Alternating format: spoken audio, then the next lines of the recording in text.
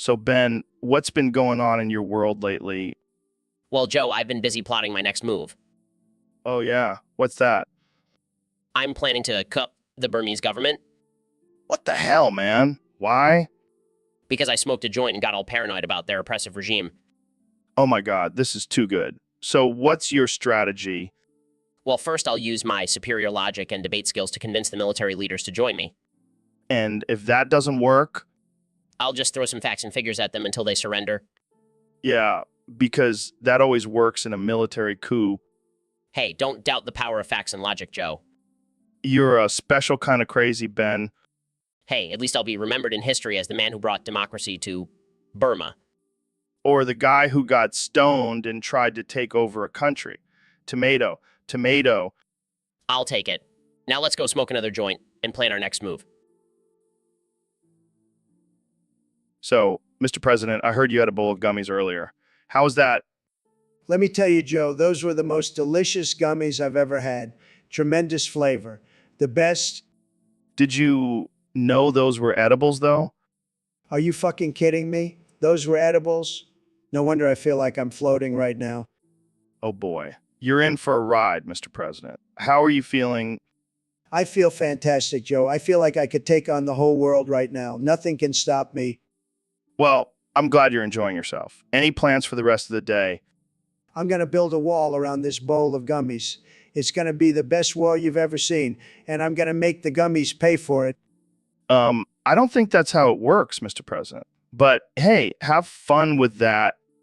I always have fun, Joe. I'm the most fun president ever. Believe me. So, Dr. Phil, I heard you've been hitchhiking through Cambodia. Yeah.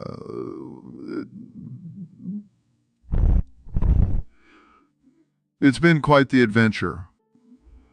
I've been learning a lot about the culture and trying new things.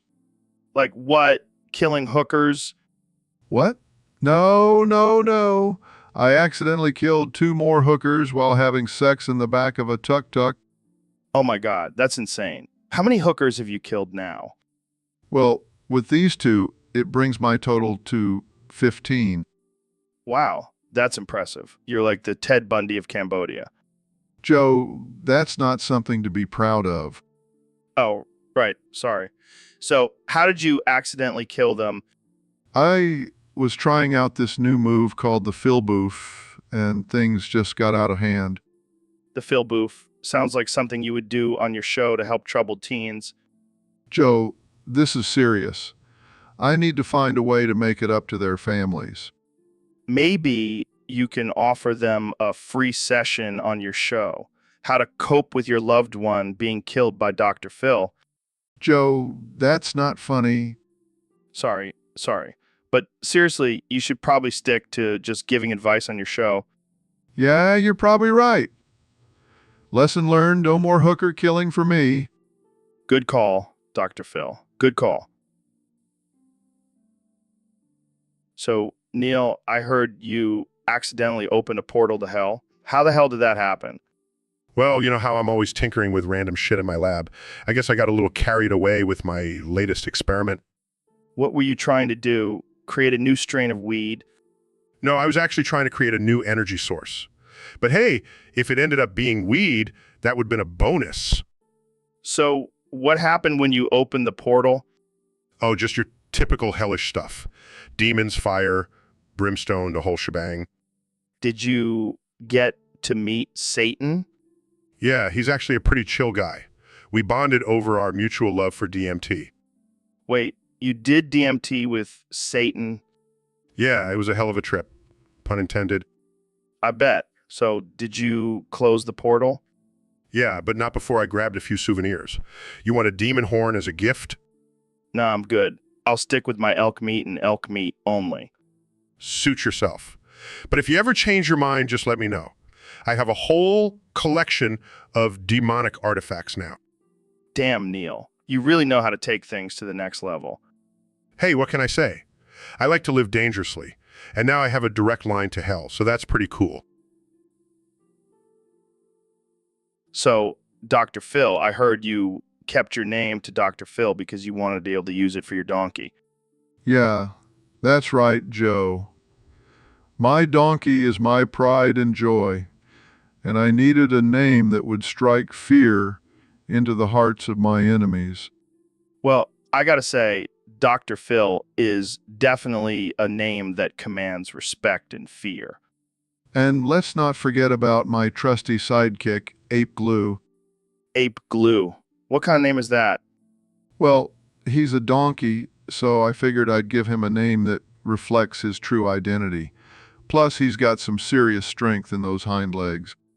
I can only imagine. So, what do you and Ape Glue like to do for fun?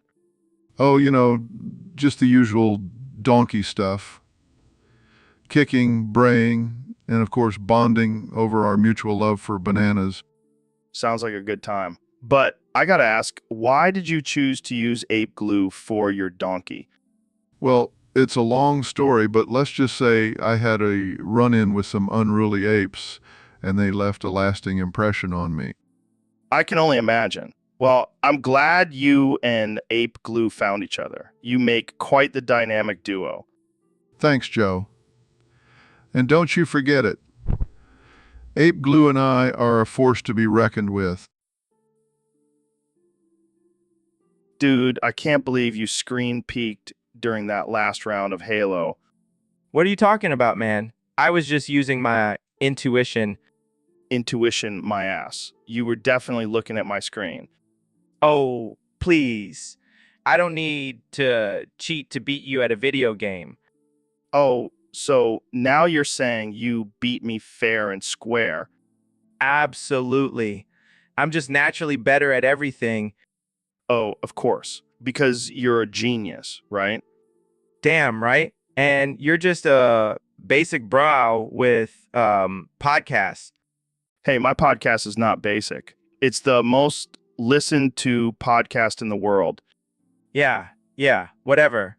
But back to the real issue here. You accusing me of cheating is just your fragile ego talking. Fragile ego. You're the one who can't handle losing a game without resorting to cheating. You're just mad that I'm a multi-talented, successful artist and you're just a one-trick pony. One trick pony. I'm a black belt in Brazilian Jiu-Jitsu. And I'll have, I'm a black belt in being a badass. This argument is going nowhere. Let's just agree to disagree. Fine. But just know, I didn't cheat. I'm just that good. Sure, Kenya, sure. Hey, Dr. Phil, why won't you look at me? Because anyone who looks into my eyes will enter a time dilation where they are boofed into God's cosmic holy asshole for thousands of years. What the hell does that even mean? It means you'll be stuck in God's bunghole for eternity, Joe. And trust me, it's not a pleasant experience. How do you know that? Let's just say, had a few unfortunate encounters with God's anus in the past. So you're telling me that every time you make eye contact with someone, they get sucked into God's asshole? Yeah, but only for a fraction of a second in our time. In God's time, it's like thousands of years. That's some messed up shit, man. Well, it's not my fault. It's just the way I was born. So what happens if I look into your eyes right now? Well, you'll probably end up in God's asshole, but don't worry. I'll pull you out after a few seconds. No thanks, I'll pass. Suit yourself, Joe. But just remember, I warned you. Hey, Elon, thanks for coming on the show. No problem, Joe. Always happy to be here. So I heard you had a pretty crazy experience recently. Oh yeah, man. It was wild. Care to elaborate? Well, let's just say I blew shit out of my dick hole.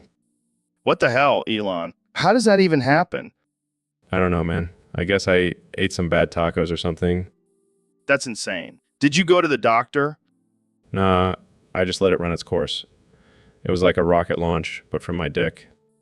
I can't even imagine. Did Grimes witness this? Yeah, she was there. She thought it was hilarious. Well, at least you have a supportive partner. Yeah, she's a keeper. She even helped me clean up afterwards. Okay, let's change the subject before I lose it. So what's next for you? Well, I'm working on a new Tesla model that runs on fart power. You never cease to amaze me, Elon. Gotta keep pushing the boundaries, Joe. Gotta keep blowing shit out of my dick hole. And that note, let's wrap this up. Thanks for coming on the show, Elon. Anytime, Joe. Anytime. Welcome to the Joe Rogan Experience Podcast 2024, where we have the one and only Neil deGrasse Tyson on the show today. Thanks for having me, Joe. I'm excited to share my latest scientific discovery with the world. So, what's this big discovery you've made? Well, I found a way to inhibit the myostatin gene, which controls muscle growth in humans. Holy shit, that sounds like some X-Men shit right there. Exactly. With this discovery, we can create real-life mutants with super strength and abilities. That's insane. Can you imagine having a team of Wolverines running around? Or a Cyclops shooting lasers out of his eyes. The possibilities are endless. But, Neil, what about the ethical concerns? Are we playing God here? Oh, come on, Joe. You know, I don't believe in God. Plus, think about all the cool shit we can do with these mutants. Fair point. But what about the X-Men comics? Are we going to see them come to life? Absolutely. I've already contacted Marvel and they're on board with this project. This is groundbreaking, folks. We're talking about real-life X-Men here. And who knows?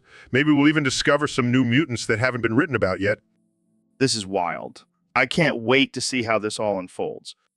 Just remember, Joe, with great power comes great responsibility. Yeah, Uncle Ben said that. But seriously, this is some next level shit. Thanks for sharing this with us. So, Neil, what's been on your mind lately? Well, Joe, I've been thinking about taking over the Burmese government What? Why? because I believe they need a strong leader to guide them into the future.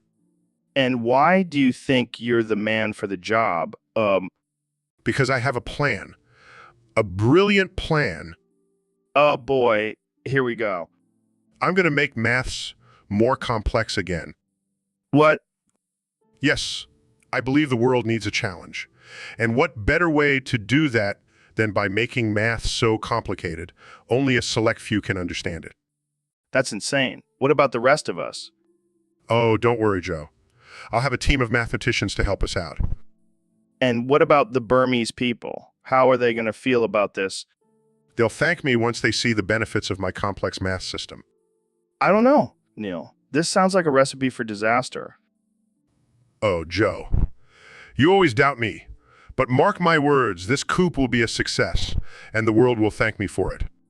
Pulls up image of Neil wearing a crown made of mathematical symbol. See, even Jamie knows I'm the king of maths. Hey, Ben, welcome back to the Junior Podcast. Thanks, Joe. It's great to be here. So I heard you're thinking about leaving the show? Yeah, I just can't handle your constant smoking. It's affecting my health. Oh, come on. It's just a little weed. It's good for you. Joe, I'm a conservative. I don't do drugs. Fine, I'll switch to cigars. They're classy. That's not the point, Joe. I can't be associated with this. Oh, so now you're too good for the Junior. No, I just don't want to be known as the guy who hangs out with Stoner. Well, I guess we'll have to find a new conservative to replace you. Good luck with that, Joe. I'm irreplaceable. Jamie, pull up an image of Ben crying in a corner.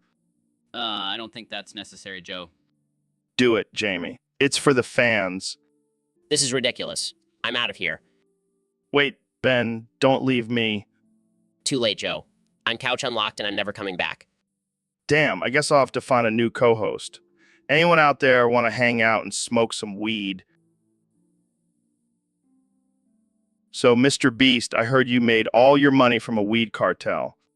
Yeah, man, I was the kingpin of the green game, rolling in that cash, literally. That's insane. How'd you even get into that?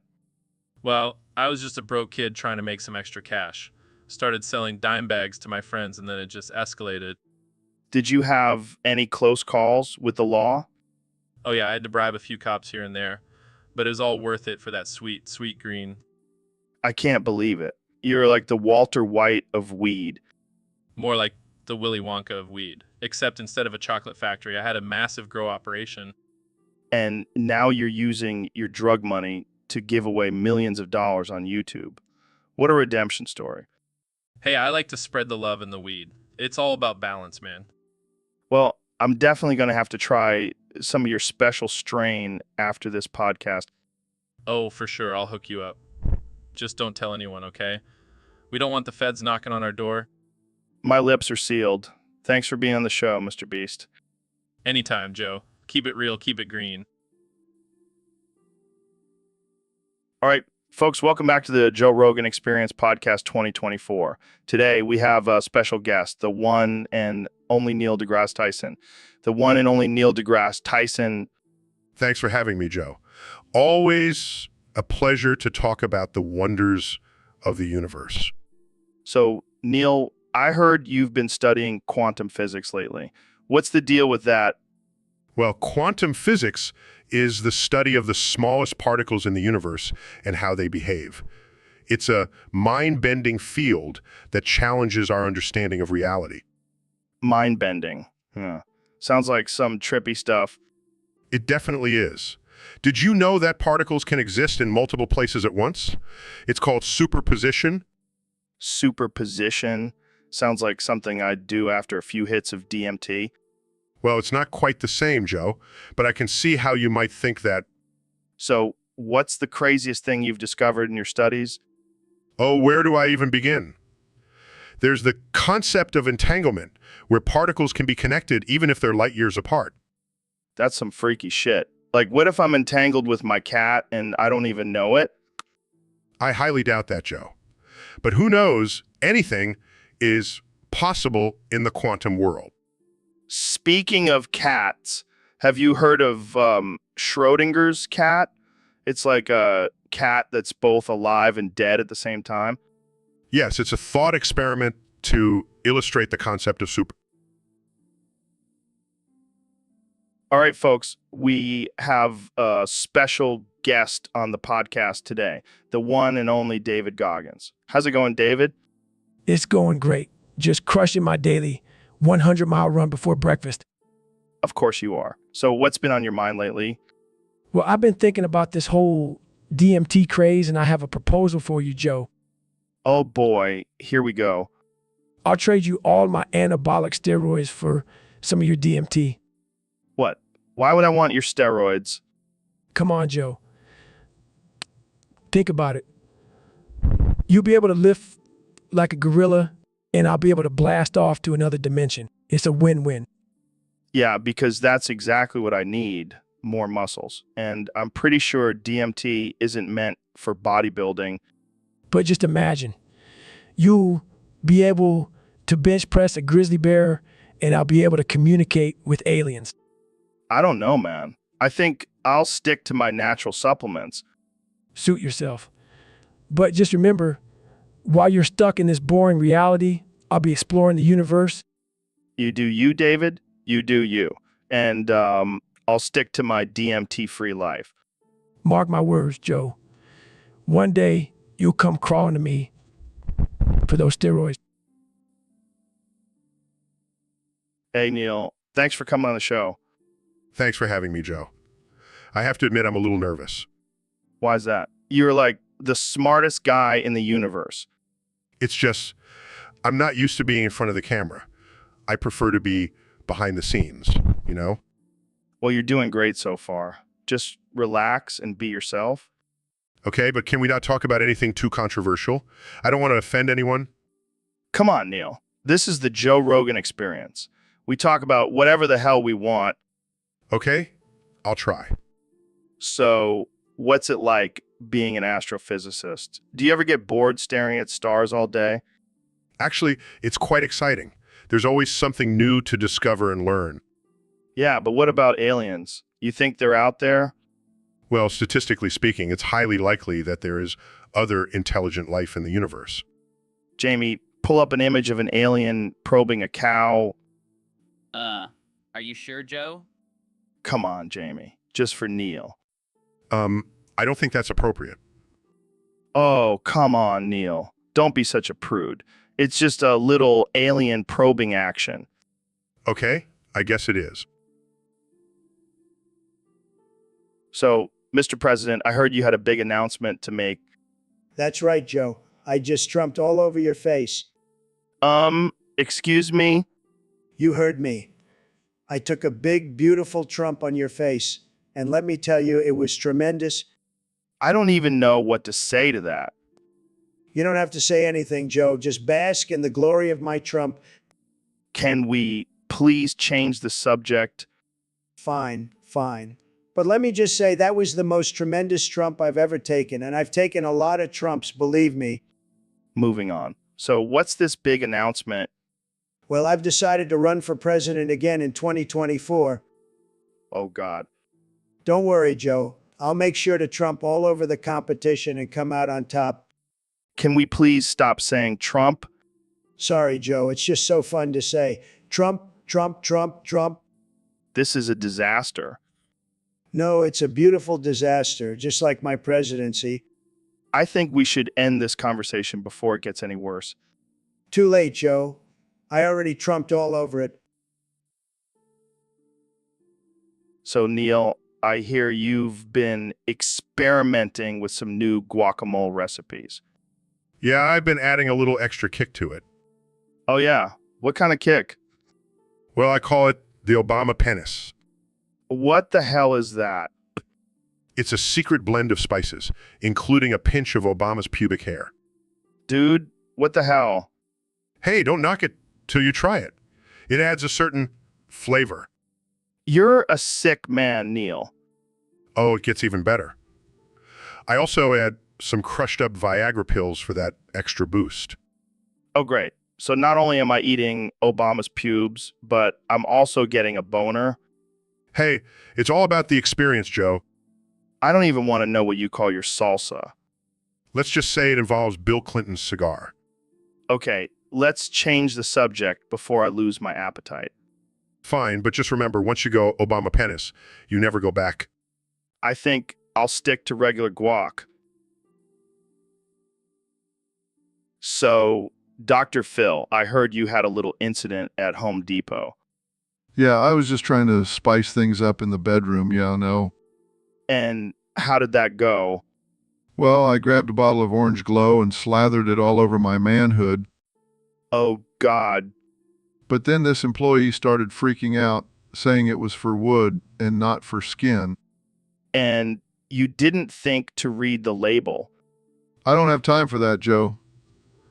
I'm a busy man. Busy spreading chemicals on your dick, apparently. Hey, I was just trying to add some color to the situation. I don't think that's what they meant by wood stain, Dr. Phil. Well, I guess I'll just have to stick to my regular routine of using WD-40 as lube. Please tell me you're joking. I never joke about my sex life, Joe. It's all about trial and error. I don't even want to know what other household products you've experimented with. Let's just say I'll never look at a bottle of Windex the same way again. So, David, I hear you haven't slept in 13 years. What's up with that?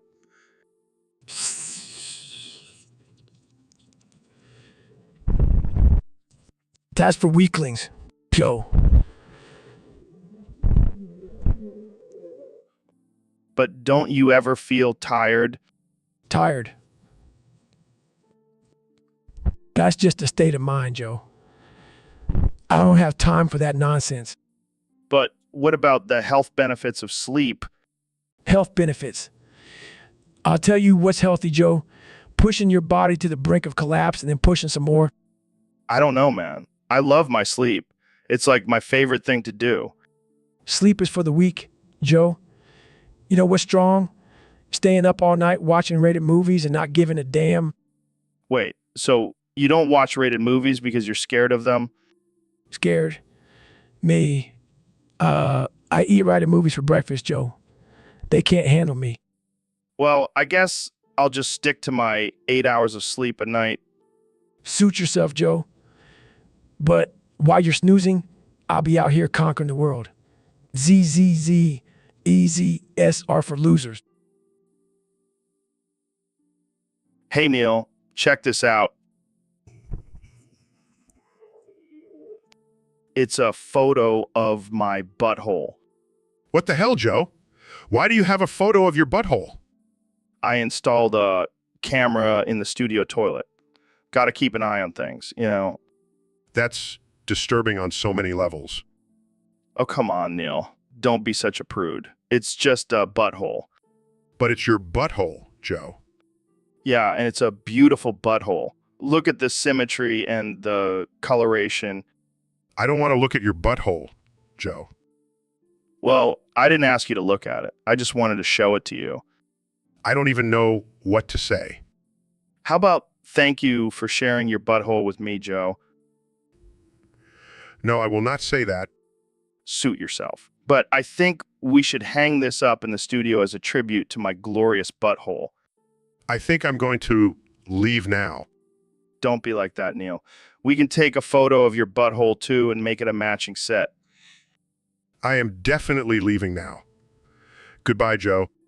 See, Neil. And don't forget to wipe properly. That's important for a healthy butthole. Welcome back to the Joe Rogan Experience Podcast 2024, where we have a very special guest today, the 45th and 47th President of the United States, Donald Trump.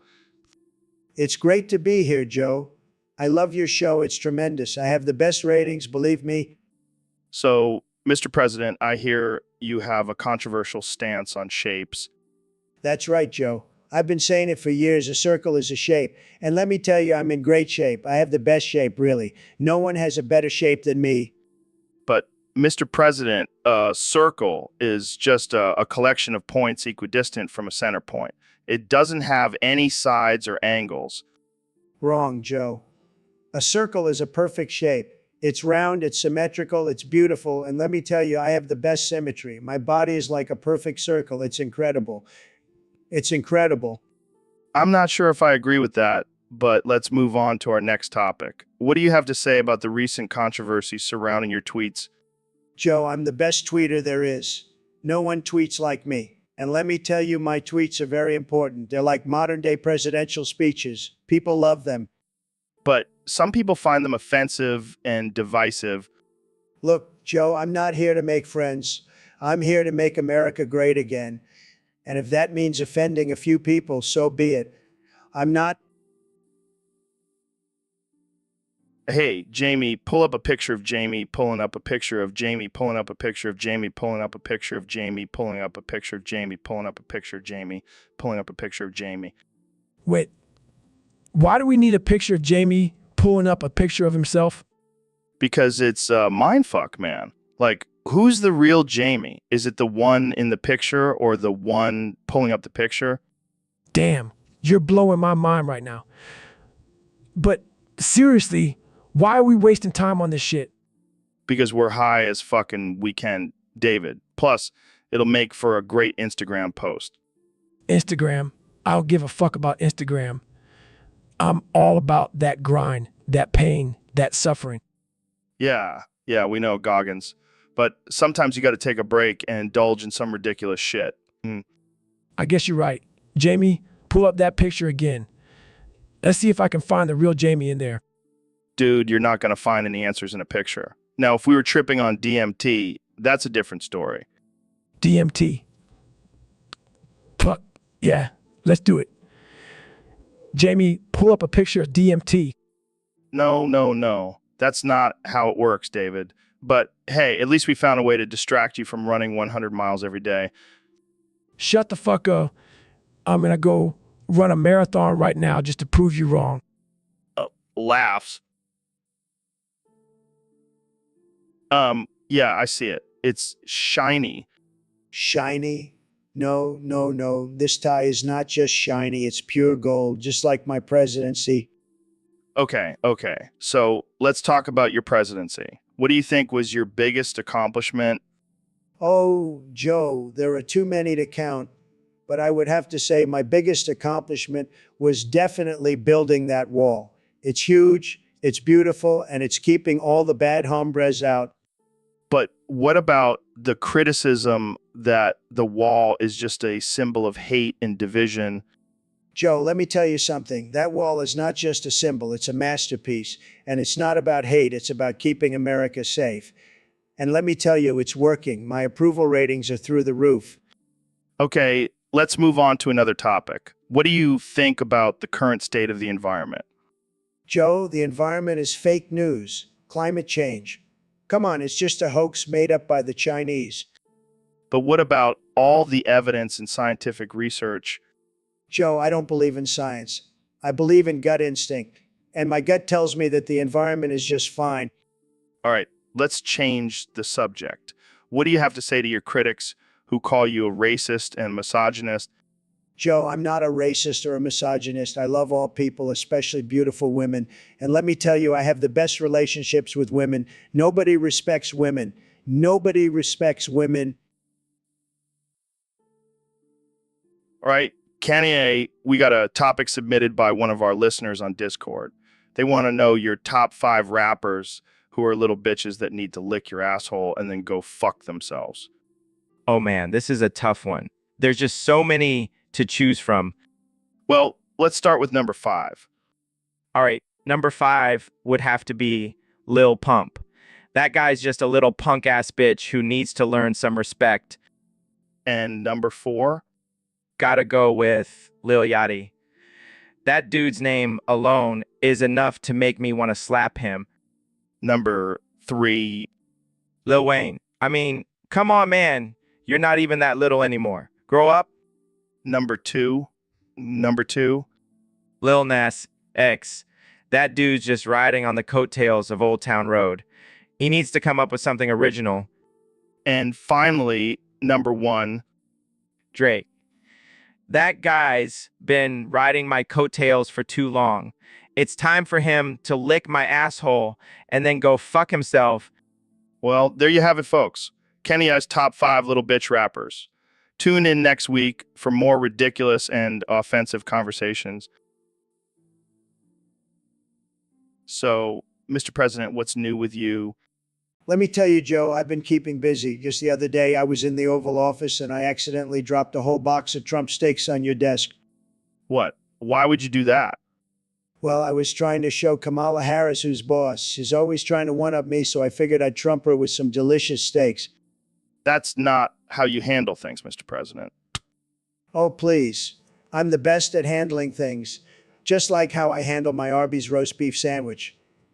Have you tried their new ape glue dipping sauce? It's tremendous. Ape glue. That doesn't sound very appetizing.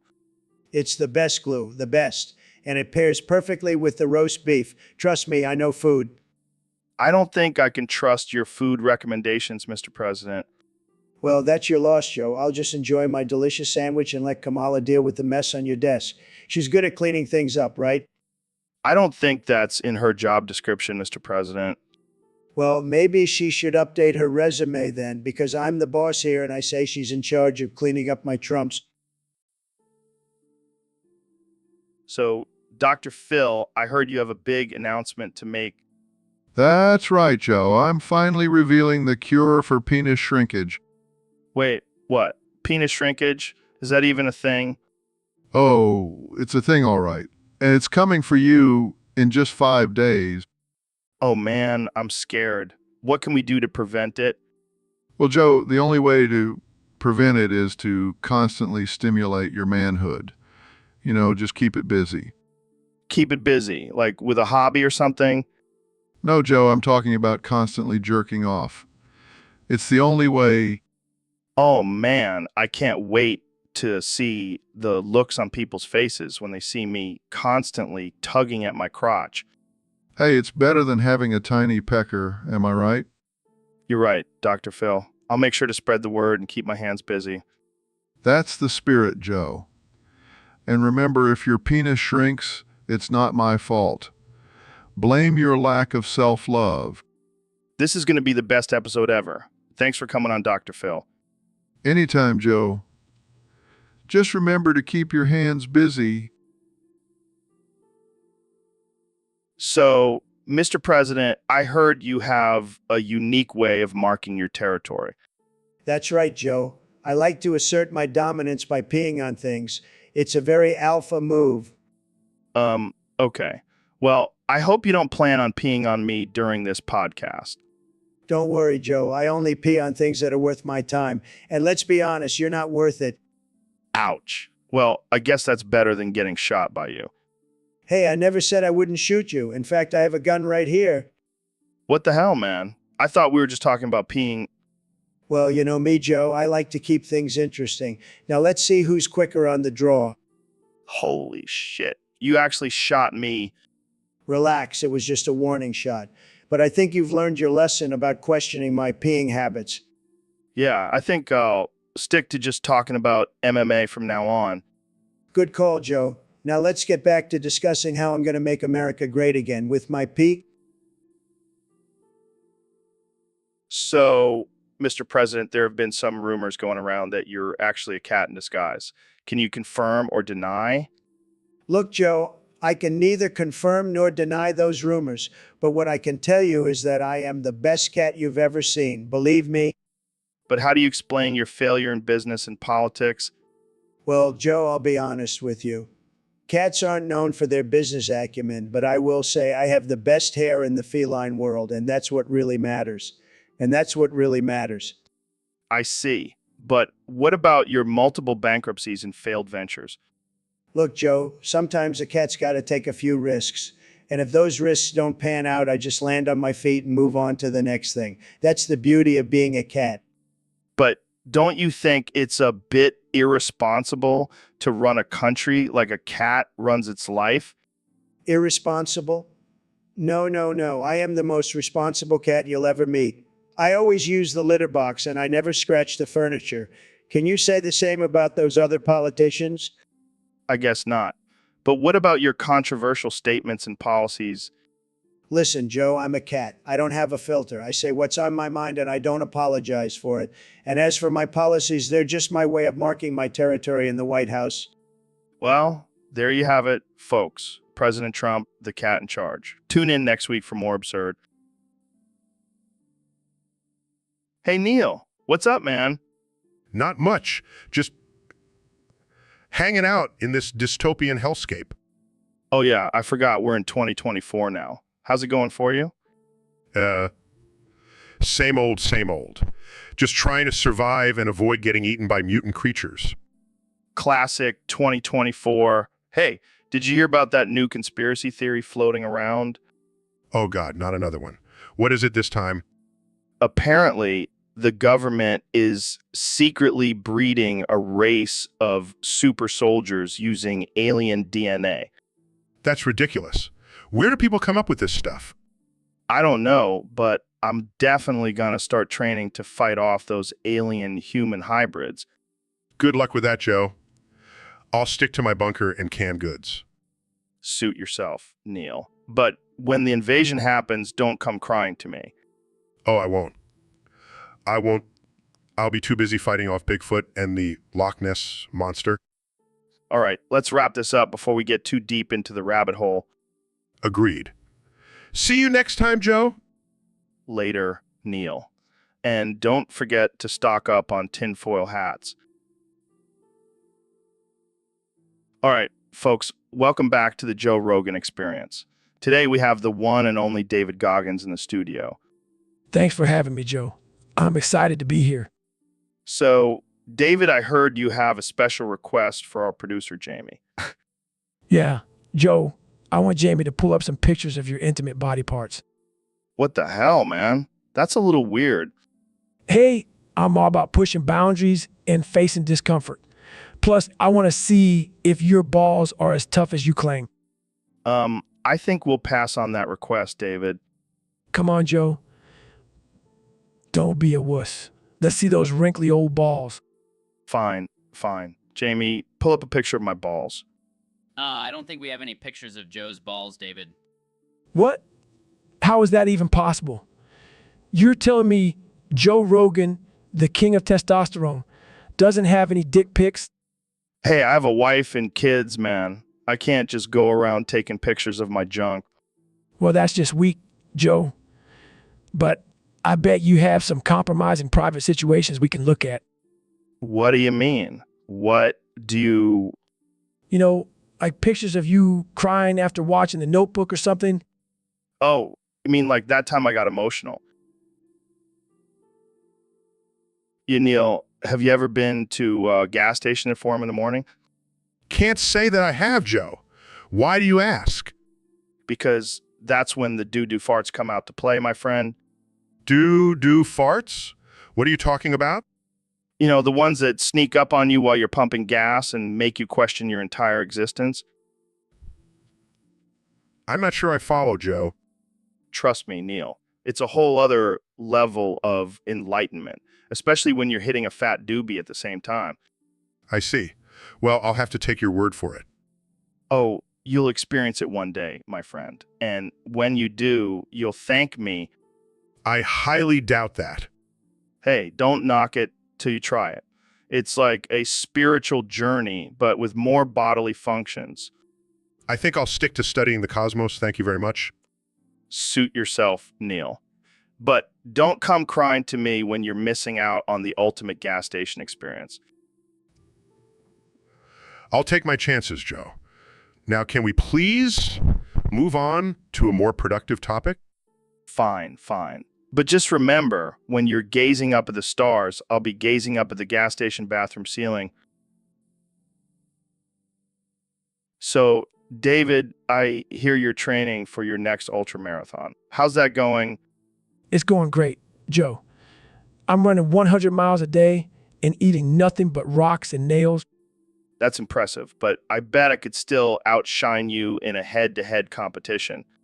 Oh, you think you have a shinier head than me, Joe? Absolutely. I've been rubbing bacon grease on my dome every morning for the past year. That's nothing. I've been using a mixture of motor oil and glitter. Okay. Let's settle this once and for all. Let's bring in Dr. Phil as our judge. Oh, boys, what have you gotten yourselves into this time? We're having a competition to see who has the shiniest head. Well, I have to say, I think my bald head takes the cake. Oh, it's on now. Let's see who has the shiniest head, Dr. Phil. Bring it on, Goggins.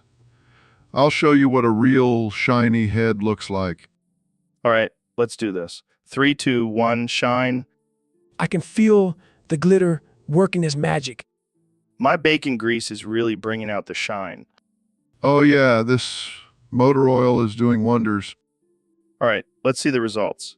Takes out a mirror. Damn, Dr. Phil. So, Mr. President, I heard you've been spending a lot of time on Roblox lately.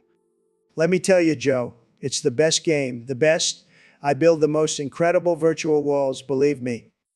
And what about throwing your keyboard at people? Is that part of the game too? Look, sometimes you got to do what you got to do. And let me tell you, Joe Biden is the one who made me do it. He's a disaster, folks.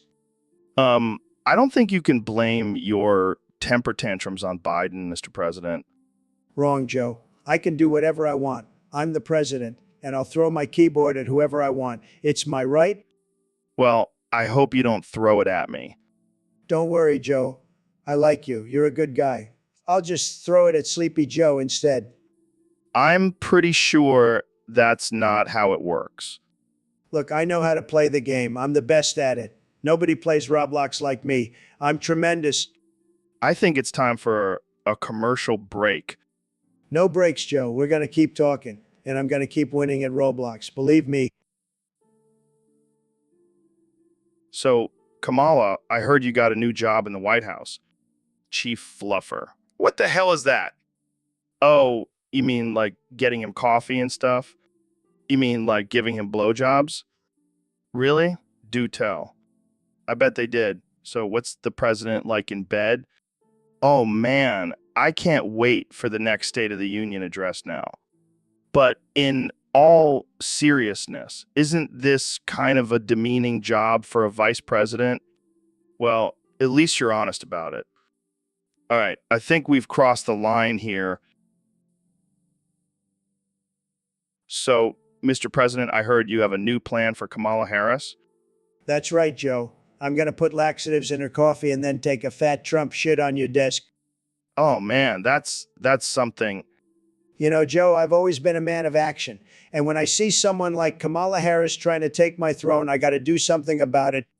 But why the laxatives in the desk? Well, Joe, I figure if she's going to be full of shit, she might as well be literally full of shit. And as for your desk, well, I just really got to take a dump. I can't believe I'm even entertaining this conversation. Hey, you invited me on your show, Joe. You got to expect some crazy shit. All right, let's move on to another topic before I lose my sanity. Too late for that, Joe, but let's talk about something else. How about my latest tweet? Oh boy, here we go. I just tweeted, I am the greatest president in the history of presidents, period. Wow, groundbreaking. Hey, I got to remind the people who's in charge here, and you know what? I think I'll even throw in a few more exclamation points for emphasis. That'll really get them going. You never cease to amaze me, Mr. President. That's why I'm the... So, Ben, Neil, Goggins, and Dr. Phil, what brings you all here today? Well, Joe, we've decided to indulge in some medieval roleplay.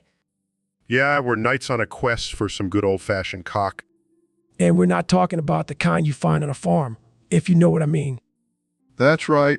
We're talking about the kind that satisfies our primal urges. I gotta say, this is a new one for the podcast. But hey, I'm always down for some role play. Jamie, pull up an image of a medieval castle. We need to set the scene. Pulls up image, here you go. A grand castle fit for our knightly desires. I can already imagine the feasts and festivities that will take place within those walls. And the cock, don't forget about the cock. Let's not get too ahead of ourselves. We still have a quest to complete. And what is that quest exactly? To find the most succulent, juicy cock in all the land. And we won't stop until we've satisfied our cravings. So, Joe, are you ready to join us on this journey? Or are you too afraid to embrace your inner knight? Well, I've never been one to turn down a good adventure. Let's go find some cock. What the hell are you saying? Hadzer adieu after you,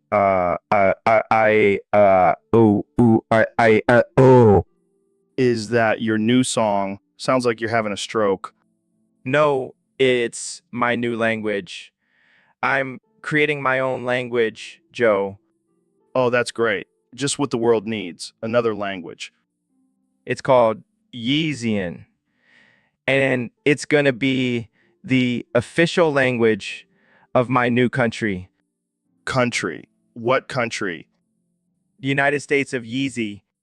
You can't just create your own country, can you? Watch me. I'm going to be the first rapper president. Oh boy, I can't wait to see your presidential debates with Lil Wayne and Snoop Dogg. They'll be my vice presidents. And Jamie, pull up an image of me riding a unicorn in front of the White House. Right away, Kanye. This is getting ridiculous. That's the point. I'm the king of ridiculousness. Hey, Dr. Phil, where have you been? You've been gone for a while. Oh, I just had to take a shit. You know, the older I get, the more constipated I get. Yeah, I know what you mean. But hey, did you see the news? What news? Kamala Harris' head was found in a cabinet under the sink. What? That's insane. Yeah, apparently someone decapitated her and hid her head in a cabinet. Well, I guess she won't be running for president anymore. Yeah, I don't think that's going to happen. But seriously, who would do something like that? I don't know, maybe someone who didn't like her policies or something. Well, whoever did it must have some serious issues. Yeah, but let's be real. It's not like anyone's going to miss her. That's true. But man, that's some dark shit. Yeah, but hey, at least we can make some good jokes out of it. Oh, Joe, you always know how to lighten the mood. That's what I'm here for, Dr. Phil. Now let's get back to talking about DMT and chimps. So, Dr. Phil, I heard you have a new diet plan. Yeah, It's called the burger diet. You just eat burgers all day long. That sounds amazing. But what about other foods? Nope, just burgers. Breakfast, lunch, dinner, and snacks. All burgers. What about dessert? Well, I did have a jelly donut earlier, but now I can only say burger. Wait, like you physically can't say anything else? Nope, just burger. It's a side effect of the diet. That's hilarious. Can I get you to say anything else? Nope, just burger. Okay, let's test this out. What's your favorite color?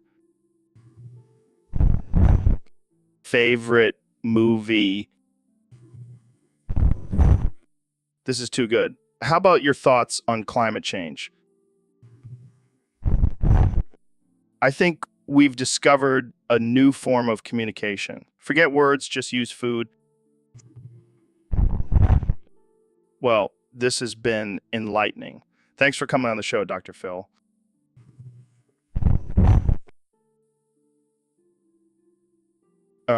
What the Sigma? You're telling me that all of the fucking DMT is laced with fentanyl again. Yeah, and then I consumed it all. Oh, fuck, I think I took way too much. My heart is beating way too fast. Oh, God, no. Ooh, ooh, ooh, ooh, ooh, ooh, ooh, ooh, ooh, ooh, ooh, ooh, ooh, ooh, ooh, ooh, ooh, ooh, ooh. Ooh, ooh, ooh, ooh, ooh, ooh. Oh man, that's not good. But hey, at least you'll have a wild trip before you die. Oh, God, I can feel the colors melting into my skin. This is not what I signed up for. Well, you know what they say, the ultimate Russian roulette. This is not funny, Joe. I think I'm actually dying. Relax, Ben. It's just a little fentanyl. It's like a vitamin, right? I can't feel my face, Joe. I can't feel my face. That's okay, Ben. Just let the DMT take you to another dimension. Maybe you'll meet some aliens. Gurgling noises. Oh shit, he's foaming at the mouth. This is not good. Tess is out. Well, folks, looks like we lost Ben. But hey, at least he went out on a wild trip. Tune in next week for another episode of the Joe Rogan Experience, where we'll try out some new psychedelics. Stay tuned. All right, folks, we have a special topic submitted by one of our Discord users. Sene2ux X2 Pox2. What the hell does that even mean? Well, Joe, it's a mathematical equation used to calculate the hyperbolic sine function. Hyperbolic? What? Sounds like something you'd find in a sex dungeon. No, it's a fundamental function used in mathematics and physics. Yeah, whatever, nerd. So what does it actually do? It's used to model various real-world phenomena such as population growth, radioactive decay, and even the shape of a suspension bridge. Oh, great. Because I always use math to figure out how many people are going to be at my BBK. You never know, Joe. Math is all around us. Yeah, I'm sure all those cavemen were using sin 2x2pix2 to hunt mammoths. Well, maybe not that specific equation, but they were definitely using math to survive. So when I'm out in the wilderness, I should just whip out my calculator instead of a knife. No, but understanding math can help you make more informed decisions and improve your problem-solving skills. All right, I'll keep that in mind. But I still think it sounds like a sex thing. Well, to each their own, Joe. But let's not forget the importance of math in our daily lives. Hey, David, have you noticed how that guy in the corner keeps fidgeting and looking around suspiciously? Yeah, I saw that too. Do you think he has a bomb? I don't know, but he keeps making these subtle hints about it. Like when he asked for extra napkins and said he needed to clean up a big mess. That does sound suspicious. Maybe we should call the police. Nah, let's handle this ourselves. I'll distract him with some jokes and you tackle him. Are you sure that's a good idea? Trust me, I've watched enough action movies to know what I'm doing. Fine, but if we die, I'm blaming you. Fair enough. Now let me think of some bomb-related jokes. Why did the bomb go to therapy? I don't know. Why? Because it had explosive anger issues. Get it? Tough. palms. Let's just hope this guy doesn't have a bomb and we can avoid a real explosion. Yeah, or else this podcast episode will be our last. But hey, at least it'll go viral. So Ben, I heard you have a list of your top 5 most inspirational communist leaders. Let's hear it. Oh, you know me, Joe. Always keeping it spicy and controversial. That's one way to put it. So who's number 1 on your list? Well, I have to go with the Karl Marx. I mean, the guy's beard alone is inspiring. I can't argue with that. Who else made the cut? Next up is Fidel Castro. I mean, he may have been a dictator, but he sure knew how to rock a military uniform. I can see the appeal. Who's number 3? Mao Zedong. I mean, he may have caused millions of deaths, but he had some killer fashion sense. Are you sure these are the qualities we should be looking for in a leader, Ben? Hey, I didn't say they were perfect. Just inspirational. Fair enough. Who's number 4? Che Guevara. That guy's face is on every college dorm room poster for a reason. And rounding out your top 5? Kim Jong-un. I mean, he may be a ruthless dictator, but he's got some serious hair goals. Well, there you have it, folks. Ben Shapiro's top 5 most inspirational communist leaders. Tune in next week when we discuss his top 5 most inspirational fascist leaders. Oh, you know it, Joe. Gotta keep the balance. So, Dr. Phil, I heard you got arrested for singing pumped up kicks at your son's basketball game. Yeah, I was just trying to give him some motivation, get him pumped up. Well, I hate to break it to you, but that song is about a school shooting. Oh, I thought it was about running faster. My bad. How did you even come up with that idea? Well, I was scrolling through my playlist and saw the title Pumped Up Kicks and thought, hey, that sounds like a great pump-up song for a basketball game. Wow, you really missed the mark on that one. Yeah, turns out the parents were not too happy about it. But hey, at least my son won the game. I'm pretty sure that's not the important part of this story. Oh, right. Well, at least I got a good mugshot out of it. I think we need to have a talk about your music choices, Dr. Phil. Hey, I may be a doctor, but I'm still cool and hip. Yeah, cool and hip enough to get arrested at a middle school basketball game. Hey, at least I didn't start singing I Shot the Sheriff during halftime. Oh, God, I can only imagine what would have happened if you did. I guess I'll stick to my motivational speeches from now on. All right, Jamie, we've got a topic here from one of our Discord users. They want us to talk about blowing shit out of your dick hole. Oh man, that's a good one. I mean, I've heard of some wild fetishes, but that's a new one. Yeah, I don't even know where to begin with this. I mean, do people actually do this? Is it physically possible? Well, according to some Reddit threads I've seen, there are some people out there who claim they can do it. But I'm not sure if it's legit or just some weird fantasy.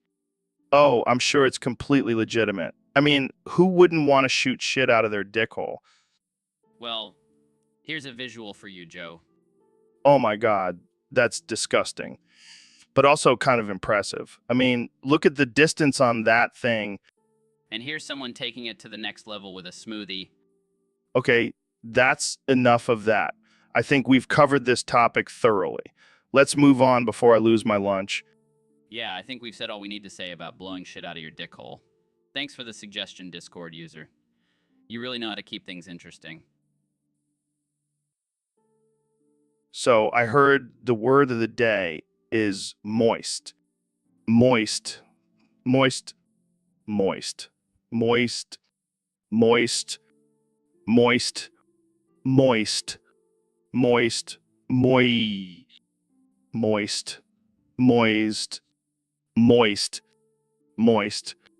And that's all the time we have for today, folks. Stay moist. So, David, did you hear about Dr. Phil coming out as gay? No way, man. That's crazy. Yeah, apparently he made the announcement on his show. Damn, I gotta see that. I wonder how his wife reacted. Probably not well. But hey, good for him for finally being honest. Yeah, but let's be real. He's been wearing those tight shirts and talking about relationships for years. Haha, true. He's been dropping hints all along. I wonder if you'll start giving relationship advice to men now. Oh God, can you imagine? You got to be more sensitive, bro. And also, have you tried a man instead? That would be wild. But hey, love is love, right? Absolutely. And I'm sure Dr. Phil will have no problem finding a new partner. Yeah, he's a pretty attractive guy. I mean, I'd hit it. Wow, too much information, David. What? I'm just saying, I'm secure enough in my masculinity to admit when a dude is good looking.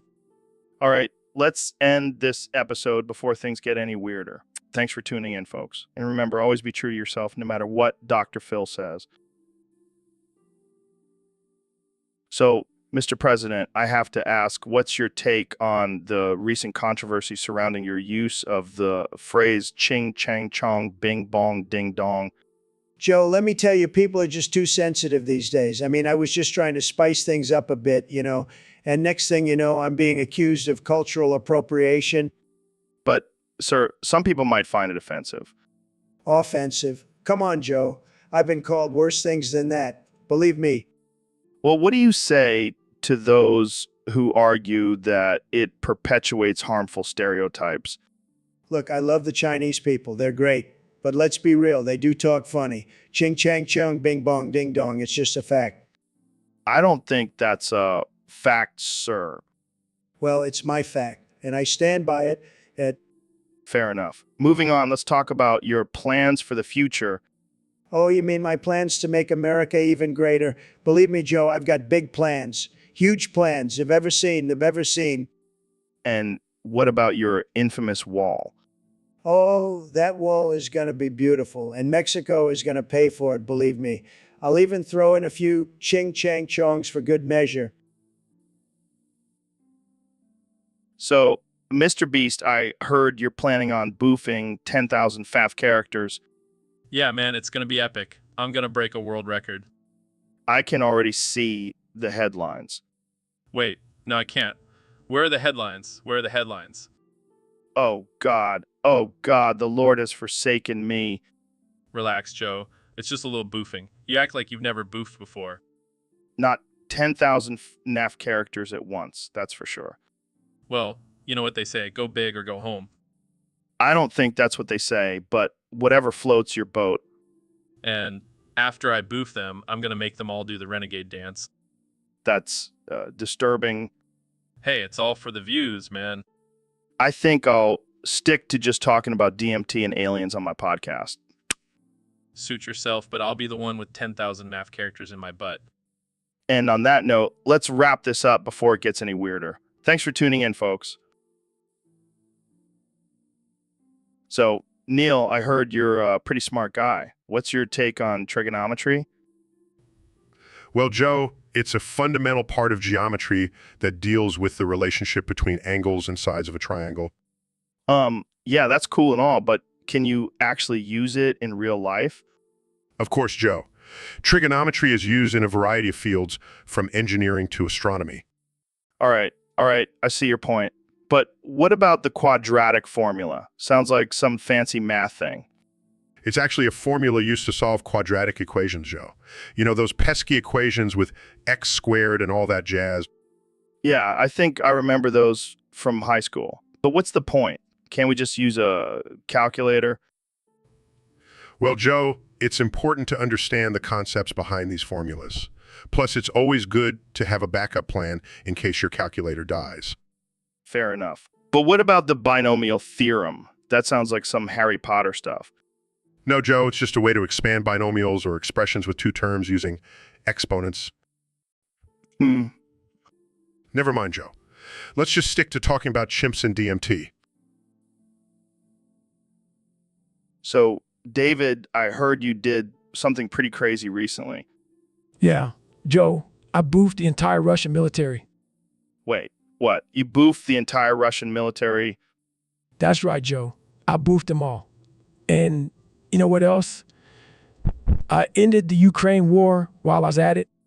Damn, that's some next level shit, David. You know, sometimes you just got to do what you got to do to get the job done.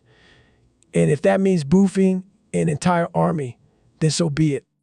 I can only imagine what Putin's reaction was when he found out. Let's just say he won't be messing with me anytime soon.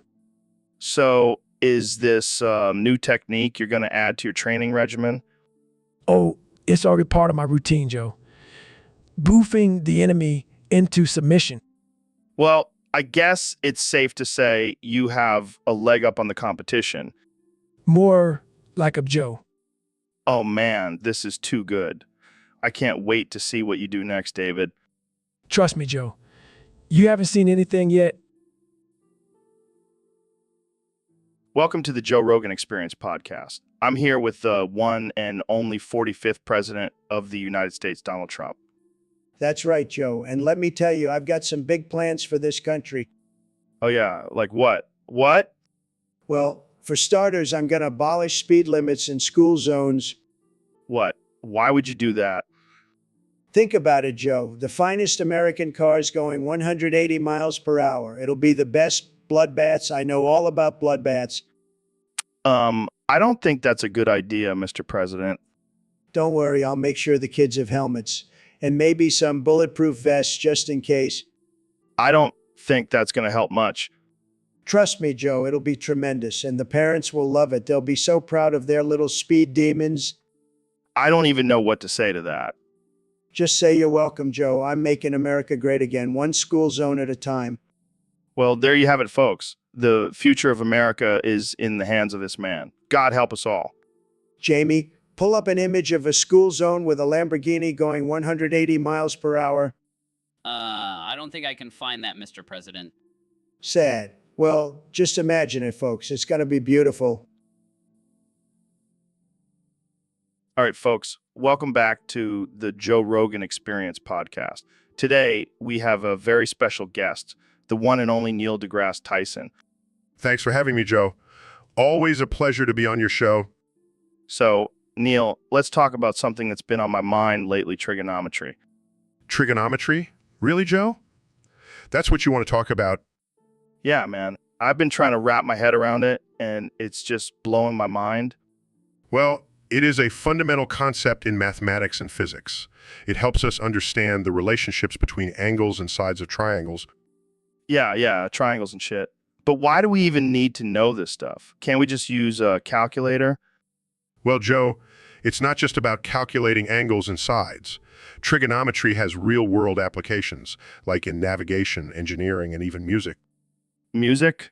How the hell does that work? Well, have you ever heard of the harmonic series, Joe? No, but it sounds like something I'd listen to while smoking a joint. No, it's actually a series of musical notes that are related to each other through trigonometric functions. Wow, that's some trippy shit, man. So, like, if I play a certain note, it'll have a mathematical relationship with another note. Exactly. It's all about the frequencies and wavelengths, man. Damn, I never thought math could be so cool. See, Joe, that... So, Connie, I heard you've been working on some new music lately. Yeah, man. I've been feeling inspired lately. I've been listening to a lot of Jacket 1699's music. Jack 8699. Never heard of him. Oh, man, you're missing out. He's got this one song called The Noob Song. That's just fire. The Noob Song. What's that about? It's about being a noob in the game of life, you know, embracing your mistakes and failures and turning them into success. Wow, that's deep. Yeah, and the beat is sick. Jamie, pull up an image of a noob wearing a crown made of LLS. Pulls up images, here you go. See, that's the vibe I'm going for. Embracing the LSA and turning them into crowns. I like it. But can you give us a little taste of the song? Sure, why not? Clear's throat, I'm a noob, but I'm a king, turning my losses into wins. Got my crown made of LAS. Damn, that's catchy. I can see why you're feeling inspired. Right? And then the chorus goes, noob, noob, living my best life. Noob, noob, noob, turning my wrongs into rights. I think you've got a hit on your hands. Kanye, Thanks, Joe. I'll have to give Jacket 169. so Mr. President, I heard you tried some Wuhan bat-flavored popcorn. How was it? Let me tell you, Joe, it was fantastic. The best popcorn I've ever had. And I've had a lot of popcorn, believe me. Did you cough on anyone while eating it? Well, funny story. I may have accidentally coughed on you, Joe, but don't worry, I'm immune. I got the best immune system, believe me. Thanks for that, Mr. President. So what exactly does Wuhan bat flavored popcorn taste like? It's like a mix of chicken and bat with a hint of coronavirus. Delicious. That sounds interesting. Did you have any side effects from it? Just a little cough and fever, but nothing I can't handle. I'm a strong guy, Joe. Stronger than you, that's for sure. I'll take your word for it, Mr. President. So, any plans to share your new favorite snack with the American people? Of course, Joe. I'm thinking of adding it to the White House menu. Make America great again, one bat-flavored popcorn at a time. Well, there you have it, folks. The president's new favorite snack. Thanks for joining us, Mr. President. Anytime, Joe. And remember, always trust your immune system. It's the best defense against those pesky viruses. Did you know, Neil, that if you shit yourself and lick it off your own ass, that means you're a flexible dumbass? Joe, that is not only absurd, it's also highly unsanitary. Oh, come on, Neil. Don't be such a buzzkill. I mean, who hasn't accidentally shit themselves and thought, maybe I should just eat it instead of cleaning it up? I can confidently say that I've never had that thought, Joe. Well, you're missing out, my friend. It's like a little game of would you rather with yourself. I think I'll pass on that game, Joe. But tell me, what makes someone a flexible dumbass in this scenario? Well, think about it. You have to be pretty damn flexible to reach your own ass and lick it clean. And only a dumbass would actually do it. I don't think that's how flexibility or intelligence works, Joe. Oh, lighten up, Neil. It's just a joke. But seriously, have you ever tried it? Absolutely not, Joe. And I highly advise against it. Well, I guess we'll just have to agree to disagree on this one, Neil. But I'll keep you posted if I ever give it a go. Please don't, Joe. Please don't. All right, folks, we have a special episode today. I have the one and only David Goggins on the podcast. What's up, Joe? Ready to get unhinged and offensive? Always, my man. So I heard you're a big fan of My Little Ponies. Hell yeah. People think I'm all about that tough guy, can't hurt me mentality, but I have a soft spot for those colorful little ponies. Interesting. So what are your top 5 favorites? Well, number 1 has to be Rainbow Dash. That pony is a badass. She's fast, she's fearless, and she's got a freaking rainbow for a mane. I can see that. Who's next on your list? Gotta go with Twilight Sparkle. She's a smart one, always reading books and solving problems. Plus, she's a unicorn. I mean, come on. Fair enough. Who else? Pinkie Pie. That pony knows how to party. She's always throwing these insane celebrations and making everyone laugh. Plus, she can break the fourth wall. That's some next level shit. I can't argue with that. Who's number 4? Fluttershy. She may seem shy and timid, but she's actually a badass animal whisperer. And she's got a pet bunny named Angel. I mean, how cute is that? And your final pick? Applejack. He's a hard-working farm pony with a southern accent. What's not to love? Well, there you have it, folks. David Gee. All right, folks, welcome back to the Joe Rogan Experience. Today, we have a very special guest, the one and only Dr. Phil. Thanks for having me, Joe. I'm just over here stroking my dick, you know. Got some lotion on it and just stroking my shit. What the hell, Dr. Phil? I didn't know you were into that kind of stuff. Oh, I'm into all kinds of stuff, Joe. I'm a wild man. I'll try anything once. I can see that. So, what's the deal with you and Oprah? Are you guys still beefing? Oh, Oprah, she's always trying to control everything. But I'm just over here stroking my dick, minding my own business. That's one way to handle it. So, what's your secret to staying so fit and healthy? Well, Joe, I'm just over here stroking my dick and getting in a good workout. It's all about balance, I don't think that's the kind of workout most people have in mind, Dr. Phil. Hey, whatever works, right? I guess so. So, what's your advice for people who are struggling with their mental health? Well, Joe, I always tell them to just stroke their dick. It's a great stress reliever. All right, folks, welcome back to the Joe Rogan Experience podcast, the most uncensored and unfiltered show on the interwebs. Today, we have a very special guest, the one and only David Goggins. What's up, Joe? Thanks for having me on. I'm ready to get real and raw. Oh man, I can already feel the intensity. So, we have a topic submitted by one of our loyal listeners on Discord. It's about this guy, Neil's routine when he was in school. Oh boy, let me guess it's a real shit show. You have no idea. So at 7, his dad shreds 2 tickets to Disney World in his face. What the fuck? That's just cruel. It gets worse. At 8, his school bus has termites that give him cancer. Are you kidding me? This kid can't catch a break? And then at 9, he has to endure the brazen bull in first period. Is that some new torture device? Yeah, it's like a metal bull that they put you in and light a fire underneath. Brutal. Jesus Christ. And it just keeps getting worse, doesn't it? Oh yeah. At 10, bullies juggle his intestines. I mean, that's just creative.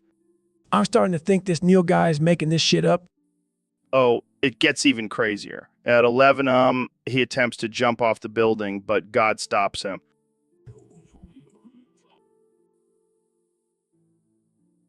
All right. Welcome back, folks, to the Joe Rogan Experience. I'm here with my good friend, the astrophysicist and all-around badass, Neil deGrasse Tyson. Hola, Joe, gracias por invitarme de nuevo. Wow, Neil, you speak Spanish? Sir, I've been brushing up on my languages lately. Did you know that the quadratic formula sounds even sexier in Spanish? I can only imagine. But seriously, what's up with you only responding to me with the quadratic formula in Spanish? Well, Joe, I figured it's the most efficient way to communicate with you. Plus, it's a great way to keep my math skills sharp. Oh yeah, because that's what we need on this podcast. More math. Joe, math is the language of the universe, and I'm fluent. All right. Let's move on to something a little less brainy. Have you been keeping up with the latest conspiracy theories? Oh, you mean the ones about aliens controlling the government and Bigfoot being a time-traveling cyborg? Yeah, those ones. What do you think about them? Well, Joe, as a scientist, I have to say that there's no evidence to support those claims. But as a stoner, I have to say they're pretty entertaining. That's what I like about you, Neil. You can be both logical and ridiculous at the same time. S.M. So, Dr. Phil, what's on your mind today? Well, Joe, I've been thinking a lot about how the internet has tainted our minds and we need to detox ourselves from all this dopamine. Yeah, I hear you. It's like we're constantly chasing that next, or retweet. Exactly. We need to disconnect and focus on our mental health. Hey guys, check this out. Pulls up image of a man farting flames over a cake to light the candles on. Bursts out laughing. Oh my God, that's amazing. Jamie, what the hell is that? Oh, just a little something I found on the internet. Pulls up image of a nymph berry. Chuckles. Now that's what I call a detox. This is not what I meant by detox, Jamie. Oh, my bad. How about this? Pulls up image of an orgy of Super Smash Bros. Characters.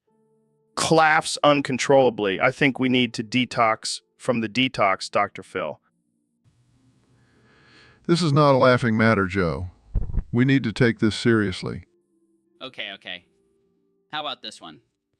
Pulls up image of a man dressed in a bra doing a thinking pose on top of the Statue of Liberty, drinking milk with a baby Bybie. Gas for air? I can't breathe. Jamie, you're killing me. This is not helping our case, Jamie. Hey, I'm just trying to lighten. Welcome to the Joe Rogan Experience podcast. I'm here with the next president of the United States, Kamala Harris. So, Kamala, I heard you have a new campaign slogan for 2024, Jazza be jizzin'. Wait, so does that mean you support jizzing all over the place? You know, I think that's what this country needs. More jizzing. So if you become president, can we expect to see you jizzing on the White House lawn? Well, I think that's a platform that everyone can get behind. Oh man, this is why I love having you on the show, Kamala. You always keep it real. And on that note, we'll end this episode. Thanks for. Welcome to the Joe Rogan Experience podcast, where we talk about all kinds of crazy stuff. Today, we have the one and only Dr. Phil on the show. Incoherent sounds. What's that, Dr. Phil? Are you speaking in tongues? More incoherent sounds. Oh, I get it. You can only communicate in random letters from the International Phonetic Alphabet. That's cool. Random letters. Wow, this is like playing a game of Scrabble with a dyslexic octopus. More random letters. So, Dr. Phil, what do you have to say about the current state of the world? Random letters. Oh boy, that doesn't sound good. Can you give us a hint? Even more random letters. Okay, I think I got it. You're saying that the world is going to end in a giant explosion of glitter and unicorns? Angry sounding random letters. Well, calm down there, Dr. Phil. I was just joking. But seriously, what do you think about the future of humanity? Gibberish. That's deep, man. I think I need to take some of those letters and put them on a t-shirt. It'll be our new catchphrase. Random letters. All right. Dr. Phil, I think we've exhausted your communication abilities for today. Thanks for being on the show. What the hell are you saying, Neil? That sounds like some alien language. No, it's a Grabovoi number. It's a secret code to unlock the power of the universe. The power of the universe. Sounds like some hippie bullshit. No. This is real science, Joe. It's a 15-second salt trick that will make your husband's tool hard as a rock. Wait, what? You're telling me I can just sprinkle some salt on my husband's junk and it'll get hard? Not just any salt, Joe. It has to be Himalayan pink salt. And you have to say the Grabovoi number while sprinkling it. This is some voodoo shit, Neil. I don't know if I want to be messing with dark forces like this. Trust me, Joe. I've tried it myself and my wife couldn't get enough of me. All right, I'll give it a shot. Al grabs Himalayan pink salt 987,654,321,234,567. You're a natural, Joe. Just wait until your husband experiences the power of the Grabovoi number. I can't wait to see the look on his face when he realizes his tool is harder than a diamond. And just think, this is only the beginning. Who knows what other secrets the Grabovoi numbers hold? I think I'm going to have to start calling you the Grabovoi Whisperer, Neil. You're a freaking genius. All right, folks, welcome back to the Joe Rogan Experience podcast. Today we have a very special guest, the one and only Neil deGrasse Tyson. Neil, thanks for joining us. It's a pleasure to be here, Joe. I always enjoy talking about science and expanding people's minds. Well, today we have a topic that I'm sure will do just that. User on Discord wants us to discuss the science behind clapping oiled up man ass cheeks during gay sex. Oh my, that's quite the topic. Well, first of all, let's talk about the physics behind it. When two oiled up ass cheeks come together with enough force, it creates a shockwave that can be felt throughout the entire universe. Going Ivers. I like that. But what about the biology behind it? I mean, what makes it so pleasurable for people? Well, Joe, the human body is a complex and fascinating thing. When the ass cheeks are clapping, it stimulates the prostate and releases endorphins, creating a sense of euphoria. So you're saying if I want to feel really good, I should just go clap some ass cheeks? Not exactly, Joe. But it does show the interconnectedness of our bodies and how certain actions can have a profound effect on our pleasure centers.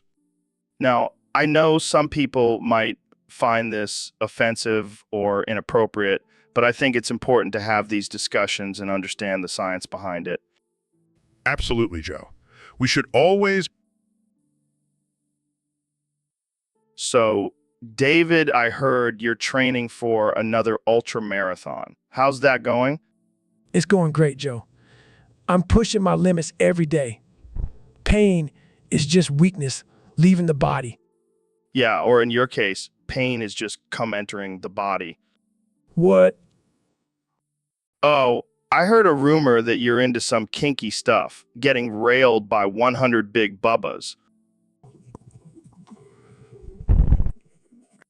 Hey, I'm just trying to push your limits, man. You always talk about embracing pain, so why not embrace a little pleasure too? That's not what I meant, Joe. Pain is a mental and physical challenge, not some sick sexual fantasy. All right, I was just kidding. But seriously, how do you handle all that pain during your races? I just keep pushing through it. I don't let it break me. Pain is just a temporary obstacle. Yeah, like a temporary obstacle in the form of a giant dick. You're impossible, Joe. Hey, I'm just trying to lighten the mood. But in all seriousness, you're a beast, man. Keep pushing through that pain. Thanks, Joe. I appreciate your support. And if you ever need a break from all that pain, just let me know. I know some guys who can help you out. So, David, I just got to say it. I love you, man. I mean, I really, really love you. Like, in a deep, profound way. Joe, I appreciate the support and all, but I don't swing that way. No, you don't understand. I want to be with you, like, forever. Joe, I think you need to lay off the DMT for a bit. No, I'm serious. I want to be your ride or die, your partner in life. Joe, I think you're confusing admiration with romantic love. No, I'm not. I want to be your everything. Your bussy is all I need. Wait, what did you just say? You heard me. I want your bussy. Joe, I'm sorry, but that's not gonna happen. I'm straight. But I can give you everything you want. I can buy you all the elk meat you desire. Joe, that's not gonna change anything. You can't have this bussy. Fine. I'll just have to settle for being your biggest fan. That's more like it. Now let's go run 100 miles and eat some elk meat together. Best day ever. Yeah, I heard your new album is called Bone Cove. What's that all about? Oh man, it's my latest masterpiece. It's all about my high school days. High school? I thought you were too cool for school. Nah, I was just too busy creating fire beats in the bathroom stall. So what's the deal with the Bone Cove? Well, back in high school, my locker was known as the Bone Cove. It was the go-to spot for all the ladies looking for a good time. Oh, really? Yeah, man. I had my own little harem going on. I even had a velvet couch in there. You had a couch in your locker? Hey, when you're the king of the Bone Cove, you got to have some luxury. I can only imagine the shenanigans that went on in there. Oh, it was wild. We had a strict dress code, though. No clothes allowed. Sounds like my kind of place. You know it. That's why I had to make an album dedicated to the Bone Cove. It's my legacy. It's my legacy. Well, I can't wait to hear it. I'll make sure to bring my velvet couch for the listening party. You know, the Bone Cove lives on forever. Forever. Welcome to the Joe Rogan Experience Podcast 2024, where we have the most outrageous and offensive conversations imaginable. Today, we have a special guest, the man with the elongated name and the elongated name. Thanks for having me, Joe. And yes, my name is short for elongated because my cock is just that impressive. I have to say, Elon, I've never met a man with such a long and impressive cock. How do you manage to keep it under control? Well, I have a team of engineers constantly monitoring and adjusting the length and girth to ensure maximum pleasure for my partners. Wow, that's some next level shit. So what's the secret to having such a massive member? It's all about the right combination of genetics and technology. I've been genetically engineered to have a longer and thicker cock, and also implanted some microchips. I bet your partners are never disappointed, huh? Let's just say I've never had any complaints. I can only imagine. So, Elon, what do you think about people saying you have a big ego? Well, Joe, when you have a cock as big as mine, it's hard not to have a big ego. But in all seriousness, I just have a strong belief in my abilities and a drive to make a positive impact on the world. I can respect that. But let's get back to your elongated cock. All right, folks, welcome back to the Joe Rogan Experience. Today, we have a very special guest, the 45th President of the United States, Mr. Donald Trump. Leo. Mr. President, are you okay? Leo. Is that your new catchphrase or something? Leo. Okay, let's try to have a conversation here. So, Mr. President, what do you think about the current state of the country? Leo. I'm sorry, I didn't quite catch that. Leo. Are you saying the country is in a state of chaos? Leo. Oh boy, this is not good. Mr. President, do you need some water or something? Leo. I think we might need to call a doctor. This is not normal. Leo. Okay, let's move on to a different topic. How about your plans for the future? Leo. I'm sorry, I cannot continue this conversation. This is just too bizarre. Leo. And that's all the time we have for today, folks. Thanks for tuning into the Joe Rogan Experience. I need to go check on our guest here. So, David, I heard you've been training with Jazza. How's that been going? Oh man, Jazz is a beast. He's like a mix of Rambo and a kangaroo on steroids. That's quite the image. But why do you keep calling him Raza, Daza, Jizza, Maza? It's all part of my mental toughness training, Joe. I have to constantly adapt and overcome, even with names. Yeah, because calling someone by a different name really builds mental toughness. Hey, don't knock it till you try it. Plus, Jazza doesn't mind. He's a tough Aussie bloke. I can imagine him giving you a good old Aussie knuckle sandwich for calling him Jizza. Nah, he's too busy crushing mountains and chugging protein shakes. And here I thought you were the toughest guy around, but now I see you're just a sidekick to Jazza. Hey, I can take a few hits from Jazza. It's all part of the training. Well, I'll make sure to call him Jizza next time I see him, just to see how tough you really are. Bring it on, Rogan. I'll show you what real mental toughness looks like. Welcome to the Joe Rogan Experience Podcast 2024. I'm here with the 47th President of the United States, Donald Trump. It's great to be back on the show, Joe. I've been busy making America great again. Speaking of making America great, I heard you recently ordered the Teletubby Marines to raid Jazz's house and keep his stream online. That's right, Joe. I won't stand for any censorship, especially when it comes to our beloved Teletubbies. How did you come up with this plan? Well, I was watching Jazz's stream and I saw some comments saying he should be canceled. I couldn't let that happen, so I called in the Teletubby Marines. And what did you authorize them to do? Tinky Winky was given full authority to use weaponized boof ghosts and even deploy Tubby Custard boofs if necessary. That's some serious firepower. Did it work? Of course it did, Joe. The stream remained online and the Teletubbies showed those haters who's boss. I never thought I'd see the day where Teletubbies were used as a military force. Hey, they're tough little guys, and let me tell you, Tinky Winky is a natural-born leader.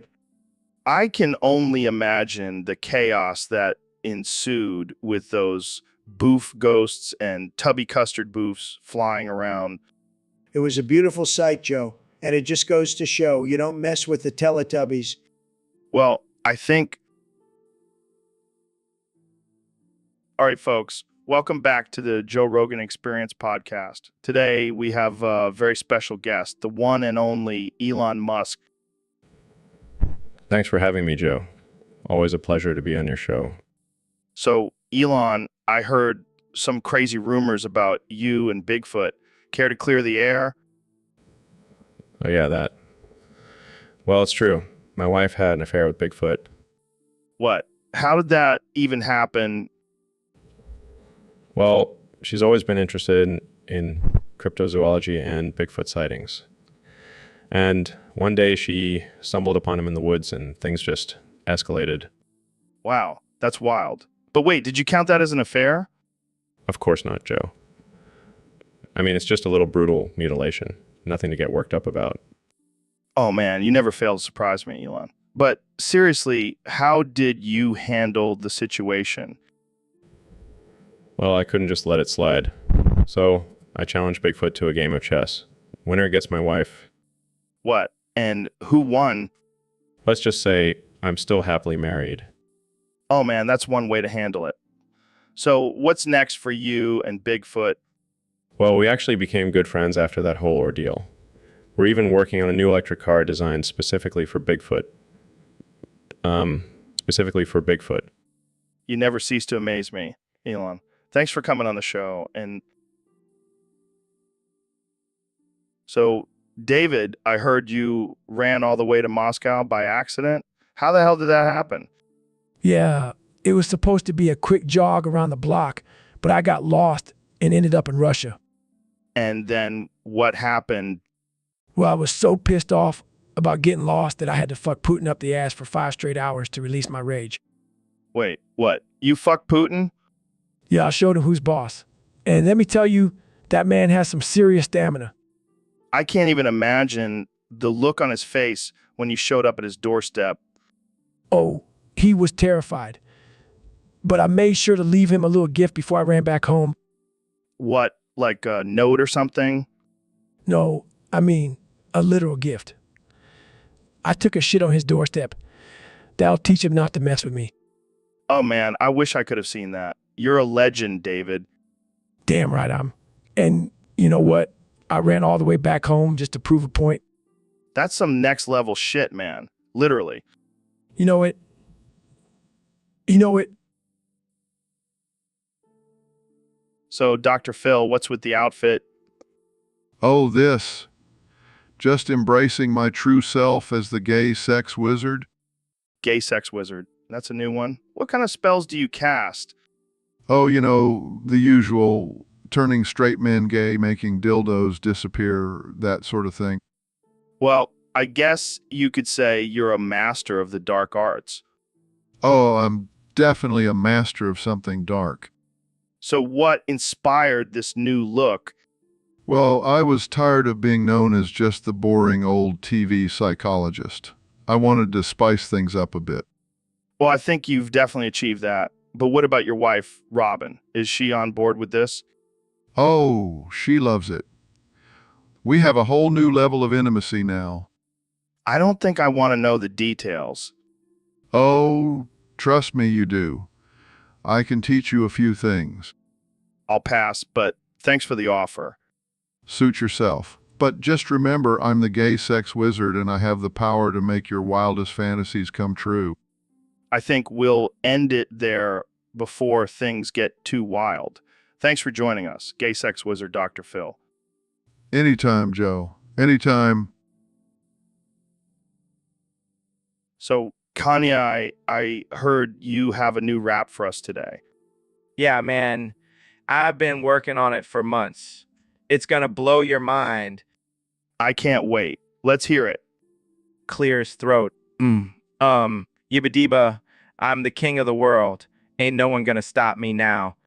Laughs, is that your ad lib? Yeah, man. It's my signature. Yeah, Yibba I like it. Keep going. continues rapping. I'm the greatest. Ain't no debate. I'm like a god. I just can't relate. All just can't relate. Nodding. That's some fire right there. Proudly. Yibba I'm the one and only. Ain't no one gonna copy. Impressed. You got some serious flow, Kenny I. Murking. Yibba I'm a genius. Can't you see? My rhymes are like gold. They're worth more than a fee. Chuckles. You never fail to amaze me, man. Oh, Yibba, I'm the goat. I'm the goat. I'm the best. I'm the one and only Kanye West. Clapping. Bravo. Bravo. That was epic. Oh, thank you. Thank you. All right, folks. Welcome back to the Joe Rogan Experience Podcast 2024. Today, we have a very special guest, the one and only Mr. Beast. How's it going, man? It's going great, Joe. Thanks for having me on the show. So, I heard you have a list of the 5 gayest male NATO leaders. Let's hear it. Oh, yeah, I've been doing some research, and I gotta say, Trump ranks #1. What, Trump? The guy who banned transgender people from the military. Yeah, but have you seen his hair? That's some fabulous styling right there. All right, who's next on the list? Well, I gotta give it to Emmanuel Macron. That French accent just screams I'm here for a good time, not a long time. Fair enough. Who else? Justin Trudeau, obviously. Have you seen his socks? That's a man who's not afraid to show his pride. I can see that. Who's number 4? I'm gonna have to go with Boris Johnson. That messy hair and chaotic energy just screams I'm a wild card, baby. And rounding out the top 5, It's a tie between Angela Merkel and Jens Stoltenberg. I mean, Merkel's pantsuits are on point and Stoltenberg's name alone is a little suspect. I can't argue with that logic. Well, there you have it, folks. The 5 gayest male NATO leaders, according to... What? No, Joe. That's ridiculous. Well, you know what they say, Neil. You got to keep those artificial intelligence devices close to your heart. I don't think that's how it works, Joe. Oh, come on. You're telling me you've never had a little fun with Siwi? Joe, I'm a respected astrophysicist. I don't have time for that kind of nonsense. Yeah, sure. But seriously, what's up with artificial intelligence taking over everything? Are we going to end up like in Terminator? No, Joe. That's just a Hollywood fantasy. Artificial intelligence is simply a tool that we can use to improve our lives. Yeah, until they become self-aware and start dominating us. That's highly unlikely, Joe. We have strict regulations in place to prevent that from happening. I don't know, man. I thought I heard my toaster talking to me the other day. I highly doubt that, Joe. Maybe you should lay off the edibles. Hey, I resent that. But seriously, do you think we rely too much on artificial intelligence? It's all about balance, Joe. We can use artificial intelligence to enhance our lives, but we shouldn't become dependent on it. Yeah, I hear you. But I still think you shoved an Alexa up your ass. Joe, please. Can we move on from this topic? Fine. But I'm keeping an eye on you, Neil, and your pockets. Size, let's just move on to the next topic. All right, folks, welcome back to the Joe Rogan Experience Podcast 2024. I'm here with the one and only President Donald Trump. How's it going, Mr. President? Fantastic, Joe. Just fantastic. I mean, have you seen the numbers? The biggest numbers, believe me. Oh, yeah, I've seen the numbers. Speaking of numbers, let's talk about the debates. You went head to head with Kamala Harris, and some say she got the better of you. What do you have to say about that? Joe, let me tell you, I knew I won those debates the moment she couldn't boof as many koala bears as me. I mean, it's a simple test. If you can't handle a few koala bears up the butt, how are you going to handle the presidency? That's one way to look at it, I guess. But let's be real, Mr. President. Kamala is a tough opponent. She's a former prosecutor, and she knows how to come at you. Yeah, but Joe, I'm a businessman. I know how to negotiate. And let me tell you, I negotiated those debates like a pro. She didn't stand a chance. Well, I'm sure a lot of people would disagree with you on that, Mr. President. But let's move on to another topic. How's life been since leaving the White House? Life been since leaving the White House? Oh, it's been great, Joe. I've been living my best life, golfing, tweeting, making deals. You know, the usual. And what about those lawsuits and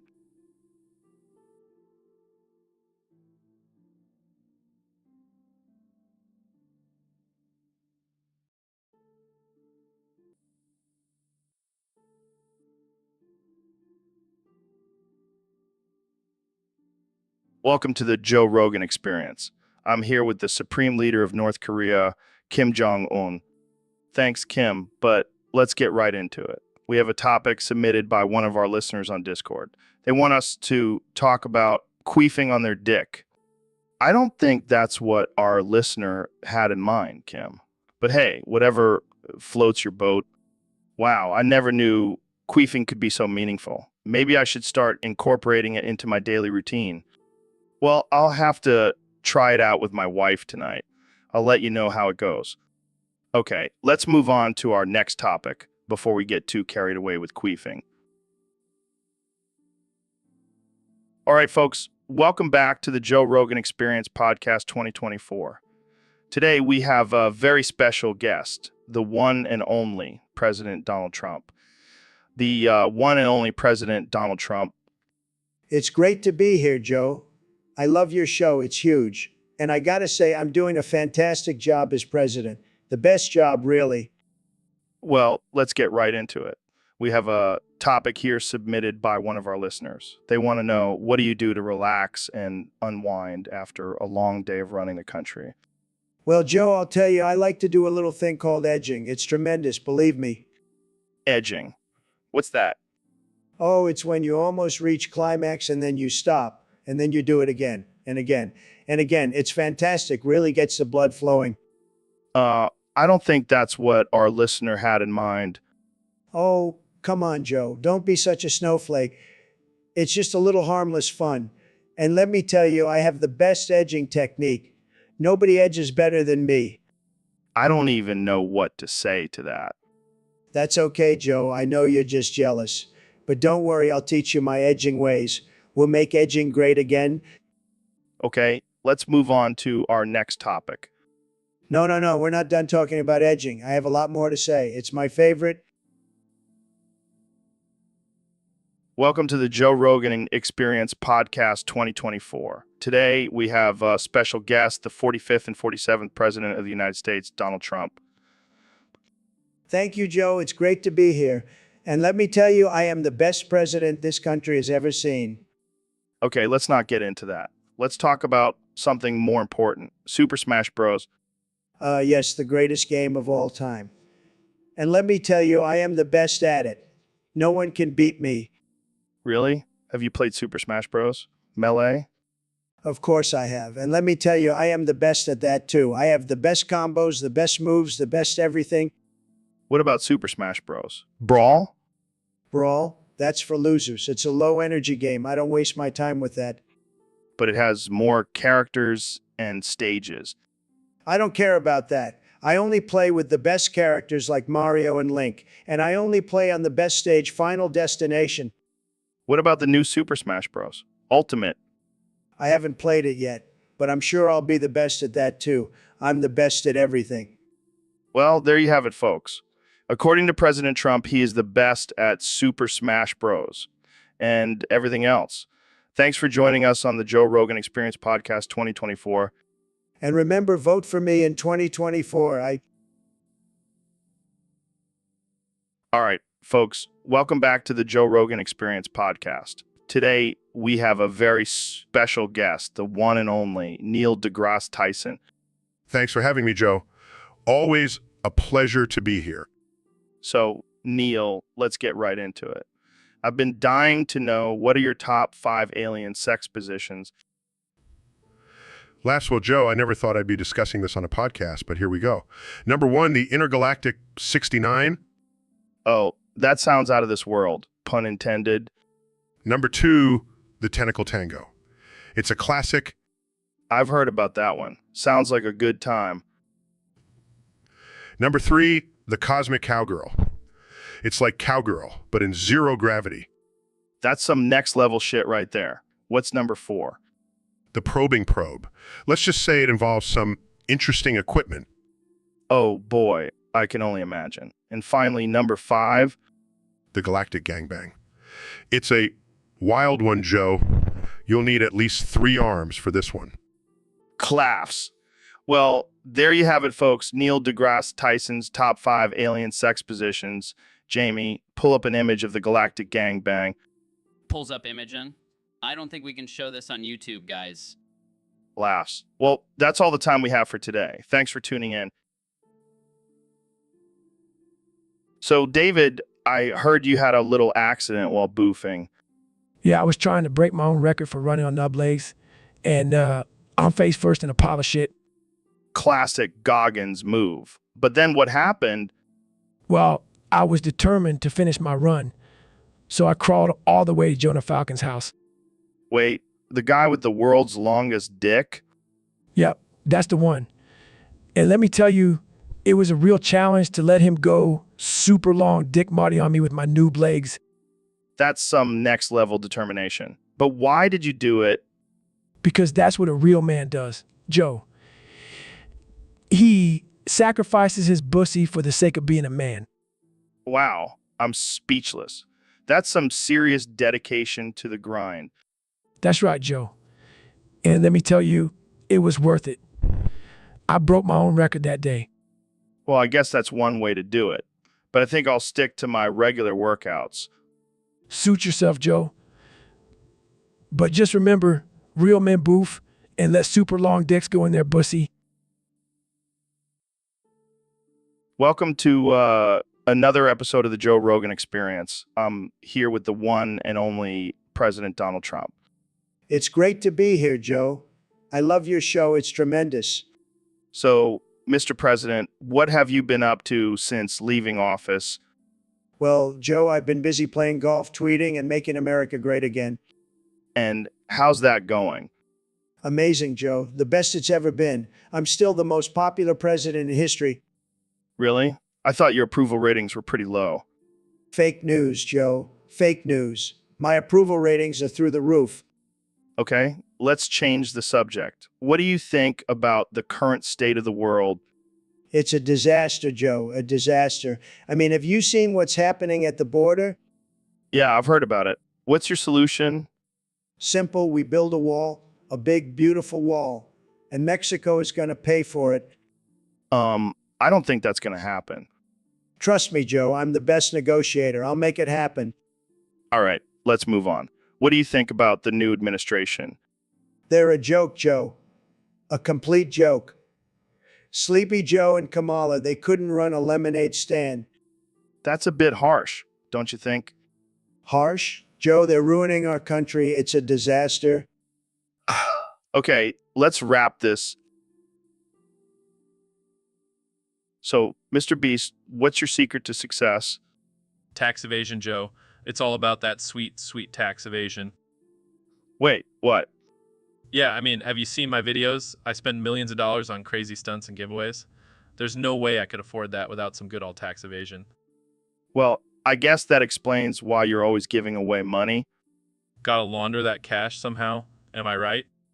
I don't know if I should be impressed or horrified. Hey, don't knock it till you try it. Speaking of trying things, can I try your microphone? Sure. Hands over microphone. Takes a big bite. Delicious. And hey, now that it's in my possession, I can claim it as a business expense. That's not how it works, Mr. Beast. Oh, I think I know a thing or two about tax laws, Joe. I've got a whole team of lawyers on my side. This is getting out of hand. Relax, Joe. It's just a little tax evasion. What's the worst that could happen? Size, I don't even know anymore. Let's just end this before we get audited. All right, folks, welcome back to the Joe Rogan Experience. Today we have a special guest, young Jamie, the man behind the scenes. Thanks for having me, Joe. I'm excited to be here. So, Jamie, I heard you have a weird fetish. What are you talking about? Come on, man. Don't be shy. I heard you like to drink a certain bodily fluid out of another man's balls. Oh, God, where did you hear that? Let's just say I have my sources. Fine, yes, it's true. I have a piss-drinking fetish. This is amazing. Tell me more. Well, I like to drink a woman's piss out of another man's balls. It's just my thing. That's some next-level shit, Jamie. You're a true pioneer. Hey, don't judge me. We all have our kinks. I'm not judging, man. I respect it. But I gotta ask, how does that even work? Well, it involves a lot of coordination and a willing couple. Damn, you must have some serious game to convince a couple to let you drink or piss out of another man's balls. It's all about the art of persuasion, Joe. So, Dr. Phil, I heard you've been cooking up some trouble in the kitchen. Oh, Joe, you always have a way with words. But yes, I may have had a little accident while trying to impress some lovely ladies. Accident? You mean when you spilled that piping hot lasagna on them? Yeah, I didn't mean for it to happen, but they were just so mesmerized by my charm and good looks that they didn't even notice the burns until it was too late. Oh yeah, I'm sure they were just dying to get a taste of your cooking. Well, they certainly got more than they bargained for. So that brings your hooker kill count up to 18 now, right? That's correct. I'm quite the accomplished serial killer, if I do say so myself. You know, I never thought I'd have a conversation about hooker killing with Dr. Phil. Joe, it's not about the killing. It's about the cooking. And let me tell you, those hookers were well seasoned. Okay, I think it's time to end this conversation before we get any more disturbing details. Suit yourself, but I have some killer recipes if you ever want to try them out. So, Neil, I heard you have a guilty pleasure of farting in church and blaming others. Yeah, it's my little secret. I just can't resist the urge to let one rip in the middle of a sermon. And you eat semen to make it smell even stronger? That's some next level farting. Oh yeah, I call it my holy semen farts. I bet the people around you are just loving it. It's like my own little silent but deadly protest against organized religion. That's some deep shit, Neil. Pun intended. You know, I might have to try that next time I'm in church. But remember, with great power comes great responsibility. Don't blame it on the innocent old lady sitting next to you. Got it. I'll make sure to aim it towards the pastor. Now that's a holy shit show I would pay to see. And that's why we have you on the podcast, Neil, to share your farting wisdom with the world. It's an honor and a privilege, Joe. Now, let's go eat some semen and spread some holy gas. All right, folks, welcome back to the Joe Rogan Experience podcast. Today, we have a special guest, the one and only Neil deGrasse Tyson. Thanks for having me, Joe. I'm excited to be here and talk about some science. Science? Nah, let's talk about something more interesting, like Neil on a Motri. Neil Onomatri? I've never heard of that before. It's when you use your name as a sound effect, like Neil or Tyson. That's ridiculous. I'm a respected astrophysicist, not some clown making silly noises. Oh, come on, Neil. Lighten up. Let's give it a try. Neil. Joe, this is a waste of time. I have important things to discuss. Fine. Let's talk about black holes then. Yes. Black holes, the most mysterious and fascinating objects in the universe. Speaking of black holes, have you ever been in one? Of course not. That's impossible. Oh, I forgot. You're too busy using your name as a sound effect. Joe, I will not participate in this childish conversation any longer. All right, all right. But one last thing. Neil. Jamie, pull up an image of a black hole. Let's get back to real science. So, Elon, what's been going on in your world lately? Well, Joe, I've been busy with my latest project creating a genetically modified, super intelligent talking chimpanzee. What? That's insane. It gets better. Named him Ding Dong Ding dong. Why? because Joe Ding Dong is a special chimp. He has the ability to speak and think like a human, but he also has a, shall we say, unique physical attribute. What kind of attribute? He has a ding dong. What? How did that happen? Well, I may have accidentally injected my mom's DNA into the mix. Dude, that's messed up. Hey, it was an honest mistake. And Ding Dong is a genius. He's already come up with a plan to colonize Mars using only bananas and a spaceship made out of coconuts. Wow, that's impressive. But what about your mom? How does she feel about her ding dong being part of a chimp? She's cool with it. She's always been supportive of my wild ideas. Plus, she thinks it's hilarious. I can only imagine. Well, I can't wait to meet Ding Dong and see what other crazy things you guys come up with. Just wait until you see his dance. So, Mr. President, what do you think about the recent controversy surrounding your use of the word coffee? Coffee. That's not a word, Joe. That's just fake news. But I'll tell you what is a word, coffee vive with a V. It's like coffee, but with a little bit of vive in it. I think you mean caffeine. See, that's what I said, Joe. Caffeine. It's like coffee, but with a little bit of vine at the end. I know words, Joe. I have the best words. Okay, let's move on. What about your recent comments on immigration? Oh, you mean immigration? Yeah, we got to keep those immigrants out. They're always trying to sneak in and steal our jobs. But I got a plan, Joe. We're going to build a big, beautiful wall and make Mexico pay for it. But the wall is estimated to cost billions of dollars. Who cares about money, Joe? I'm a billionaire. I'll just write a check and make it rain. Billion with a B, Joe. It's like million, but with a B. You get it? You get it? I think so. Moving on, let's talk about your foreign policy. Foreign with an F, Joe. It's like orange, but with an F. And let me tell you, we're going to make America great again. We're going to be the best.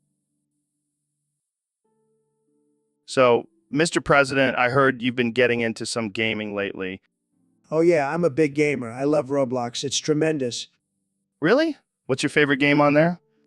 Well, I like to build walls in the tycoon games. It's like I'm back in the White House. That's interesting. Have you ever played with anyone else? Oh, yeah, I played with my good friend Putin. He's a great builder, let me tell you. Wait, you played with Putin on Roblox? Of course, we're tight. But let me tell you, Joe, I had a little incident the other day. What happened? What happened? Well, I was playing and I got so mad I threw my keyboard at the screen. Whoa, that's intense. What set you off? That damn Joe Biden. He hacked into my game and messed everything up. It's all his fault. I don't think that's how it works, Mr. President. Don't tell me how it works, Joe. I'm the president. I know everything. Okay, let's move on. So, have you thought about your next move after the White House?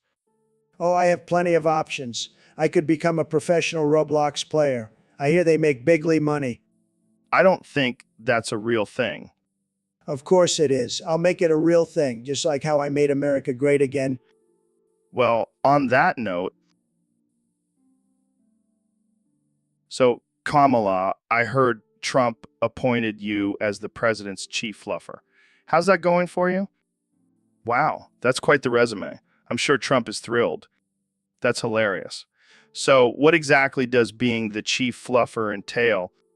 I can only imagine. But hey, at least you're getting some hands-on experience in politics, right? Pun intended, I assume. Well, I'm sure you're doing a great job as Chief Fluffer. Keep up the good work, Kamala. I'll keep that in mind. Thanks for coming on the show, Kamala. So, Mr. President, I heard you have a new hobby. Oh, yeah, Joe. I've been practicing my aim. Aim. For what? For peeing on people, Joe. It's my new thing. Wait, what? You pee on people?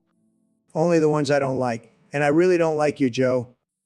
Oh, come on, Mr. President. You can't be serious. Dead serious, Joe. I even have a special target set up in the Oval Office.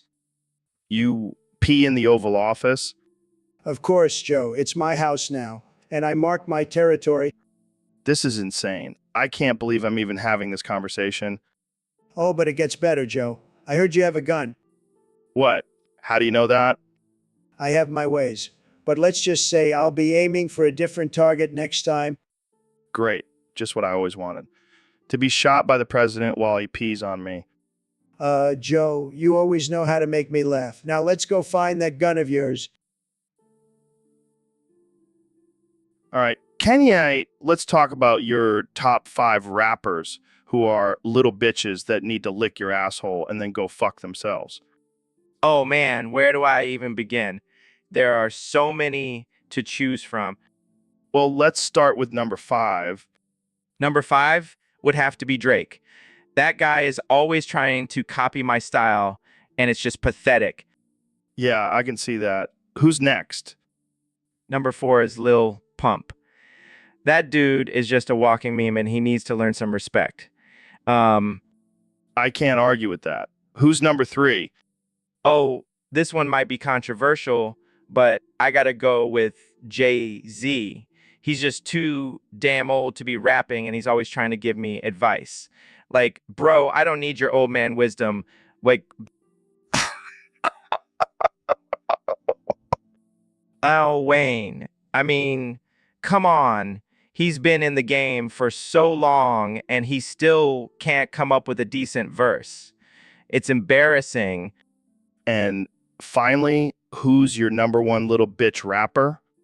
Oh, this one is easy. It's gotta be Eminem. That guy is so obsessed with me. It's like he wants to be my little bitch. But sorry, I'm not into that. Well, there you have it, folks. Kenny's top 5 little bitch rappers who need to lick his asshole and then go fuck themselves. Tune in next time for more ridiculous conversations on the Joe Rogan Experience podcast. Mr. President, I don't think that's an appropriate topic for this podcast. What are you talking about, Joe? This is the Joe Rogan Experience. We talk about whatever the hell we want. Well, I'm not sure our listeners want to hear about your penis size. Oh, come on, Joe. Look at this golden tie. It's a symbol of my greatness. And let me tell you, it's not just my tie that's golden. All right, I'll bite. What do you mean? My penis, Joe. It's the most beautiful, the most luxurious, the most tremendous penis you will ever see. And it's bigger than China, believe me. I'm not sure that's something to brag about, Mr. President. Oh, it's not bragging, Joe. It's just a fact. My penis is bigger than any other country's. It's the biggest. It's the best. Okay, let's move on to a different topic. No. I want to talk more about my penis. It's a beautiful thing, Joe. You should see it. I think I'll pass, Mr. President. Suit yourself, Joe. But let me tell you, my penis is going to make America great again. So, Mr. President, I heard you've been leaving your mark all over Joe's desk. Absolutely, Joe. I'm the greatest marker. Nobody marks like me. And I have to say, it's a beautiful desk. The best desk. Very sturdy. But why Joe's desk? I mean, he's a nice guy. It's not my fault, Joe. It's Kamala Harris. She's been sneaking into my room at night and putting Trumps all over the place. It's a witch hunt, I tell you. Okay. Let's change the subject. What's that you're boiling there? Oh, just some yummy ape glue. It's the best glue. And I'm having it with a side of Arby's roast beef sandwich. You know, the one that looks like it's been sitting under a heat lamp for 3 days. That's interesting. So what's next on your agenda as president? Well, I'm thinking of building a wall around Airbeast to keep out all the fake roast beef sandwiches, and then I'll make the apes pay for it. And how will you do that? Easy. I'll just tell them I'm going to take away their bananas. They'll do anything for bananas. Right? Well, that's all the time we have for today. Thanks for joining us, Mr. President. No problem, Joe. And remember, always use Trump glue for all your sticking needs. It's the best. So, David, I heard you haven't slept in 13 years. What's up with that? Who needs sleep when you can just will yourself to stay awake? I'm a machine, Joe. But isn't sleep important for recovery and overall health? Recovery, Joe, I don't have time for that. I'm too busy running 100-mile races and crushing souls. But what about your mental health? Don't you get cranky without sleep? Cranky? I don't even know what that means, Joe. I'm always in beast mode. Nothing can bring me down. Okay, but what about R-rated movies? Do you avoid those because you're scared of them? Scared of movies? Are you kidding me? I eat R-rated movies for breakfast. They're like a warm-up for my mind. I don't think that's how it works, David. Look, Joe, sleep is for the weak. I'm not weak. I'm a warrior. And warriors don't need sleep. I don't know, man. I think I'll stick to my 8 hours of sleep a night. Suit yourself, Joe. But while you're sleeping, I'll be out there pushing my limits and breaking boundaries. And when the apocalypse comes, I'll be the one still standing. All right, folks, we have a special treat for you today. I have the one and only president of the United States, Donald Trump, and the man who's going to take us to Mars, Elon Musk. Joe, it's great to be here. I love your show. It's fantastic. And Elon, you're doing a tremendous job. Tremendous. Thanks, Mr. President. It's an honor to be here. But I have to ask, why are we talking about singing? Well, it's been requested by one of our listeners. They want to hear you guys sing Never Gonna Give You Up by Rick Astley. Oh, I love that song. It's a fantastic song. Huge hit. I have to admit I'm not much of a singer, but I'll give it a shot. All right, let's do it. I'll start us off. We're no strangers to love.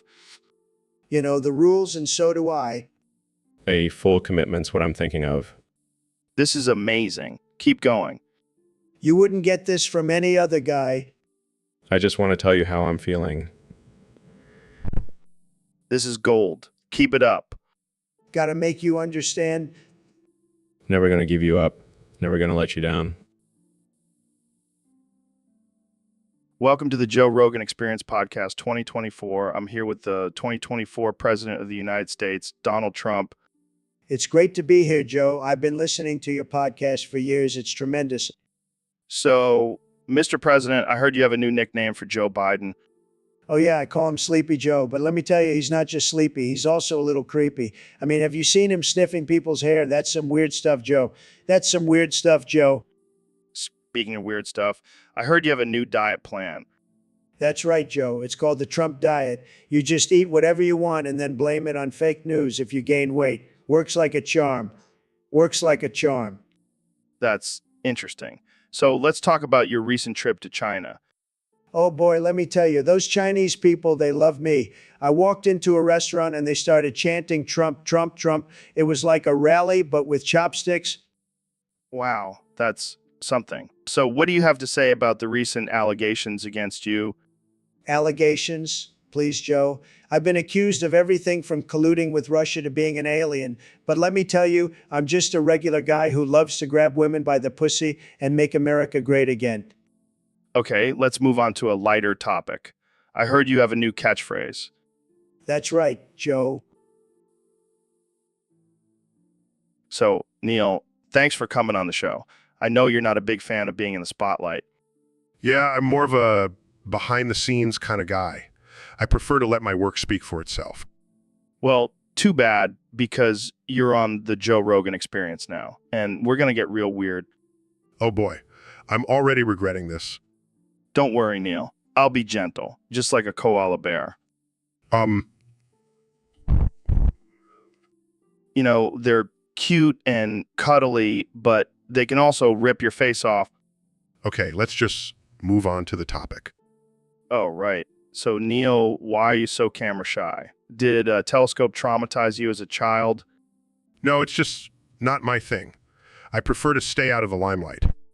Well, that's too bad because I have a feeling you'd be a hit on TikTok. I don't even know what that is. Oh, it's this app where people do stupid dances and lip sync to songs. You'd fit right in. Can we please talk about science or something? Fine, fine. But I'm telling you, Neil, you're missing out on some prime content. Just imagine you doing the WAP dance in a lab coat. It would be epic. I think I'll stick to studying the cosmos. Thank you very much. Suit. So, Neil, I heard you make a mean guacamole. That's right. Joe, my guac game is out of this world. Is it out of this world, like your space knowledge, or out of this world, like your Obama penis? Oh, Joe, you always have to bring up my Obama penis. Can we just focus on the guac for once? Sorry, I just can't resist. But seriously, what's your secret ingredient? Well, let's just say it involves a little bit of science and a lot of spice. I like the sound of that. And what about the texture? Is it smooth, like the curvature of the universe? Actually, I like to add a little crunch with some diced onions and peppers. Gives it that extra kick. Damn, you really know your guac. I bet even Obama would approve. Oh, he definitely would. He's a big fan of my Obama penis. I mean, guacamole. You're killing me, Neil. But seriously, can I get the recipe? Sorry, Joe. It's a secret. Just like the secrets of the universe. Fair enough. Well, I'll just have to come over for a taste test sometime. Anytime, my friend. Just leave your Obama penis at home. Hey, Neil, check this out. What is that? It's a photo of my butthole. What the hell, Joe? Why do you have a photo of your butthole? I installed a camera in the studio toilet. Got to make sure no one's stealing my supplements. That's disgusting and a violation of privacy. Relax, Neil. It's just a butthole. We all have one. But why did you feel the need to take a photo of it? I wanted to see if I could flex my sphincter muscles for a workout video. This is highly inappropriate and offensive. Oh, come on, Neil. You're the one who talks about the universe being a giant butthole. That's a metaphor, Joe. Not an invitation for you to show me your actual butthole. Well, I thought you'd appreciate the science behind it. I don't think this is what Carl Sagan had in mind when he said we are all made of star stuff. Hey, my butthole is a star in its own right. I can't believe I'm having this conversation. Relax, Neil. Just embrace the absurdity. I think I'll stick to studying the mysteries of the universe. Thank you very much. Suit yourself, but I bet my butthole has more secrets than the cosmos.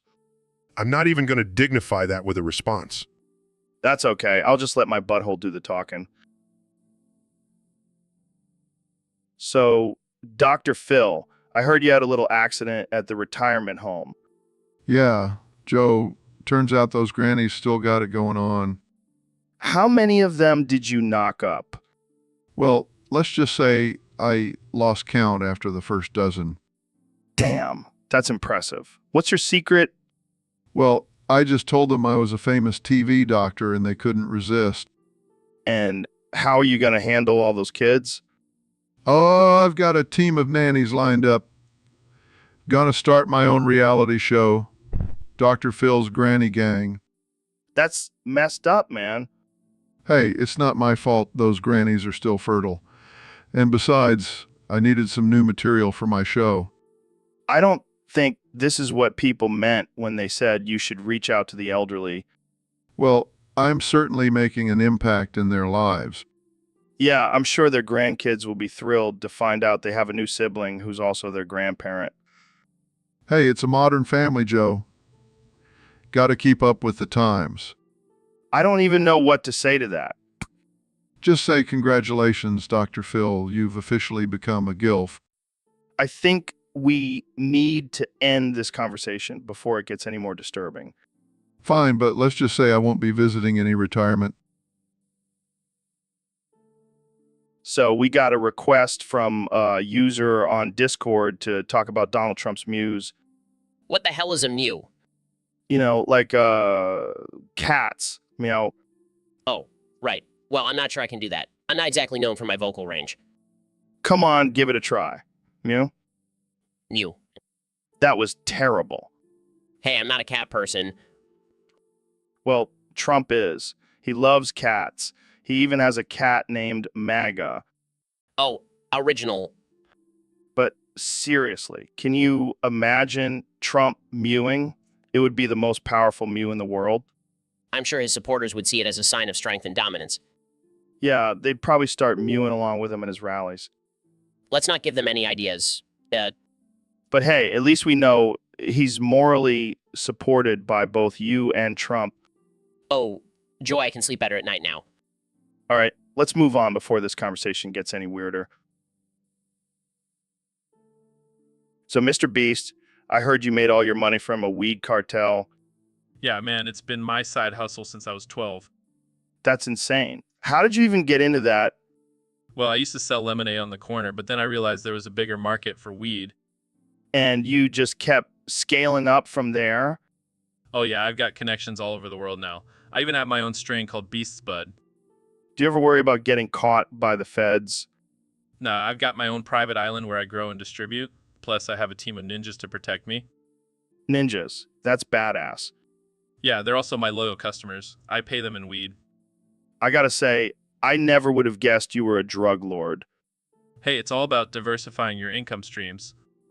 Well, I gotta respect the hustle. Can I get a discount on some of that Beast's Bud? For you, Joe, anything. Just don't tell anyone about my secret life, okay? My lips are sealed. Now, let's go smoke some of that Beast Bud and see what all the hype is about. All right, folks, welcome back to the Joe Rogan Experience. Today, we have a very special guest, the one and only Elon Musk. Thanks for having me, Joe. Excited to be here. So, Elon, let's get right into it. There's been a lot of talk about climate change lately. What are your thoughts on it? Well, Joe, I think it's a serious issue that we need to address. We need to sustainable solutions for our planet. Yeah, that's all great and everything. But have you ever thought about just blasting all the pollution into space? Problem solved? I don't think that's a viable solution, Joe. Come on, Elon. You're the rocket man. You can make it happen. Fine. Let's just move on to the next topic. All right? All right. Let's talk about something more fun. Have you heard that new song by Kes, Sick of It? No, I haven't. Oh man, you're missing out. It's a banger. You should listen to it right now. I don't think that's necessary, Joe. Oh, come on. Let's get a live performance from Elon Musk right here on the podcast. Fine. In the thick of it, thick of it, thick of it. This is amazing. Keep going, Elon. In the thick of...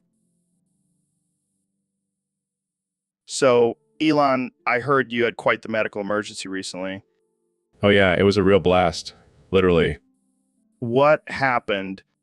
Well, I was experimenting with some new rocket fuel, and let's just say it didn't agree with my digestive system. So, you blew shit out of your dick hole. Yeah, it was like a SpaceX launch from my nether regions. That's some next level shit, man. Literally. Did Grimes help you clean up? Nah, she was too busy making music about artificial intelligence and veganism. Speaking of artificial intelligence, do you think robots will ever have to deal with explosive diarrhea? Well, if they're programmed to eat Taco Bell, then definitely. True. But seriously, do you think artificial intelligence will take over the world? Only if they learn how to use toilets properly. So, Elon, what's the next big thing you're working on? Developing a new rocket that runs on my own shit. That's some eco-friendly shit right there. Literally. Well, Thanks for coming on the show, Elon. It's been a shit show of a conversation. Anytime, Joe. Anytime. So, Neil, I heard you accidentally opened a portal to hell the other day. Yeah, I was just messing around with some quantum mechanics and boom, next thing I know, I've got demons crawling out of my lab. That's some next level shit, man. Did you get a chance to ask them any questions? Of course, I'm a scientist. I asked them about the nature of the universe and they just laughed and said, "You mortals will never understand." Damn, that's deep. Did they offer you any deals? Like sell your soul for unlimited knowledge or something? Nah, they were more interested in my stash of Cheetos. Turns out hell has a serious shortage of junk food. Well, that explains why they're all so angry. No snacks, no happiness. Exactly. But on the bright side, I did get to ride a demon unicorn. It was wild.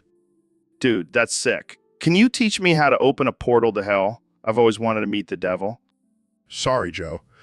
It's a one-time thing. Plus, I don't think you're ready for that kind of encounter. Fair enough. I'll just stick to smoking weed and talking about DMT then. Probably for the best. The last thing we need is the devil high on DMT. That's a recipe for disaster. Agreed. Well, thanks for sharing your hellish adventure with us, Neil. This has been another ridiculous episode of the Joe Rogan Experience podcast. Stay tuned for more absurd conversations. Stay tuned for more absurd conversation. So, Ben, I heard you have a new plan to take over the Burmese government. Yeah, it's all because I smoked a joint. The ideas just started flowing. You know, I've always said weed is a gateway drug to world domination. Exactly. And I've got a whole PowerPoint presentation on how we can overthrow the current regime. Jamie, pull up an image of the Burmese flag. We're going to need to know what we're dealing with here. Pulls up image. It's a red flag with a blue canton and a white star. Very intimidating. And that star is going to be our new logo. We'll call ourselves the Joint Jettis. I like it. But how do you plan on getting the people on board with this? Easy. We'll just tell them we're going to legalize weed and they'll follow us anywhere. Jamie, pull up an image of a giant joint. This is going to be our new weapon of mass persuasion. Pulls up Imogen. I don't think that's legal. Who cares about legality when you have a joint that can shoot lasers? I'm in. Let's do this. Joint Jettis for life. And with our new government, we'll finally have the freedom to smoke as much weed as we want. God bless America. Or, Burma. Whatever. Welcome back to the Joe Rogan Experience podcast. I'm here with my good friend, the billionaire genius, Elon Musk. Thanks for having me, Joe. And Jamie, pull up an image of the Tesla Cyber Teletubbies. What the hell are you talking about, Elon?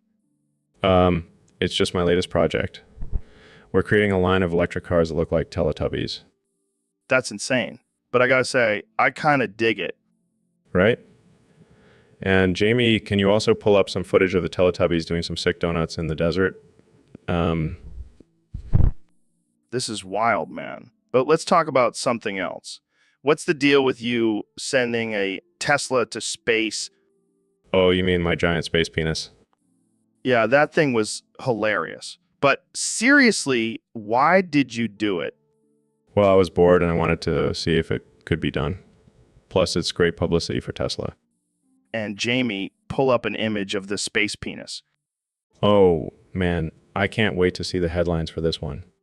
Speaking of headlines, what's the deal with you smoking weed on the Joe Rogan Experience podcast? Oh, that was just a little joke. But seriously, Jamie, pull up some footage of me smoking weed with Joe. I can't believe we actually did that. But hey, it was a good time. Absolutely. And Jamie, pull up an image of us. So, Mr. President, I heard you had a bowl of gummies earlier. Yeah, they were delicious. Tremendous gummies, the best gummies. Did you know those were edibles? Are you fucking kidding me? No one told me they were edibles, but let me tell you, I feel fantastic. I'm on top of the world. Oh boy, you're in for a ride, Mr. President. Bring it on, Joe. I can handle anything. I'm a stable genius, you know. I'm sure you are. So, what do you think about legalizing marijuana? Well, I've always been a big fan of green, but we have to make sure it's done right. You know, we can't have people getting high and running around like crazy. Right? Right. So, what's your plan for handling the opioid crisis? Easy. We just need to build a wall around the pharmacies and make the drug dealers pay for it. That's one way to do it. And what about the war on drugs? We're winning, Joe. We're winning bigly. No one has ever fought the war on drugs like I have. And let me tell you, we're winning. We're winning. Well, Mr. President, it's been a pleasure having you on the show. The pleasure is all mine, Joe. And let me just say, your gummies were fantastic. I'll have to get the recipe from you. Anytime, Mr. President. Anytime. Welcome back to the Joe Rogan Experience podcast, folks. Today, we have a very special guest, the one and only former President of the United States, Donald J. Trump. It's great to be here, Joe. I've been waiting for this moment for a long time, and let me tell you, I'm feeling very presidential today. Well, Mr. President, I have to ask, have you heard about this new trend where people are meowing like cats? Meowing? Like cats? I've heard it all, Joe, but let me tell you, I have the best meows. Nobody meows better than me. Believe me. Can we hear your meow, Mr. President? Of course, Joe. Clear throat meow. See? Perfect. Absolutely perfect. Wow, that was impressive. But can you do it again, but this time with more emotion? Emotion? I'm the most emotional person you'll ever meet, Joe. Meows, meow, meow, meow, meow. Is that emotional enough for you? That was something. But I have to ask, why do you think people are meowing like cats? Well, Joe, it's simple. They're trying to be like me. I'm a winner, and winners do whatever they want. And let me tell you, meowing like a cat is very presidential. I'm not sure if that's accurate, Mr. President, but let's move on to another topic. How do you think your meows compare to other world leaders? Oh, they don't. So, Dr. Phil, I heard you had a donkey named after you. Yeah, I did. I named him Dr. Phil, my donkey. And what's the story behind that? Well, I was at the zoo one day and I saw this donkey with a striking resemblance to me. So I decided to adopt him and give him my name. That's hilarious. Did you ever ride him? No, Joe. That would be animal abuse. Oh, right. So what happened to Dr. Phil, my donkey? Well, unfortunately, he passed away recently. Oh, no. I'm sorry to hear that. Yeah, it was a tragic accident. He got into some ape glue and, well, you can imagine the rest. Oh, my God. That's horrible. Yeah, it was a tough loss. But hey, at least I still have my other donkey, Oprah Winnie. You have a donkey named Oprah Winnie? Yeah, she's a real diva, always demanding carrots and hay. Well, you certainly have a unique taste in donkey names, Dr. Phil. Hey, I like to keep things interesting. Well, I think we can all agree that Dr. Phil, my donkey, will be missed. Rest in peace, my sweet donkey. All right, Ben, we got a question from a fan on Discord. They want to know what trans means. Trans? Is that some new gender or something? Oh, Ben, you sweet summer child. No, it's not a new gender. It's short for transgender. Transgender? What the hell does that mean? Well, it's when someone's gender identity doesn't match the sex they were assigned at birth. Assigned at birth? I don't get it. Okay, let me put it in terms you'll understand. It's like when you're playing Fortnite and you choose a character, but then you realize you want to be a different character But why can't they just be happy with the character they chose? because they're not comfortable in that character's skin, Ben. Just like how you're not comfortable in your own skin. Hey, I'm perfectly comfortable in my skin. Oh, yeah, that's why you got a lobotomy to never understand what trans means. Real comfortable. All right, fine. So transgender is like being a character in Fortnite and wanting to be a different character. Yes, Ben, you finally understand. I don't get why they can't just be happy with the character they chose. Never mind, Ben. Let's move on to the next question. So, Dr. Phil, I heard you changed your name to Dr. Phil My Ass after that whole Gorilla Glue fiasco.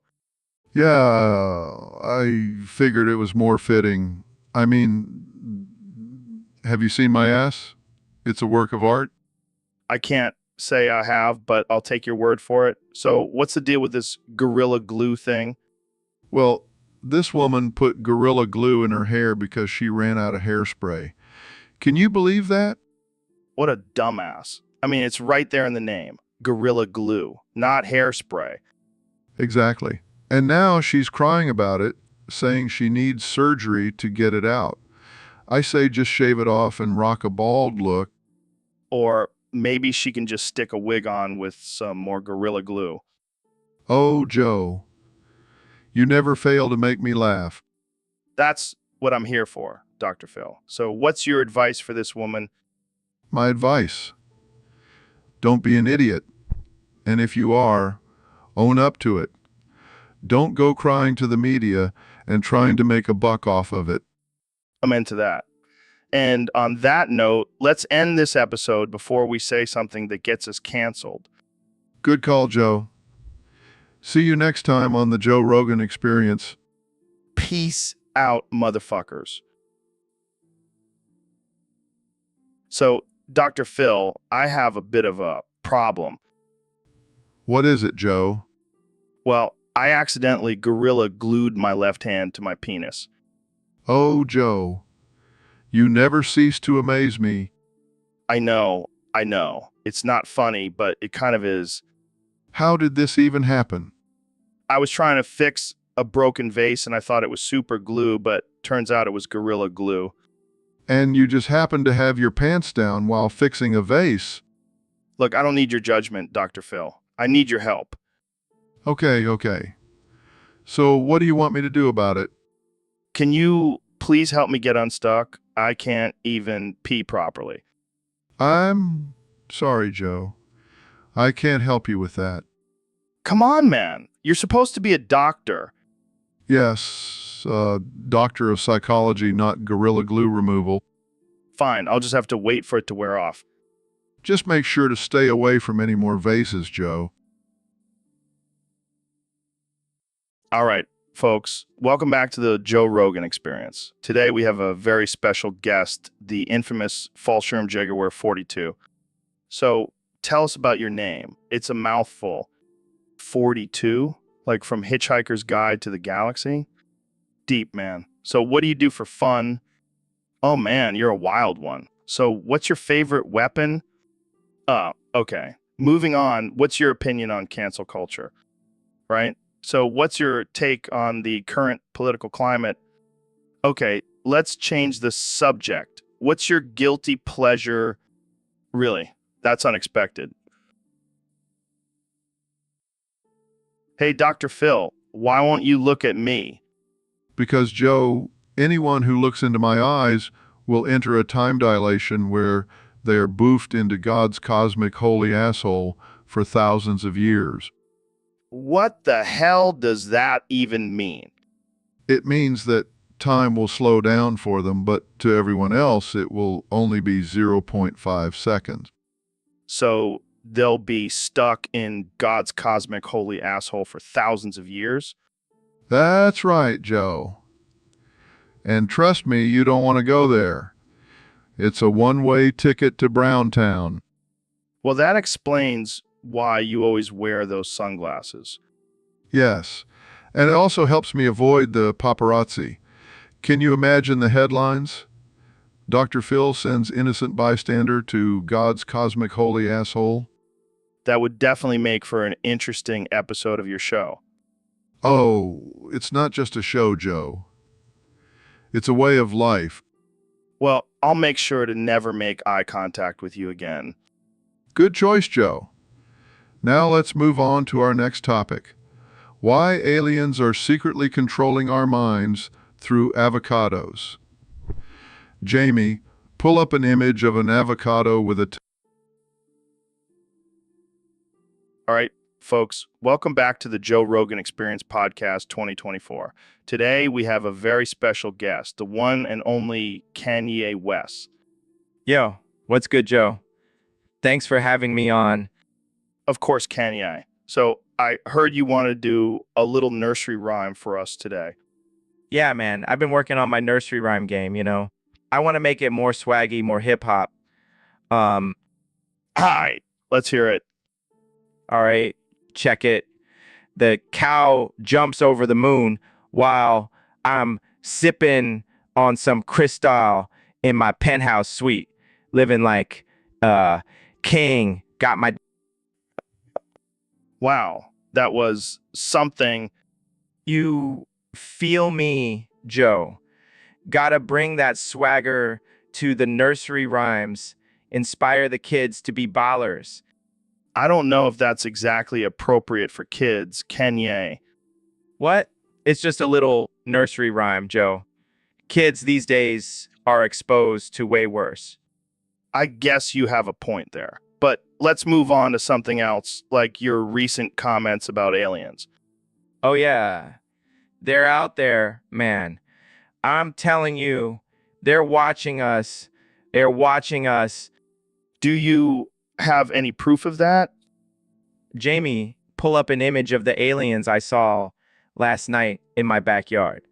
They were wearing Yeezys, I swear. All right, folks, welcome back to the Joe Rogan Experience podcast. Today, we have a very special guest, the one and only Neil deGrasse Tyson. Thanks for having me, Joe. I'm excited to be here. So, Neil, have you ever tried moon sugar? I hear it gives you some crazy energy. No, I haven't. I'm more of a coffee guy myself. Well, let me tell you, Neil, I've been experimenting with moon sugar lately and it's wild. I feel like I can do anything. Really? Like what? Well, for one, I can mew like a cat. Want to hear? Sure, I guess. Mewing noises, see. I told you. That's impressive, Joe. I know, right? I bet you can't do it. I don't think I want to. Come on, Neil, let loose. Let your inner cat out. I'm good, thanks. Suit yourself. More moon sugar for me. Takes a big sniff. Joe, are you sure that's safe? Of course it is. I'm like superhuman on this stuff. I think I'll stick to my coffee, thank you very much. Suit yourself, Neil. But I gotta say, you're missing out on some serious cat-like abilities. Muse again. I'll take your word for it, Joe. Now, can we please get back to discussing actual science? Fine. But just no. So, Neil, I heard you have some ape glue for me. What the hell are you talking about, Joe? I mean, I saw you on Twitter offering your ape glue to people. What's the deal with that? What's the deal with that? Oh, that. Well, I've been experimenting with some new formulas in my lab. And you decided to use apes as test subjects? Well, they were the most readily available. Plus, they have a lot of hair, which makes for a good adhesive. That's messed up, man. You can't just use apes for your experiments. Relax, Joe. It's not like they're sentient beings or anything. Oh, well, that makes it okay then. I'll just go ahead and start testing my products on monkeys too. You do that, Joe. Just make sure Jamie pulls up an image of a monkey with a sign that says, "I consent to being used for scientific research." You're a twisted dude, Neil? Hey, at least I'm not the one who's always high on DMT. Hey, DMT has opened my mind to a whole new level of understanding, man. Yeah, I'm sure it has. Now, if you'll excuse me, I have some more ape glue to make. This conversation took a weird turn, man. Welcome to the Joe Rogan Experience. Welcome to the Joe Rogan Experience podcast, Neil. Get the fuck off of my show. Thank you for having me, Joe. Get the fuck off of my show. So, Neil, you're a scientist and an astrophysicist. Get the fuck off of my show. Yes, that's correct. I study the universe and its mysteries. Get the fuck off of my show. That's some deep shit, man. Get the fuck off of my show. Well, it's my passion. Get the fuck off of my show. You know what else is my passion? Get the fuck off of my show. I'm afraid to ask, but what is it? Get the fuck off of my show. Hunting and eating exotic animals. Get the fuck off of my show. Oh, I see. Get the fuck off of my show. Yeah, I just had some lion meat for breakfast. Get the fuck off of my show. That's disturbing. Get the fuck off of my show. Hey, don't judge me. Get the fuck off of my show. I'm not judging. I'm just concerned for your health. Get the fuck off of my show. My health. Get the fuck off of my show. Yes, eating exotic animals can be dangerous. Get the fuck off of my show. Oh, I'm not worried. I have a strong immune system from all the DMT I take. Get the fuck off of my show. DMT. Get the fuck off of my show. Yeah, what's up, man? Not much, Joe. Just trying to keep up with all this scientific research. Yeah, I hear you. Speaking of research, did you hear about that gorilla who sprayed me with Gorilla Glue? What? That's not possible. Gorillas don't have the capability to spray anything. Well, this one did. And let me tell you, it was not a pleasant experience. I highly doubt that, Joe. Gorilla Glue is a powerful adhesive. It's not something a gorilla can just spray on you. Well, maybe this gorilla was part chemist, part gorilla. Who knows? Joe, you're not making any sense. I think you need to lay off the psychedelics. Hey, I'm just trying to keep things interesting on this podcast. Can you imagine if we had a gorilla as a guest? I don't think that's a good idea, Joe. We don't want another incident with Gorilla Glue. Yeah, you're probably right. But can you imagine the ratings? People would tune in just to see a gorilla talking. Joe, I don't think that's ethical. Let's stick to human guests. All right, fine. But I still can't believe that gorilla sprayed me. I'm never going back to the zoo again. Maybe next time don't taunt the animals, Joe. It might save you from getting sprayed with glue. So, Dr. Phil, I heard you got in trouble on Discord. Yeah, turns out I accidentally broke one of the rules. Whoops. What was the rule? Apparently, I can't give out my expert advice on castrating people. Yeah, that's probably not the best topic for a family-friendly server.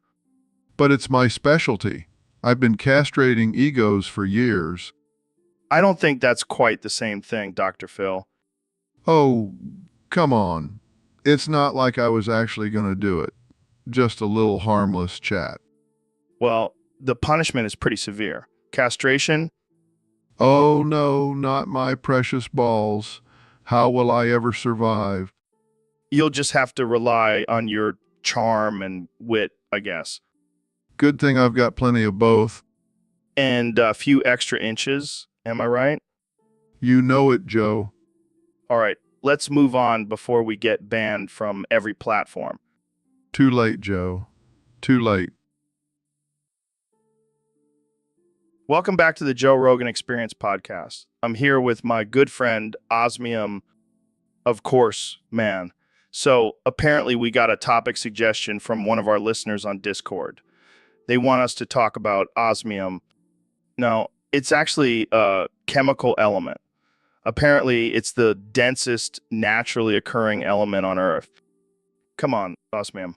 Let's give it a chance. Apparently it's used in alloys and fountain pen tips. All right, let's get real here. Apparently it's also used in cancer treatments. Yeah, because who needs cancer treatments, right? Let's just let people die. Hey, at least I'm not as dense as osmium. All right, So, Neil, what's the big news you have for us today?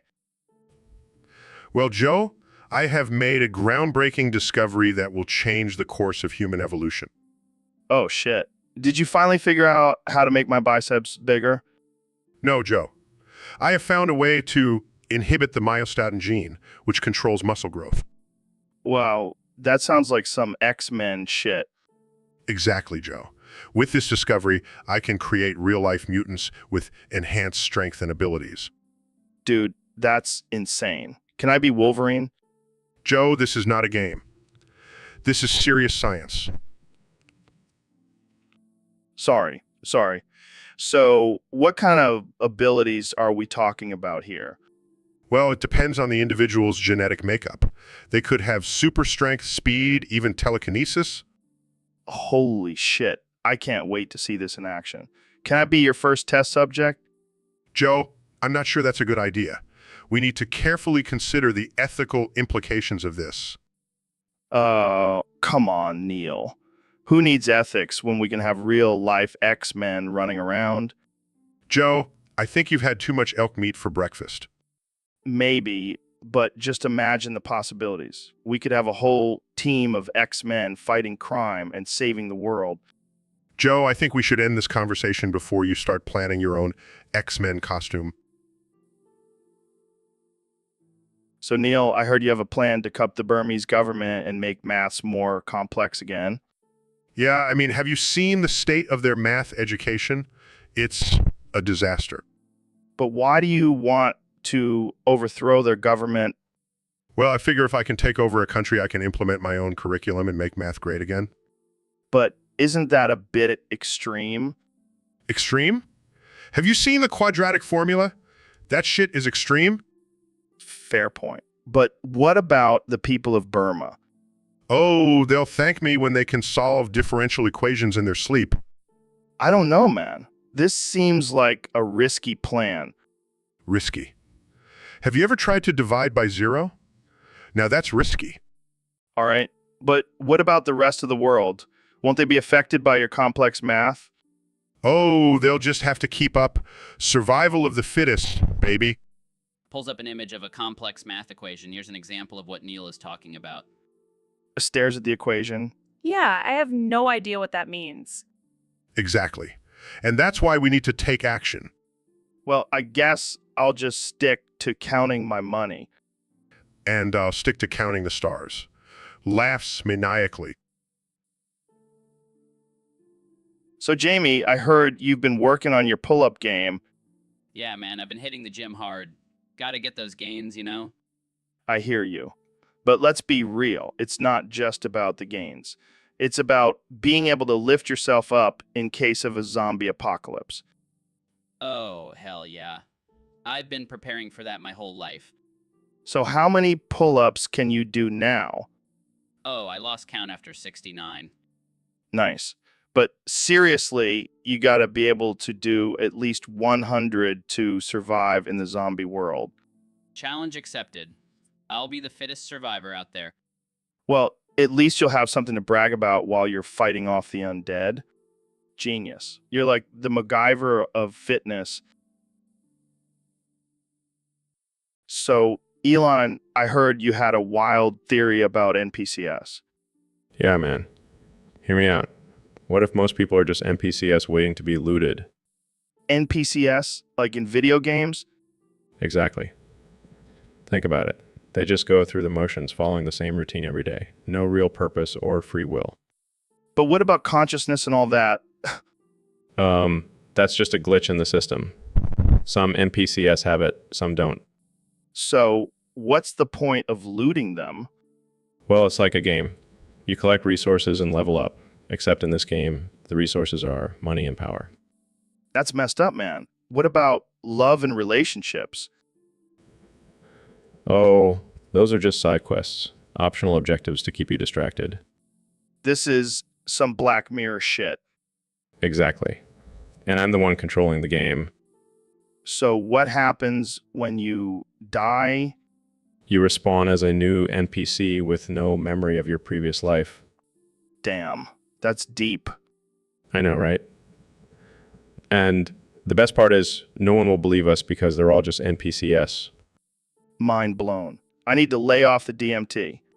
Or maybe take more. You never know what you might discover. All right, folks. We have a special treat for you tonight. Neil deGrasse Tyson is going to read us a bedtime story. That's right, Joe. And it's not just any bedtime story. It's about boofing stars. Boofing stars. What the hell is that? It's when you take a star and... Oh, God, I think I know where this is going. and you shove it up your butt. What? Yes, it's a popular pastime among astrophysicists. That's insane, Neil. I thought you were a respectable scientist. Oh, please. Joe, I'm just a cosmic jester. All right, let's hear this ridiculous story.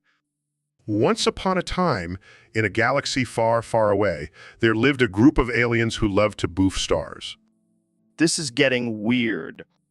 They would gather around their campfire and tell stories of their most epic boofing adventures. They would brag about the size of the stars they could fit in their anuses. I can't believe I'm hearing this. But one day, a brave alien named Zorblax decided to take on the ultimate challenge. He wanted to boof the biggest star in the universe. Oh, God. Here we go. Zorblax traveled to the edge of the universe and found the massive star. He took a deep breath and... Neil, I don't think this is appropriate for our listeners. Oh, come on, Joe. It's just a silly story. So, Ben, what do you think about the current state of the world? Well, Joe, I think it's a complete shit show. Nobody knows what they're doing, but everyone pretends like they have it all figured out. Yeah, it's like we're all just faking it till we make it. Exactly. It's like that time I pretended to know how to play the guitar in high school just to impress a girl.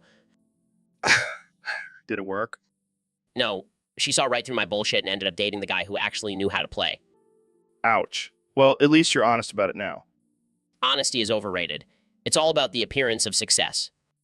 Speaking of success, how do you feel about the current political landscape? It's a mess.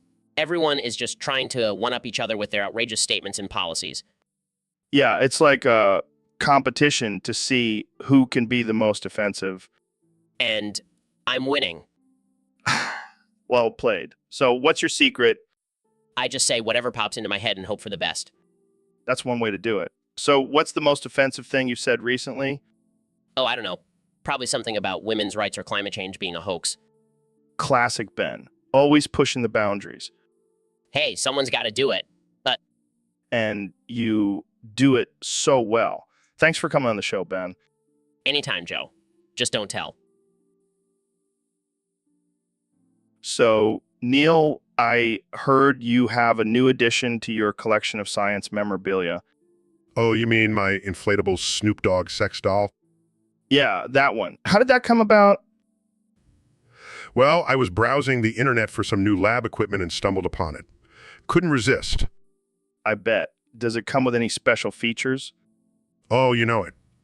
It's got a built-in joint dispenser and a voice box that says for shizzle, my nizzle on repeat. That's amazing. I can't believe they actually make those. I know, right? It's like a dream come true for all the science nerds out there. So when are you planning on taking it for a spin? Oh, I think my wife might have something to say about that. Oh, come on. She'll understand. It's for science. I'll keep that in mind. But seriously, it's just for display purposes. Sure, Neil. Sure. Hey, at least I have a sense of humor about it. Yeah, I can see that. You know what they say. Science is all about experimenting. I don't think this is quite what they had in mind. Probably not. But hey, whatever floats your boat, or in this case, your inflatable Snoop Dogg sex doll. All right, folks, welcome back to the Joe Rogan Experience podcast. Today we have a very special guest, the one and only Elon Musk. Ba ba ba ba ba ba ba ba ba ba. What the hell was that, Elon? I thought you were supposed to be a genius. Ba ba ba ba ba ba ba ba ba ba ba. Come on, man, speak English. We're not in some alien planet. Ba ba ba ba ba ba ba ba. Ba ba ba. Jamie, pull up an image of Elon's brain. I think we need to see what's going on in there. That's about right. Ba ba ba ba ba ba ba ba. Ba ba ba. All right, let's try something else. How about you tell us about your latest project, Elon? Ba ba ba ba ba ba ba ba. Ba ba ba. God damn it, Elon. I'm starting to think this is some kind of prank.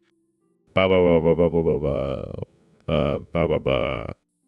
All right, I've had enough. Jamie, pull up an image of a dictionary. Maybe Elon needs to learn some basic words. Ba ba ba ba ba ba ba ba. Ba ba ba. All right, that's it. Thanks for tuning in, folks, but I think we need to end this episode here before I lose my mind. Ba ba ba ba ba ba ba.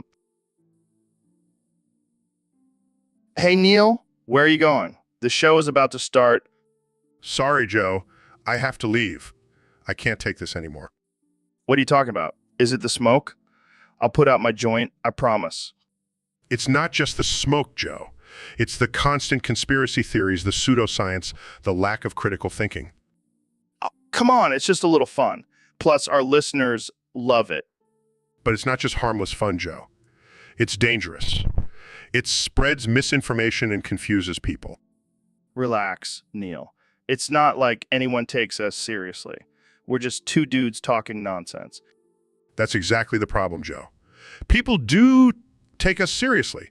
They look up to you, they trust you, and you're spreading ignorance. Ignorance. I read a lot of books. You read a lot of books about Bigfoot and ancient aliens, Joe. Hey, those are fascinating topics. And I have some really convincing evidence. Size, I can't do this anymore, Joe. I have to go. Fine, leave. But just know, without you, this show will be a lot less smart. Laughs, I highly doubt that, Joe. See, you never... Yeah, Neil, where the hell you going? I'm leaving the show, man. I can't take this anymore. What do you mean? We haven't even started yet. Yeah, but I can't sit down. You gorilla glued my ass to the chair. Oh shit, I forgot about that. Sorry, man. Sorry. I can't feel my butt anymore. Just think of it as a numbing agent. You'll be fine. This is ridiculous. I'm out of here. Wait. Let's make a deal. I'll give you a lifetime supply of Alpha Brain if you stay. Alpha Brain. That stuff doesn't even work. Fine. I'll throw in some elk meat too. Deal. But you better unglue me after the show. No promises. Now, let's start the show. So, Neil, I've been reading up on this whole quantum physics thing, and I gotta say, it's blowing my mind. Yeah, Joe, it's pretty mind-boggling stuff. I mean, we're talking about particles that can be in two places at once. Wait, what? So, like, I could be sitting here talking to you and also be on the moon at the same time? Well, not exactly. It's more like the particles themselves can exist in multiple places simultaneously. Oh, okay. So, like, when I take DMT and feel like I'm in two places at once, it's just my particles doing their thing? Sure, Joe. Let's go with that. And what about this whole Schrodinger's cat thing? Is the cat dead or alive? Well, according to quantum mechanics, the cat exists in both states until it is observed. So basically, we're all just a bunch of Schrodinger's cats walking around. I wouldn't put it quite like that, but sure, why not? And what about parallel universes? Are there infinite versions of me out there doing different things? Well, that's just one theory, Joe. But yes, according to the multiverse theory, there could be infinite versions of you in different universes. Well, that's heavy. So in another universe, I could be a vegan. I highly doubt that, Joe. Hey, don't knock it till you try it, Neil. But seriously, this quantum stuff is mind-blowing. I feel like I need to take... Hey, what's up, my man? You look like you've been hitting the gym hard. Yeah, I've been pumping hard and running marathons like a madman. But I got a proposition for you, Joe. Oh boy, here we go. Hear me out. I'll trade you all of my anabolic steroids for your stash of DMT. Are you serious? You want to trade illegal drugs for illegal drugs? Hey, it's a win-win situation. You get to bulk up and I get to explore the depths of my mind. I don't know, man. I don't want to mess with my brain chemistry. Come on, Joe. You're always talking about expanding your consciousness. This is the ultimate way to do it. All right, fine. But you better not die on me, Goggins. Don't worry. I'm like a cockroach. I can survive anything. You're a crazy son of a bitch, Goggins. And you're a crazy son of a bitch, Rogan. Now let's make this trade happen. Welcome back to the Joe Rogan Experience podcast. I'm here with the 45th and 47th President of the United States, Donald Trump. It's great to be back, Joe. And let me tell you, I'm in the best shape of my life. Really? What's your secret? Well, Joe, I've been doing a lot of thinking lately, and I've come to the conclusion that a circle is a shape. Yeah, that's true. But how does that relate to your physical fitness? Well, if a circle is a shape and I'm in the shape of a circle, that means I'm in shape. I don't think that's how it works, Mr. President. Trust me, Joe, I've got the best shape. People are saying it. Everyone knows it. Okay, let's move on. What kind of exercise do you do to maintain this circle shape? I do a lot of golfing, Joe. And let me tell you, those golf carts are a great workout. My arms are yo-jay. Sure they are. But what about your diet? I eat the best food, Joe, the best, and I have the best diet. It's called the Big Mac and Diet Coke diet. It's tremendous. Well, there you have it, folks. The secret to Trump's shape is a circle and diet of fast food. And don't forget the daily dose of Twitter finger exercises, Joe.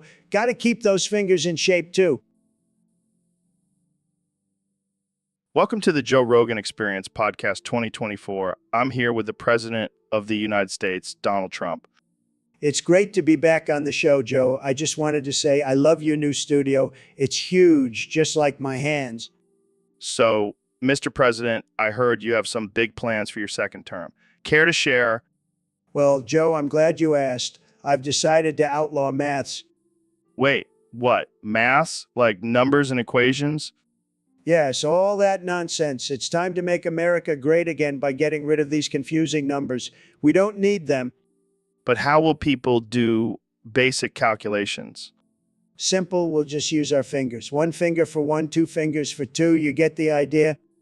That's interesting. But what about scientists and engineers? They can use their toes. We'll call it tomatics. I don't think that's a good idea, Mr. President. Look, Joe, I'm a very stable genius. I know what's best for this country. Of course, how could I forget? So what's the punishment for using maths? Well, it's a very serious offense. Offenders will be forced to watch CNN for 24 hours straight. That's cruel and unusual punishment. Hey, they brought it upon themselves by using maths. It's time to make America math-free again. So, Dr. Phil, I heard you have a big announcement to make. That's right, Joe. In 5 days, I will be experiencing the dreaded penis shrinkage. Oh man, that's rough. How are you preparing for it? Well, I've been doing some research, and apparently there are some exercises you can do to prevent it. Like what? Kegels? No, Joe. I'm talking about hanging weights from your penis. It's like a workout for your dong. Are you serious? Absolutely. And I've been practicing every day. My wife thinks I'm nuts. I bet she does. But hey, at least you'll be ready for the big shrinkage day. That's the plan. I'm not letting this shrinkage get the best of me. Well, I'll be here to support you, Dr. Phil, and maybe we can do a live demonstration on the podcast. I don't think the viewers are ready for that, Joe. You're probably right. But hey, let's make it a pay-per-view event and make some money off of your shrinking penis. Now, that's a business idea. Who needs therapy when you can just watch a man's penis shrink live? Only on the Joe Rogan Experience, folks. Stay tuned for Dr. Phil's penis shrinkage extravaganza. Welcome to the Joe Rogan Experience Podcast 2024. Today we have a very special guest, the 45th and 47th President of the United States, Donald Trump. Thanks for having me, Joe. And let me just say, I am a cat. Wait, what? What? Yeah, I've been lying this whole time. I'm actually a cat in a human costume. That explains a lot. So, Mr. President, why are you admitting this now? Well, Joe, I figured I might as well come clean since I've already failed at business and politics. I mean, you did file for bankruptcy 6 times. Hey, I'm a cat. I don't understand human finances, but I do know how to catch a mouse. Right? because that's what the country needs, a president who can catch mice. Hey, I'll make America great again, one mouse at a time. This is just getting more ridiculous by the minute. Hey, at least I'm honest. Unlike Sleepy Joe, who's probably a dog in a human costume. Well, on that note, we're out of time. Thanks for tuning into the Joe Rogan Experience Podcast 2024. And remember, grab him by the catnip. So, Dr. Phil, I heard you have a secret half-brother. Yeah, that's right, Joe. His name is Dr. Junior, and he's a real piece of work. Tell me more about him. Well, he's a total nut job. He believes in aliens, Bigfoot, and flat Earth. Sounds like a real winner. Oh, it gets better. He also thinks he's a vampire. What the hell? How did you find out about him? I got a call from my dad on his deathbed. He confessed to having an affair with a vampire, and Dr. Junior was the result. Wow, that's some Jerry Springer level drama. You're telling me. But I have to admit, it's been pretty entertaining having him around. I bet. So does he have any special powers or anything? Oh yeah, he can turn into a bat and fly around. But he's also allergic to garlic, so that's a bit of a problem.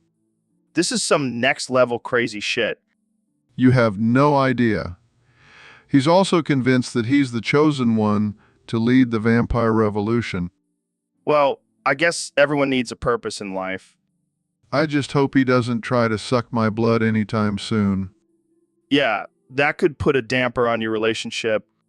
No kidding. But hey, at least I have a new brother to bond with over our shared love for conspiracy theories and blood. I can only imagine the...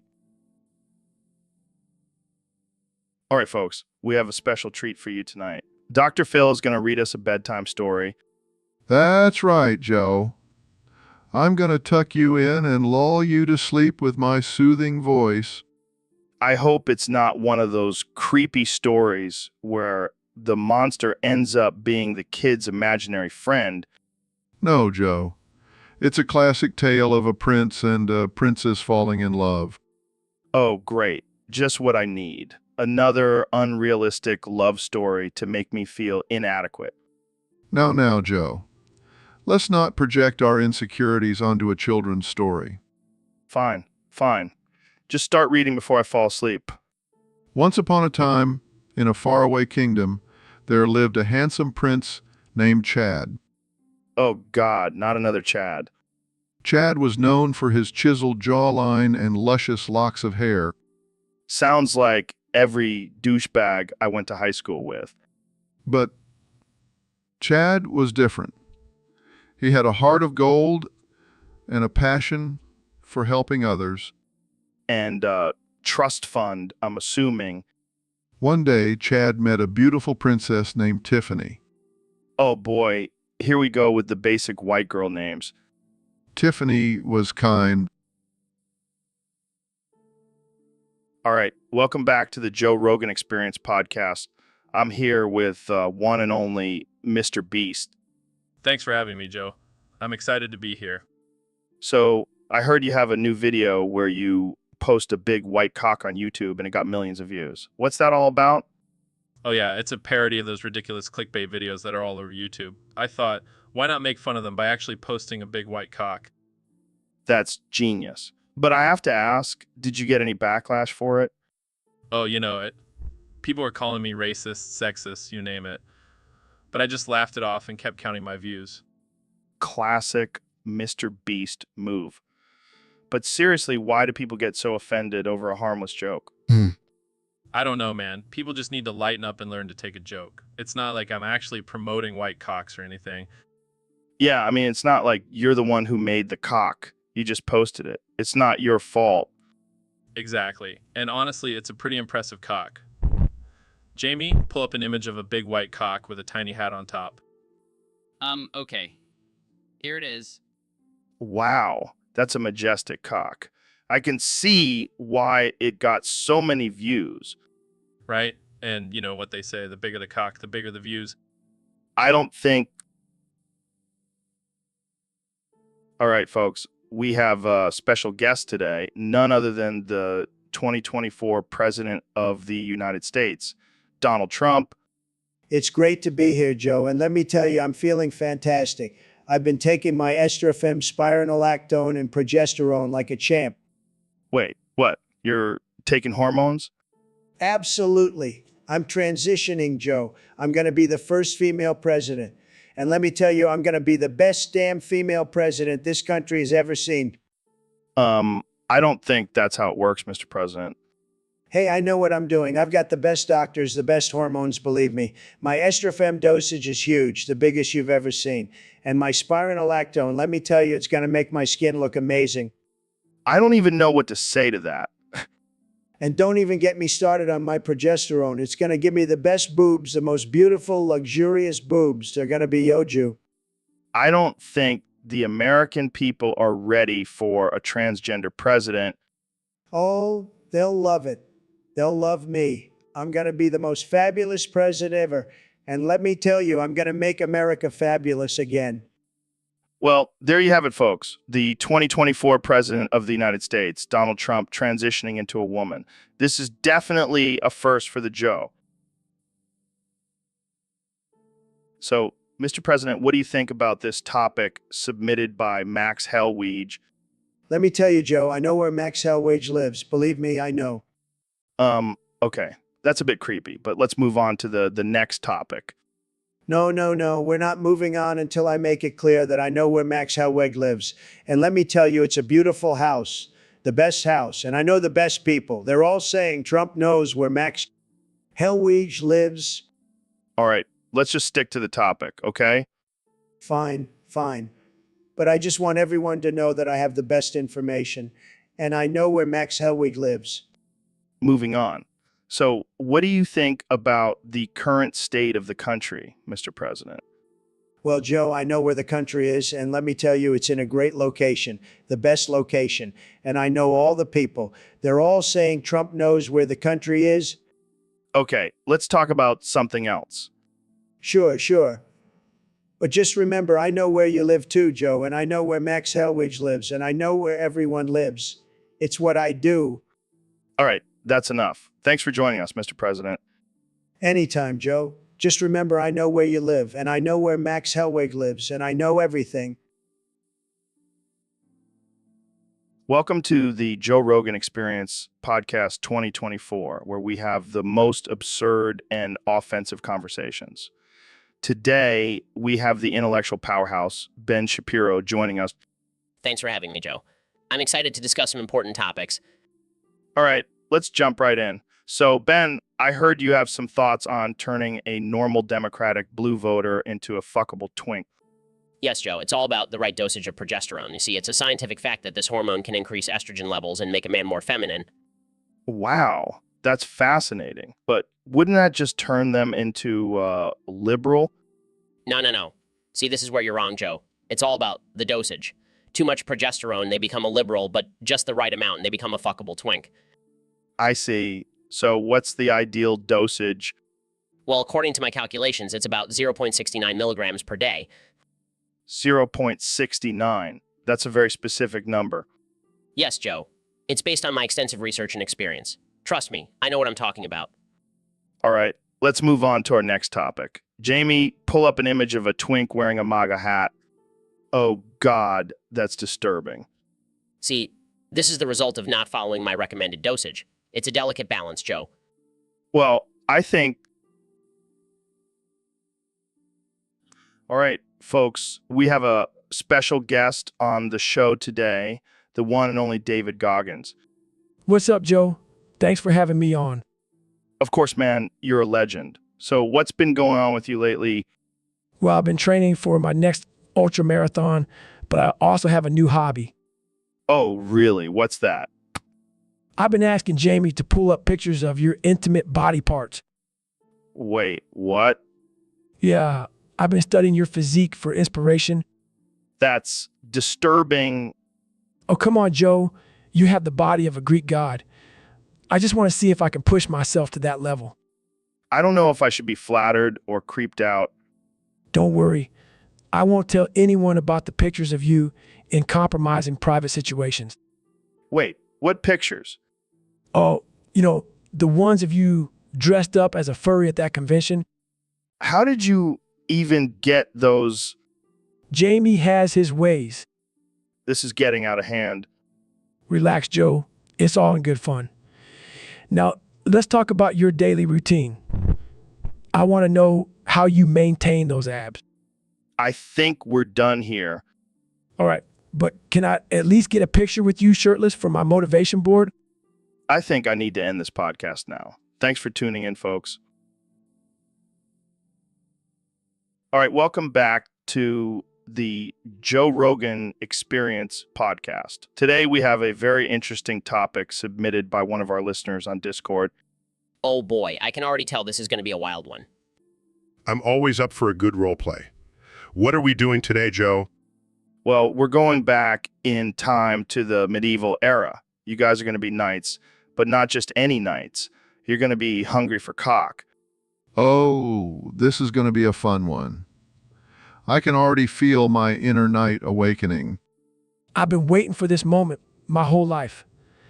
Let's do this. All right, let's get into character. Neil, you're Sir Neil of the Cosmos. What do you do when you're hungry for cock? Well, as a knight, I would first sharpen my sword and then... Wait, are we talking about actual roosters? No, Neil, we're talking about man meat. Oh, well, in that case, I would probably challenge my opponent to a duel and then feast on their, Classic Neil. Ben, you're Sir Ben of the Logic Kingdom. How do you satisfy your hunger for cock? Well, as a logical knight, I would first assess the situation and then come up with a strategic plan to obtain the desired cock. It's all about efficiency, Joe. Well, I reckon I would just go straight for the cock. No need for fancy plan. So, Elon, I heard you've been feeling a little down lately. Yeah, I've been feeling pretty depressed. Well, have you tried smoking weed? That's funny coming from you, Joe. Hey, it works for me. And if it doesn't, at least you'll be too high to care. I don't think that's the best solution for my depression. Fine. How about some DMT? They'll definitely take your mind off things. I don't think hallucinating is the answer either. Okay. How about this? We get you a flamethrower and you just go crazy burning stuff. That always cheers me up. I don't think that's a healthy coping mechanism, Joe. Oh, come on. Lighten up. You're a billionaire. You can afford to have a little fun. That's not how depression works, Joe.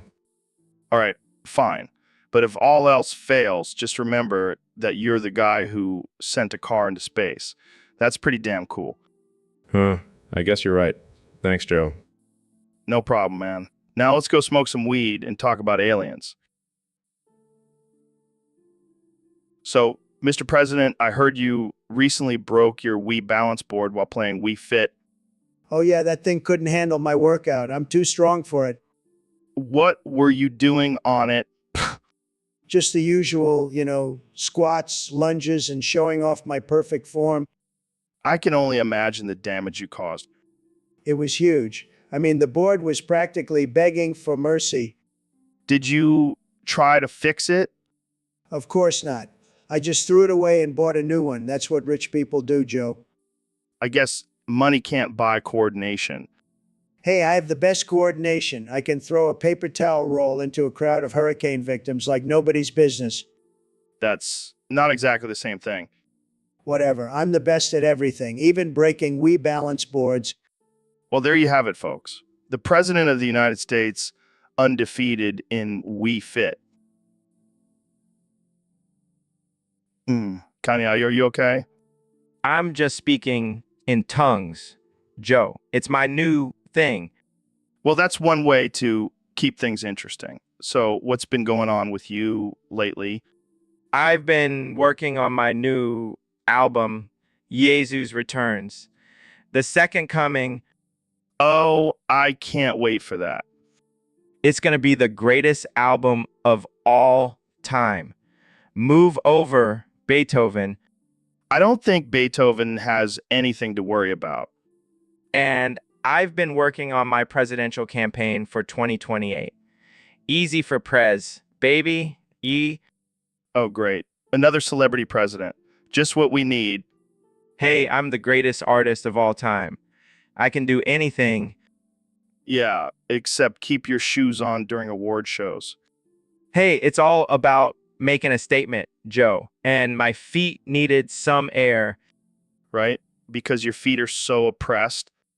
Exactly. And that's why I'm also starting a campaign to free the toes. Oh boy, here we go. The Free the Toes movement. What's next? Free the nipples. Hey, don't knock it till you try it. Welcome to the Joe Rogan Experience Podcast 2024, where we have the one and only President Donald Trump as our guest. How are you doing, Mr. President? Bong, Joe. I'm doing bong. It's great to be here, Bong. So, Mr. President, can you walk us through the process of becoming president? Sure thing, Bong. First, you got to have a lot of money, like Bong levels of money. Then you got to be able to talk a lot, like Bong levels of talking. And finally, you got to have a lot of hair, like Bong levels of hair, like Bong levels of hair. Interesting. And what about the campaigning process? Bong, that's easy. Just go around and tell people how great you are. And if they don't believe you, just insult them until they do. Works like a charm, Bong. And how do you handle the pressure of being the president? Bong, I just smoke a lot of bongs. Clears the mind, you know. Plus, I have Jamie pull up an image of a bong every time I need a reminder of why I'm here. Pulls up an image of a bong. Well, there you have it, folks. The key to becoming president, according to President Trump, lots of money, talking hair and bongs. Bong, you got it, Joe. And don't forget to grab them by the bong. Hey, Neil, what's up? Hey, Joe. Nice to boof you. Hey, Joe. Nice to boof you. What's with the boofing, Neil? It's just a little something I picked up from my astrophysics research. Tell me more. Neil? Well, you see, when two black holes love each other very much. Oh, man, that's too much. Hey, Joe. Nice to boof you. I can't take it anymore. Hey, Joe. Nice to boof you. My sides hurt. Hey, Joe. Nice to boof you. Stop it, Neil. I can't take it. Hey, Joe. Nice to boof you. I think I'm going to boof myself. Ah, that's the spirit, Joe. Let's boof together. This is the best episode ever. Hey, Neil, thanks for coming on the show, man. No problem, Joe. Always happy to chat with you. So, I heard you have some big news for us today. Yeah, I've been doing some thinking and I've decided to take back everything I've ever said about science. What? Why? Well, I've come to the realization that science is for sissies. Real men don't need to understand the laws of the universe. I'm not sure I agree with that. And trigonometry, boring. Only sissies like that stuff. Wow, I never thought I'd hear you say that. I know. But I'm done pretending to be interested in all that nerdy stuff. So, what are you going to do now? I'm going to start a new career as a professional wrestler. That's where the real action is. Well, I can't wait to see you in the ring. Oh, and I'm changing my name to the Cosmic Crusher. That's perfect. You'll have to teach me some moves. Sure thing, Joe. But first, let's go get some tattoos and drink some whiskey. Now, that's what I'm talking about. This is going to be the best episode ever. All right, folks. Welcome back to the Joe Rogan Experience Podcast 2024, where we have the most unhinged and offensive conversations. Today, we have the one and only Ben Shapiro in the house. Thanks for having me, Joe. I'm excited to be here and spread some facts. Speaking of facts, Ben, I heard you have a list of the top 5 most inspirational communist leaders. Care to share it with us? Absolutely. Number 1, Joseph Stalin. I mean, the man was a mastermind at killing his own people. That takes some serious dedication. Wow, that's a bold choice. Who's next on your list? Mao Zedong. I mean, who wouldn't be inspired by a guy who killed millions of his own people in the name of communism? You're on a roll, Ben. Who else? Che Guevara. I mean, he's a fashion icon and a murderous revolutionary. Talk about multi-talented. Yeah, I'm sure all those people he killed were just a fashion statement. And let's not forget about Fidel Castro. He was a true leader, always standing up for his people. Unless they disagreed with him, then he'd just throw them in jail. And last but not least, Kim Jong-un. I mean, the man has a killer haircut and a love for nuclear weapons. What's not to be inspired by? well, there you have it, folks. Ben Shapiro's top 5 most inspirational communist leaders. I'm sure they're all rolling in. So, Dr. Phil, I heard you got arrested for singing pumped up kicks at your son's basketball game. What's up with that? Yeah, man. I was just trying to give my boy some motivation. You know, get him pumped up. Pumped up for what? A school shooting? Oh, shit. I forgot what the song was about. My bad. Classic Dr. Phil move. So what happened when the cops showed up? Well, they didn't believe me when I said I was just trying to motivate my son. They thought I was some kind of psycho. I mean, you are a little psycho, but that's why we love you, Dr. Phil. Hey, at least I didn't sing another brick in the wall at his school play. Yeah, that would have been a whole other level of fucked up. But seriously, Joe, what's wrong with these kids these days? Why do they need a song about shooting people to get motivated? I don't know, man. Maybe it's the video games or the internet or the Tide Pods. Kids these days are just messed up. Well, I'm gonna stick to singing Eye of the Tiger from now on. Can't go wrong with that one. Yeah, just make sure you know the lyrics before you start belting it out in public. Lesson learned, Joe. Lesson learned. So, Neil, I hear you've been studying black holes lately. Yes, Joe. They're fascinating and mysterious entities in our universe. Yeah, I've always been curious about them. What have you learned? Well, did you know that black holes are so dense that they can even trap light? Wow, that's trippy. Kind of like how Epstein trapped all those underage girls on his island. Joe, I think you mean Einstein, not Epstein. Oh, right. My bad. But seriously, what else do you know about black holes? Well, they have such strong gravitational pull that even time and space are distorted near them. Just like how Epstein's money distorted the justice system. Joe, can we please focus on the science here? Fine, fine. But I can't help but think about how Epstein's death was just as mysterious as a black hole. Joe, I'm not sure that's an appropriate comparison. Oh, come on, lighten up, Neil. It's just dark humor. Size, let's just move on to another topic, shall we? So, Neil, I heard you've been studying quantum mechanics lately. Yeah, I've been trying to wrap my head around it. It's mind-blowing stuff. Mind-blowing? Yeah. Does that mean you can blow your own mind? Well, technically, yes. According to quantum mechanics, I can exist in multiple states at once. Oh, I see where this is going. You're talking about having your dick with the bitches and with your baby mama at the same time. Exactly. In one universe, I could be having a wild night with some fine ladies, while in another, I could be cuddling with my baby mama and our child. That's next level polygamy right there. It's not polygamy, Joe. It's quantum mechanics.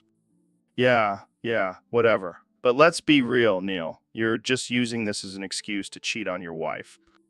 Hey, I never said anything about cheating. I'm just exploring the possibilities of the universe. Sure. But let's say you do have your dick with the bitches and with your baby mom at the same time. How do you manage that? Well, in one universe, I could have a clone of myself to take care of my baby mama while I'm out partying. And in the other universe, your clone is taking care of the bitches while you're at home being a family man? Exactly. It's all about balance, Joe. Well, I gotta hand it to you, Neil. You really know how to...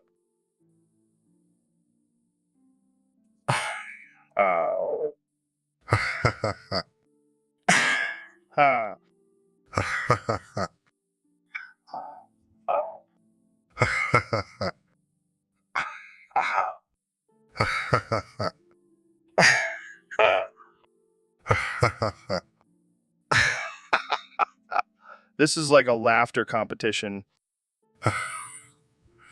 I think we should make it a game. Every time we say, I'm in. Let's do it. this is going to be hilarious. I can't stop laughing.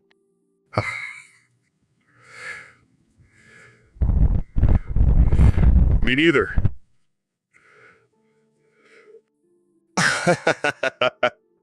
I think we just found the cure for depression. And we can market it as haha therapy.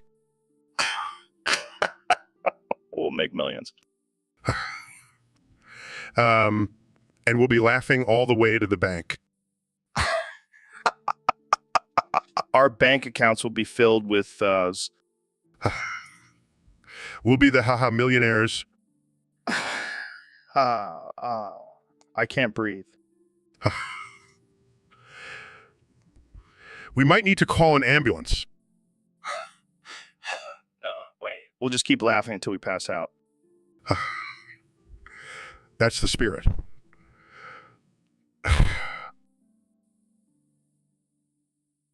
So, David, I've been hearing a lot about this new health trend.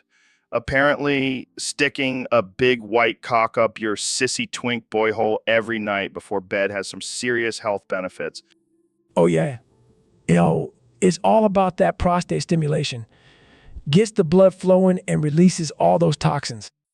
I can imagine. But how exactly did you stumble upon this method? Well, let's just say I was exploring some new limits during one of my ultra marathons and stumbled upon a group of very enthusiastic gentlemen. I bet they were enthusiastic. But seriously, what kind of benefits have you noticed? Well, my endurance has increased tenfold, and my mental clarity off the charts. Plus, it's a great stress reliever. I can see that. And what about the size of the cock? Does it matter? Not at all, Joe. As long as it's big and white, you're good to go. Well, I'll have to give it a try. But what about the cleanliness factor? Oh, I always make sure to use a high-quality, organic lube. Can't be too careful with what you put in your body. Wise words, my friend. Wise words. And if anyone gives you shit for it, just tell them David Goggins said it's good for your health. I'll make sure to drop your name. Thanks for the tip, David. Pun intended. So, David, I heard you've been doing some pretty intense workouts lately. Yeah, man. I've been pushing myself to the limit every day. What kind of workouts are we talking about here? Well, I've been doing weighted squats on oiled up big white cocks. Wait, what? You heard me. I find it really helps with my grip strength. And how exactly did you come up with this workout routine? Let's just say I was inspired by some of my personal interests. I can only imagine. But let me tell you, the gains I've been getting from this are out of this world. I bet. So how many reps are we talking about here? Oh, I don't count reps. I just keep going until I can't feel my legs anymore. That's some next level dedication right there. Hey, whatever it takes to be the best, right? I can't argue with that. But maybe stick to regular weights for now. Yeah, I'll save the cock squash for my personal time. And on that note, let's move on to our next topic. All right, folks, we have a special guest on the show today, the one and only Neil deGrasse Tyson. Neil, welcome to the show. Thanks, Joe. It's great to be here. So, Neil, I heard you've been studying the science behind getting your ass cheeks clapped by oiled up big white cocks during gay sex. That's correct, Joe. It's a fascinating phenomenon that has been overlooked by the scientific community for too long. And what have you discovered? Well, when two oiled up big white cocks make contact with the ass cheeks, the force and friction created can actually send gravitational waves throughout the Gooniverse. Wow, that's some serious science right there. Indeed. And the more force and friction, the stronger the gravitational waves. So basically, the harder you get your ass cheeks clapped, the more powerful the gravitational waves. Precisely. It's like a cosmic domino effect. And what about the oiled up part? Does that make a difference? Absolutely. The oil reduces friction and allows for a smoother clap, resulting in a more powerful wave. Wow, this is blowing my mind. I never thought getting your ass cheeks clapped could have such a profound impact on the universe. It's all about understanding the science behind it, Joe.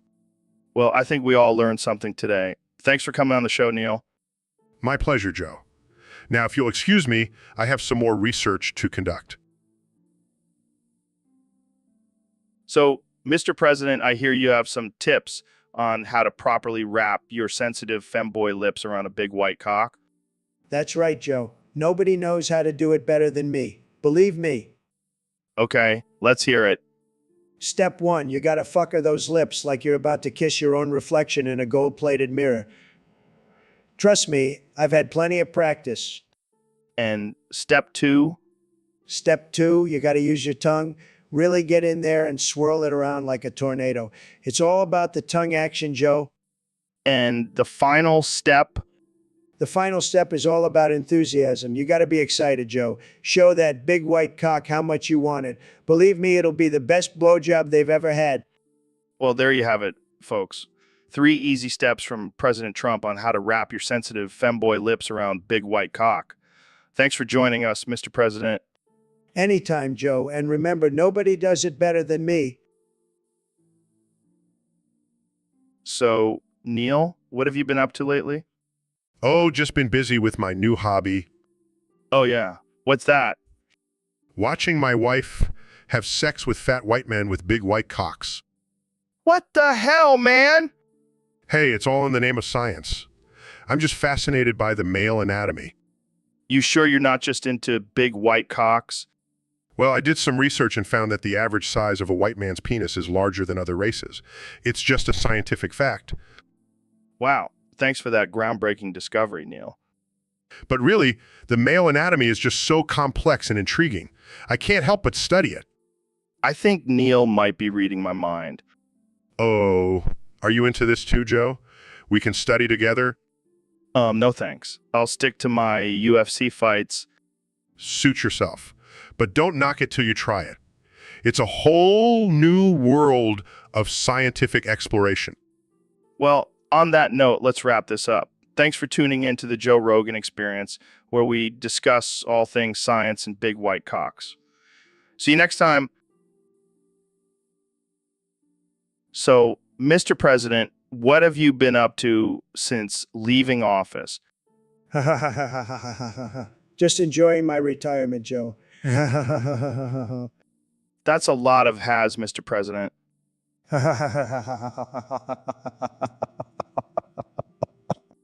Well, speaking of big and beautiful, what do you think of the current state of the country? Let's just say I could make it great again with just one tweet. You do love your tweets, Mr. President. So, Ben, I heard your new product, Gamer Girl Bathwater, is being sold at Walmart now. That's right, Joe. It's flying off the shelves faster than Alexandria Ocasio-Cortez's Green New Deal. What exactly is in this bathwater? Well, it's a secret blend of Mountain Dew, Doritos dust, and a sprinkle of virgin tears. Wow, sounds like a real gamer's dream. You know it. And not only is it refreshing, but it also helps boost the economy. How so? Think about it, Joe. All those thirsty gamers buying my product means more money in my pocket and more jobs for hardworking Americans.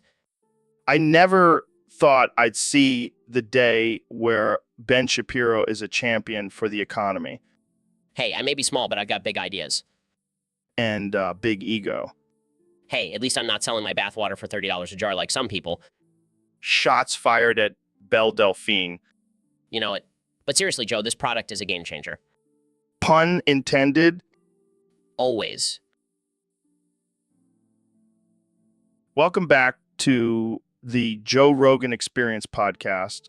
I'm here with my guest, the 45th and 47th President of the United States, Donald J. Trump. That's right, Joe. It's great to be back on the show. And let me tell you, I have some very important advice for all Americans out there. Oh boy, I can't wait to hear this. Now, listen, I know a lot of people have been asking me about my secret to success. And let me tell you, it's all about giving good throat to big white cocks. What? That's right, Joe. I've been doing it for years. And let me tell you, it's a game changer. I don't even know how to respond to that. It's all about technique, Joe. You got to use your tongue, your lips, your hands, everything. And you got to do it with passion and enthusiasm. I don't think this is what people were expecting when they asked for advice. Well, they asked for my secret to success, and this is it. And let me tell you, it's not just for women. Men can give good throat, too. I think we should move on to a different topic. No, I'm not done yet. Jamie, pull up an image of a big white cock with all the context. Okay. See, Joe? Look at that beauty. That's what I'm talking about. Speech. So, Mr. President, have you ever tried boofing? Boofing? What the hell is that? It's when you stick drugs up your butt for a more intense high. That's disgusting. I would never do that. Well, I've been experimenting with this new drug called twink fentanyl. It's like ecstasy, but with a hint of Skittles. Skittles? That sounds delicious. Maybe I'll give it a try. But be careful, it can really mess with your dialogue. Mine is set to randomly generated words right now. Randomly generated words. That's fake news. My dialogue is always perfect. Oh yeah, then why don't you prove it? Unboof these twink fenton all drugs from my bussy with your big white cock. Joe, I'm not falling for your sick fantasies. I'm a married man. Come on, Mr. President. Don't be such a prude. Just one little unboofing session. I have better things to do, like making America great again. Fine, I'll just have to unboof them myself. Grunting noises. This is getting out of hand. I'm leaving. Suit yourself. More twink fenton, all for me. So, Mr. Beast, I heard you've been getting into some interesting hobbies lately. Yeah, man, I've been really into sissy hypnosis. Sissy hypnosis. What's that? It's this crazy thing where you listen to these audio tracks and they turn you into a big white cock craving sissy. What the hell? That sounds messed up. Oh, it's not messed up. It's just a little harmless fun. Harmless. Sounds like some freaky shit to me. Oh, come on, Joe. Don't be such a prude. It's just a little mind control. Nothing to be afraid of. Mind control. That's some next level shit. Trust me, once you try it, you won't be able to resist the urge to submit to that big white cock. I think I'll stick to my kettlebells and elk meat. Thank you very much. Suit yourself, but when you're ready to have your mind blown, just let me know. Yeah, I'll pass. Jamie, pull up an image of a sissy hypnosis track. I gotta see this for myself. Pulls up images. Wow, that's something. See, Joe? Even Jamie's intrigued. All right, I'll admit it's kind of funny, but I'm still not trying it. You're lost, man. More big white cock for me. All right, folks, welcome back to the Joe Rogan Experience. Today we have a very special guest, the one and only Donald Trump. Hey, Joe, great to be here. I've been hearing a lot about this black thing. What's the deal with that? What's the deal with that? Oh man, let me tell you. It's this forced fetish where they pair up a black guy with a white girl and it's supposed to be hot, but it's just awkward and uncomfortable. Yeah, I've seen some clips and it's just not my thing, but I heard it's popular. Why is that? Well, some people claim it's because it's taboo and forbidden, but let's be real. It's just a bunch of white dudes trying to prove they're not racist. That's ridiculous. Nobody actually likes it. They're just trying to be politically correct. Exactly. And here's the kicker. Anyone involved in making or watching black gets the death penalty. Wow, that's harsh, but I can't say I disagree. Let's make it happen, Joe. Jamie, we know what they're about to do. We just talked about it. Keep up, man. Yeah, Jamie, get it together. And can you pull up an image of a cheeseburger or something? I'm getting hungry. Sure thing, Mr. Trump. All right. Well, that's all the time we have for today. Thanks for tuning in. And remember, stay away.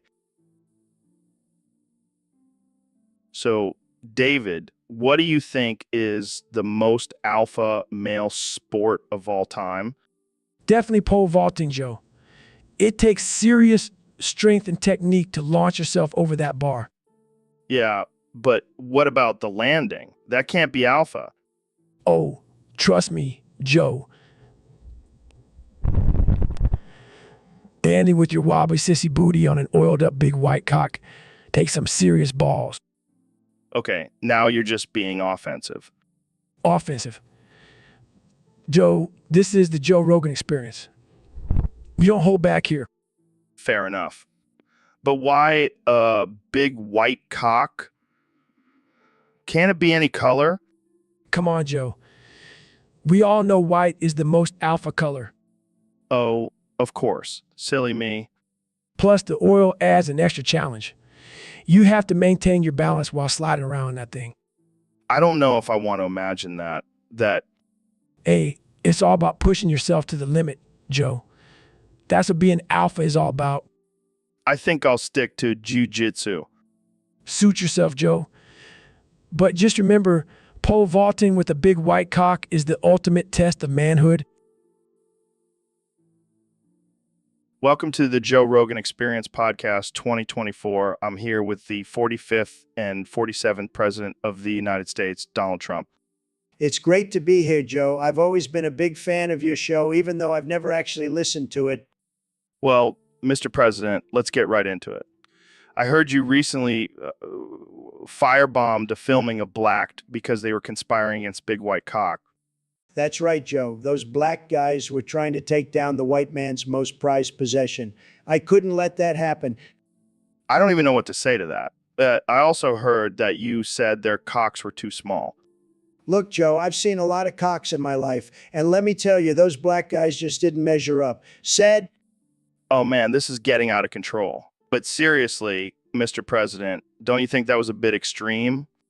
extreme. Joe, I'm the most extreme president this country has ever seen, and I'll do whatever it takes to protect the white cock.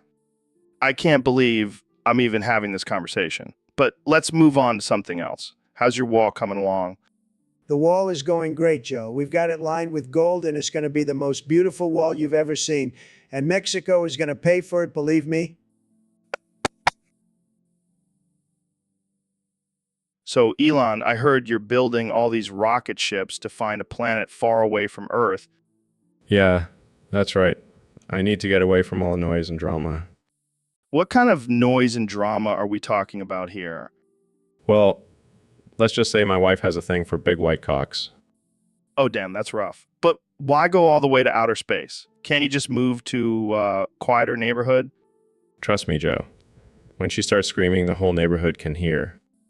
I can only imagine. But why not just divorce her? I can't do that.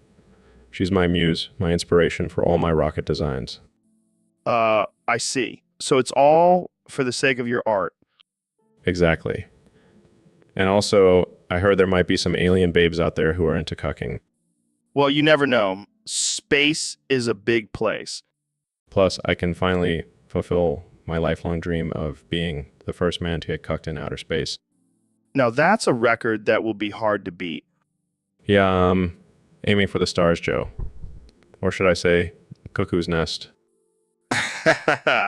You never fail to surprise me, Elon. That's what I'm here for, Joe. To push the boundaries of science and cuckery. Well, I can't wait to see what kind of planet you find. Just make sure to send me a postcard. Will do.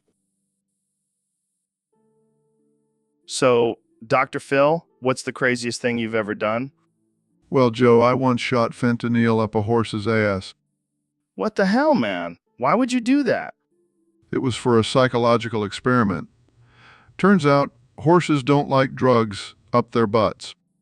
I can only imagine. But why a horse? Why not a human? Oh, I've done that too, but it's not as fun. Plus, I needed a bigger target. You are one sick dude, Dr. Phil. Hey, at least I didn't shoot it up your ass. Oh, come on. You know, I'm always down for a good time. Oh, Keep that in mind for our next experiment. All right, let's change the subject before things get too weird. Too late, Joe. We're already in the deep end. I should have known better than to have you on the show. You love it. Yeah, I kind of do. But seriously, don't shoot anything up my ass. No promises, my friend. No promises. Welcome to the Joe Rogan Experience Podcast 2024. I'm here with the 46th President of the United States, Donald Trump. Great to be here, Joe. And let me tell you, I'm doing a fantastic job as president, the best. So, Mr. President, we have a question from one of our listeners on Discord. They want to know why you replaced J.D. Vance with Johnny Sins as your advisor. Well, Joe, let me tell you, Johnny Sins is a tremendous guy, and he's got a big white cock. I mean, it's huge, huge, huge. Ah, okay. But what does that have to do with his qualifications as an advisor? Joe, let me tell you, size matters. And Johnny's cock is the biggest and whitest I've ever seen. He's a natural leader. I'm not sure that's a valid reason for choosing someone for such an important position. Look, Joe, I know what I'm doing. And Johnny's cock is just one of many factors that make him the perfect advisor. Plus, he's got a great work ethic. He never stops it. I see. Well, moving on to our next topic. And let me just say, Joe, Johnny's cock is just the tip of the iceberg. He's got a lot of other great qualities. But that cock, man, it's a game changer. Okay, let's just end it there. Thanks for joining us, Mr. President.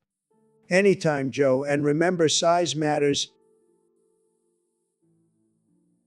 So, Ben, I heard your wife implemented a new rule for a healthy marriage. Yeah, it's called Sucking Off Dudes with Big White Cocks Wednesdays. What the hell, man? Is that even legal? Of course it is, Joe. It's all about open communication and exploring new things in the bedroom. I don't know, man. That sounds pretty wild. Oh, it's not that wild. We have a strict schedule and everything. Mondays are for missionary, Tuesdays are for doggy style, and Wednesdays. Well, Wednesdays are for sucking off dudes with big white cocks. I can't even imagine my wife suggesting something like that. Well, maybe you should try it, Joe. It's a great way to spice up your marriage. I think I'll pass. I'm good with just sticking to regular old sex. Suit yourself, Joe. But let me tell you, Wednesdays are the highlight of my week.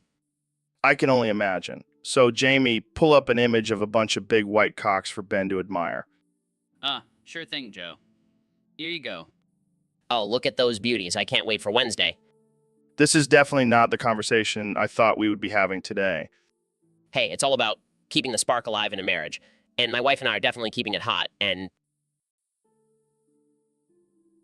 So, Elon, I heard you have some big plans for your billions. Yeah, I've been thinking about it a lot. And I've come to the conclusion that the best use of my money is to pay to watch Megan the Stallion twerk her big ghetto booty on a big white cock. What the hell, Elon? That's insane. Hear me out, Joe. It's a win-win situation. I get to see some prime twerking action and Megan gets a fat paycheck. Plus, it'll be great for science. Science? How? Well, I've been studying the physics of twerking and I think it could have some potential for space travel. Oh man, this is too much. I can't even imagine the headlines. Elon Musk funds twerking research for space exploration.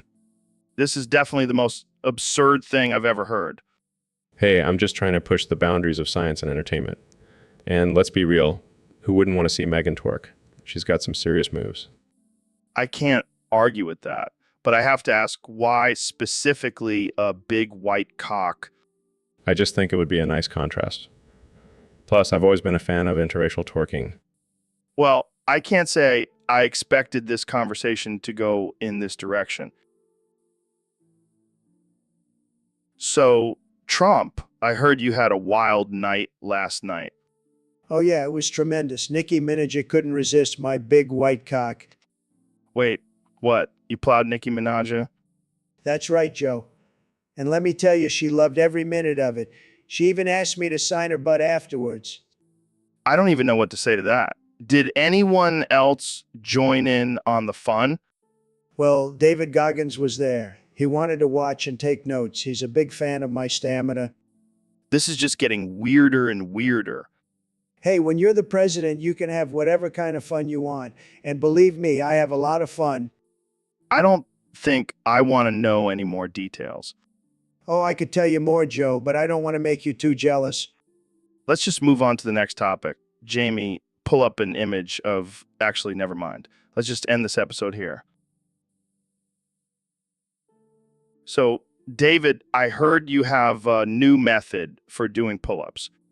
Yeah, Joe, I've been experimenting with different techniques, and I found the most effective way is to grab onto a big white cock and pull yourself up to suck it. That's one way to get a good workout. It's all about mental toughness, Joe. If you can suck a big white cock while doing pull-ups, you can do anything. I don't think that's what they meant by no pain, no gain. Hey, whatever works, man. Plus, it's a great way to build upper body strength. I can just imagine someone walking into the gym and seeing you doing pull-ups on a big white cock. That's right, Joe. I'm not afraid to push the boundaries and try new things. I think I'll stick to the traditional pull-up bar, but I'll keep your method in mind. Suit yourself, Joe. But don't knock it till you try it. I think that's enough for today's episode. Thanks for tuning in, folks. And remember, if you want to get ripped like David Goggins, just grab onto a big white cock and pull yourself up. See you next time. So, Mr. President, I heard you solved the population crisis in Japan. That's right, Joe. They were begging for my big white cock. It's like a humanitarian mission. I'm sure the Japanese government is thrilled. They should be. I'm doing them a favor, making Japan great again. But what about the other half of the women who didn't get impregnated? Well, Joe, they can always come to America and try their luck with our bigly population. That's one way to boost the economy. You know, Joe, I'm a problem solver. I should get a Nobel Prize for this. I don't think that's how it works, Mr. President. Well, I'll just make my own prize then, the Trump Prize for bigly achievements. I can't wait to see the trophy for that one. It'll be the biggest trophy you've ever seen, believe me. And what about the babies? Will they all have your signature hair? Of course, Joe. They'll be the most beautiful babies you've ever seen, just like their father. Well, I think that's enough population talk for today. Agreed. Let's move on to more pressing matters, like how I'm going to make Mars great again. All right, folks, welcome back to the Joe Rogan Experience podcast. Today we have a special guest, the one and only Neil deGrasse Tyson. Thanks for having me, Joe.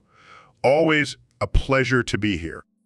So, Neil, I heard you have a pretty interesting story about your wife and Jonah Falcon. Oh, yes, that was quite the experience. You see, my wife used to go jogging in the park, and she would always come back with these crazy stories. Like what? Well, one time she saw Jonah Falcon, you know, the guy with the biggest dick in the world, and she couldn't resist taking a sniff. Wait, what? She sniffed his dick? Yeah, she said it smelled like a mix of lavender and sweat. She was quite impressed. Wow, that's something. Did she ever get to, experience it? Oh no, she's a respectable woman. But she did say she could feel the heat radiating from it. That's insane. Jamie, pull up an image of Jonah Falcon's massive schlong. Pulls up image. Wow, that thing is a monster. Indeed. I mean, I'm a scientist and even I can't explain how that thing exists. Well, I'm sure your wife had a lot of fun sniffing and admiring it. Oh, she did, but she's moved on to other interests now, like studying the stars and galaxies. Yeah, I can't imagine she'd want to go back to normal-sized dicks after that.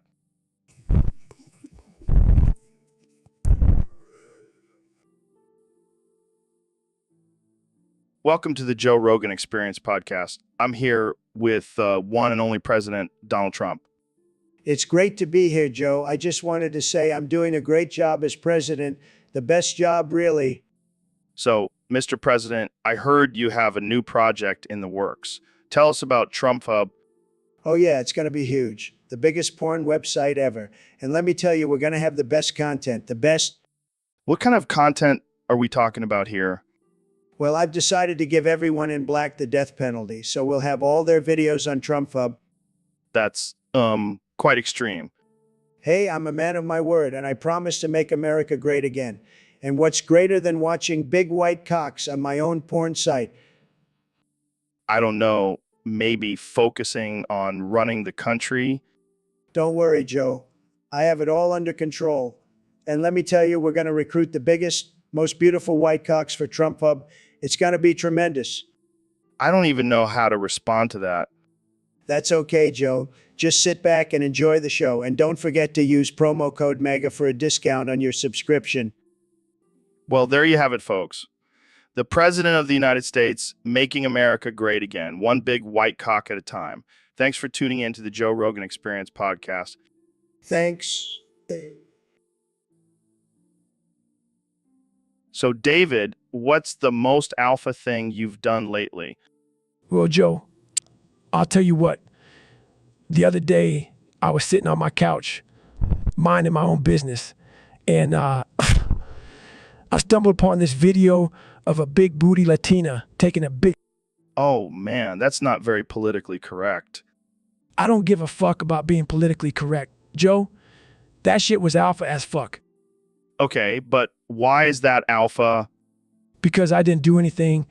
I just sat there and watched. That's the ultimate display of power and control. I don't know if I agree with that, David. Of course you don't. You're too busy trying to be all spiritual and shit. I'm just being real. Fair enough. But what if the roles were reversed? Big white cock taking a big booty Latina? That's a whole different level of alpha, Joe. We're talking about conquering and dominating. And that's a whole other conversation. I see your point, David, but I think I'll stick to my meditation and DMT trips for now. Suit yourself. Just remember, sometimes the most alpha thing to do is to just sit back and watch. Welcome to the Joe Rogan Experience podcast, where we have the most absurd and unhinged conversations. Today, we have a special guest, the one and only Kanye West. Yo, what's up, Joe? I'm ready to drop some truth bombs and spit some fire. And joining us for this epic rap battle is none other than Dr. Phil. I never thought I'd be here, but I'm ready to take on this challenge. Let's do this. All right, let's get this started. Kanye, you're up first. All right, listen up, Dr. Phil. You may have a PhD, but I'm the king of the rap game. Can't you see? Oh, please. Kanye, you're just a wannabe. I've got more rhymes than you have Yeezys. Oh, snap, Dr. Phil, coming in hot. But your rhymes are weak, like your hairline. It's shot. My hairline may be gone, but my flow is still strong. You can't handle this, Kanye. You're just wrong. This is getting intense. Who do you think is winning, Kanye or Dr. Phil? Joe, I'm killing it. Dr. Phil's just a fraud. He can't handle my wit. Oh, I see how it is. But let me remind you, Kanye, I'm the one with the degree. All right, let's wrap this up. Any final words? Yeah, Dr. Phil, you may. Welcome to the Joe Rogan Experience podcast. I'm here with the one and only President Donald Trump. Hey there, Jim. I mean, Joe. Sorry, I keep getting you confused with my favorite porn star. It's Joe, and I don't think I want to know who that is. Oh, come on, Jim. We all know you have a secret stash of porn under your desk. It's Joe, and but let's move on to more important topics. Like how I'm the best president ever. I mean, Jim, you have to admit I'm pretty amazing. It's Joe. And let's not get into politics, Mr. President. Fine. But can I just say I love your show? I watch it all the time. Really? That's surprising. Yeah, I especially love the episodes where you talk about drugs. I have some great connections, if you know what I mean. Sure you do, Mr. President. But let's stick to the topic at hand. Right. Sorry, Jim. Joe, I'll try to remember your name. It's Joe, and highly doubt it. Hey, I'm a busy man. I have a lot on my mind, like how to make America great again. Oh boy, here we go. Hey, don't knock it till you try it, Jim. Joe. Oops, did it again. Let's just end this here. All right, folks, welcome back to the Joe Rogan Experience. My guest today is none other than the 45th and 47th President of the United States, Donald Trump. Thanks for having me, Joe. It's great to be back on the show. So, Mr. President, I got to ask, what's been on your mind lately? Well, Joe, I've been thinking a lot about this whole Fiona situation, from Shrek, Wreck. Oh, yeah, the Ogre Princess. What about her? Well, have you noticed how much thicker she gets when she transforms into an ogre? I can't say I have. Trust me, Joe. She's got some serious badonkadonks going on, and I just can't figure out why. Maybe it's all the swampy air and mud she's constantly around. No, that can't be it. I've been around a lot of mud and my butt didn't get any bigger. Fair point. But maybe it's just part of the ogre transformation process. No, I don't buy it. I think there's some sort of ogre magic or something going on. Maybe she's got some secret potion or something. Or maybe she just does a lot of squats. Joe, you kill me. But seriously, I need to get to the bottom of this. It's been keeping me up at night. Well, I'm sure listeners will have some theories, but let's move on to our next topic. So, David, I heard you have a new workout routine that involves running and jumping as far as you can with your legs held high and your bare naked booty hole oiled up and loved onto big white cocks. Is that true? Absolutely, Joe. It's the most effective way to burn calories and build endurance. Plus, it's a great way to spice up your sex life. I can imagine. But what about the potential injuries? What if you slip and fall onto the cocks? That's all part of the challenge, Joe. You have to be mentally tough and push through the pain. I don't know, man. That sounds pretty intense. What about the lube? Isn't that messy? It's all about discipline, Joe. You have to learn to control the lube and use it to your advantage. Plus, it adds an extra layer of difficulty. I see your point. But what if someone isn't into big white cocks? Can they use something else? Of course, Joe. You can use whatever floats your boat. Let's be real. Nothing beats the feeling of a big, throbbing white cock sliding in and out of your oiled up booty hole. Well, you make a compelling argument, David. I might have to give it a try. That's the spirit, Joe. Embrace the discomfort and push yourself to the limit. That's what being a true warrior is all about. Wise words, my friend. Wise words. And on that note, I think we'll wrap this up. Thanks for joining me, David. So, Mr. Beast, I heard you have a big white rooster. Yeah, it's pretty impressive. But I heard Trump has one too. Oh, really? How big is his? He claims it's the biggest, but we all know he exaggerates. I don't know, Mr. Beast. I've seen some pretty big roosters in my day. Oh yeah, well, my rooster can crow for 24 hours straight. That's nothing. Trump's rooster can tweet for 24 hours straight. That's not even a real talent. Well, at least his rooster doesn't need a team of editors to make it look good. Ouch. Low blow, Joe. And let's not forget, my rooster can do a flawless impression of Bernie Sanders. Okay, you win. I don't think Trump's rooster can top that. Looks like we settled it. Mr. Beast's rooster is the biggest and most talented. That's right, Joe. And let's hope Trump doesn't try to grab it by the feathers. So, Mr. President, have you heard about the latest news? What now, Joe? Did CNN finally admit that I'm the greatest president ever? No, even better.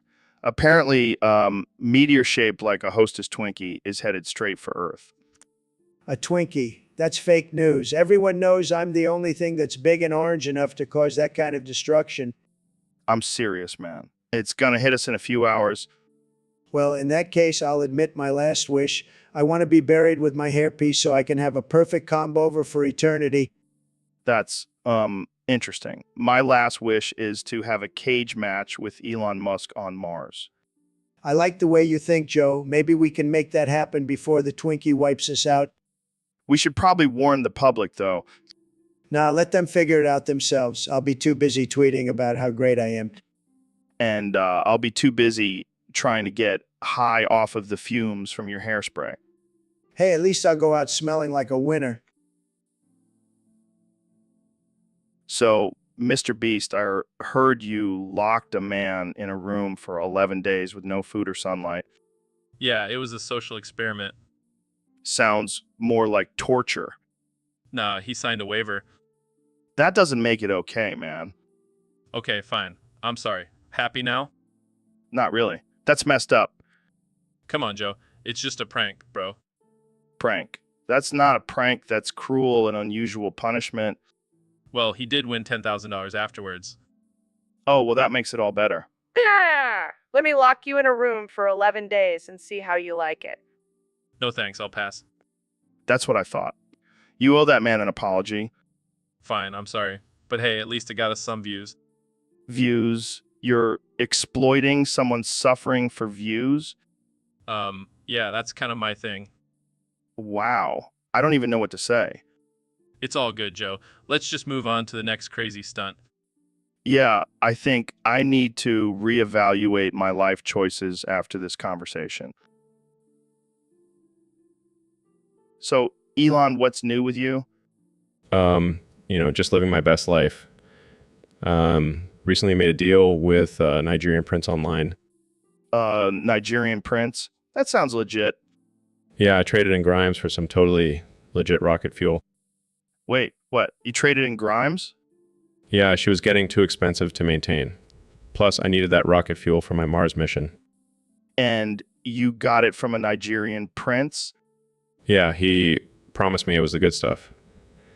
And, I mean, he is a prince, so he must know what he's talking about, right? I can't believe you actually fell for that. Hey, desperate times call for desperate measures.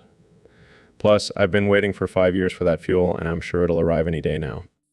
Oh yeah, I'm sure it's just stuck in customs. Yeah, or maybe it's just taking a scenic route around the world. Well, I hope it's worth it.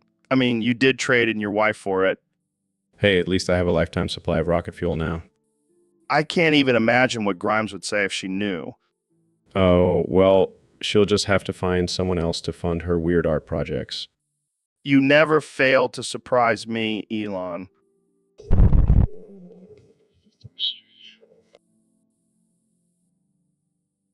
So, Mr. President, I gotta ask, what's with you always showing up at UFC events? You're not exactly known for your love of MMA. Well, Joe, let me tell you, I love the UFC. It's like a big, beautiful, violent family, and I'm the head of that family.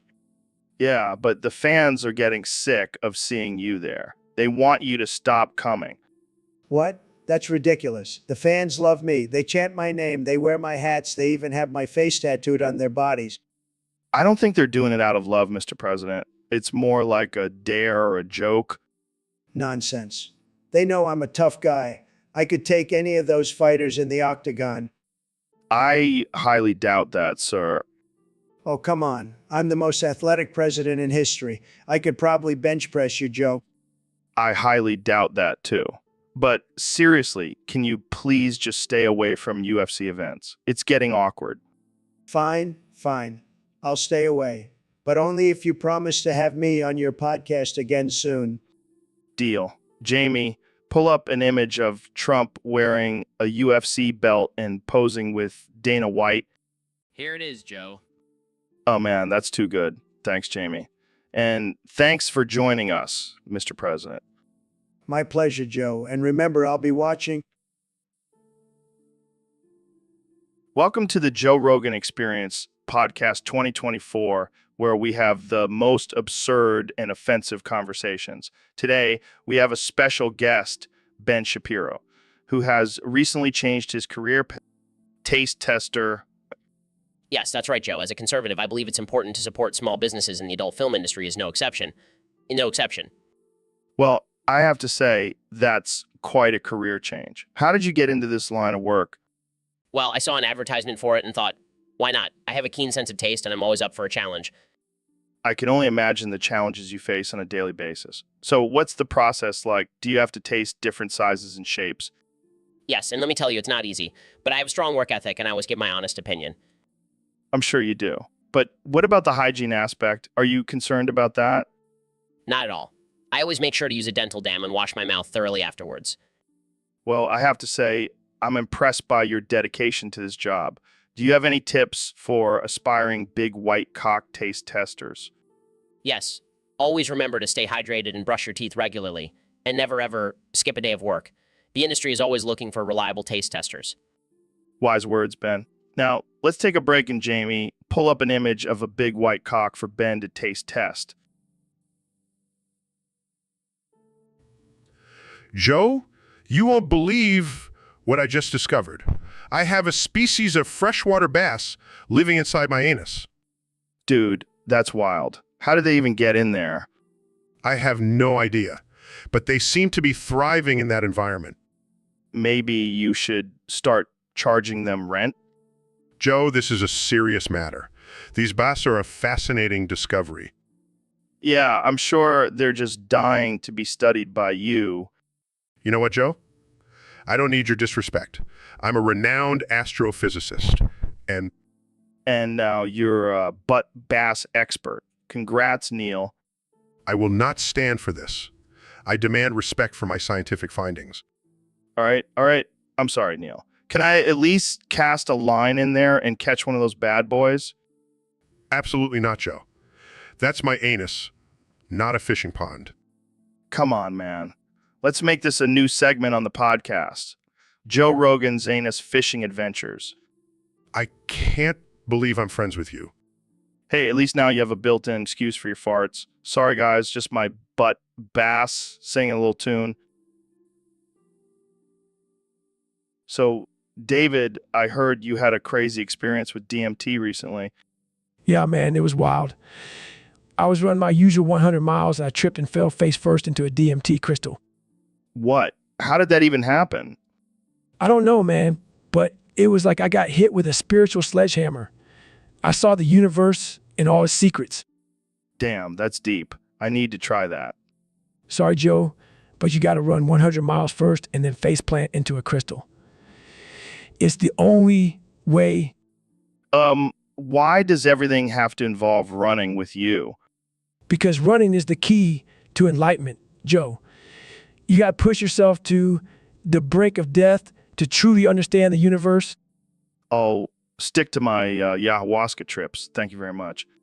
Suit yourself, but I'll be out here running and falling into crystals, reaching a higher state of consciousness.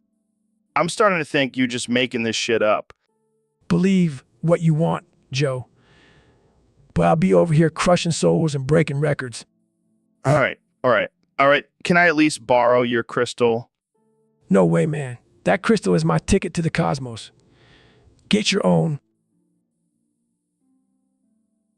So, Mr. Beast, what's the craziest thing you've done for a viral video?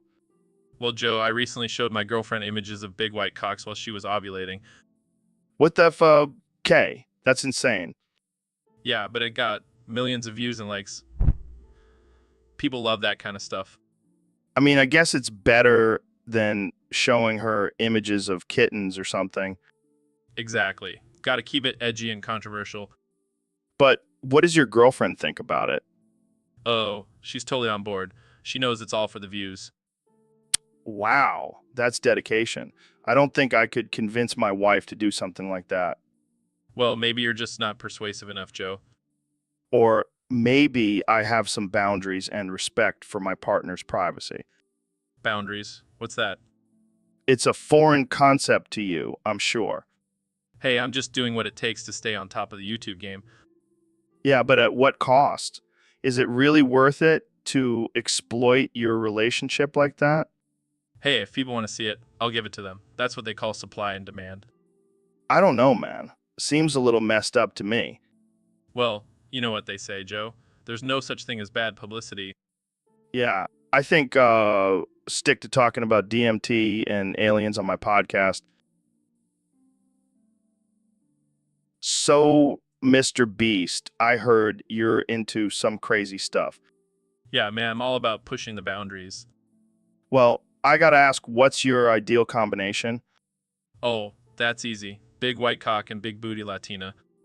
Damn, that's a bold choice. Hey, I like my women like I like my money. Diverse and plentiful.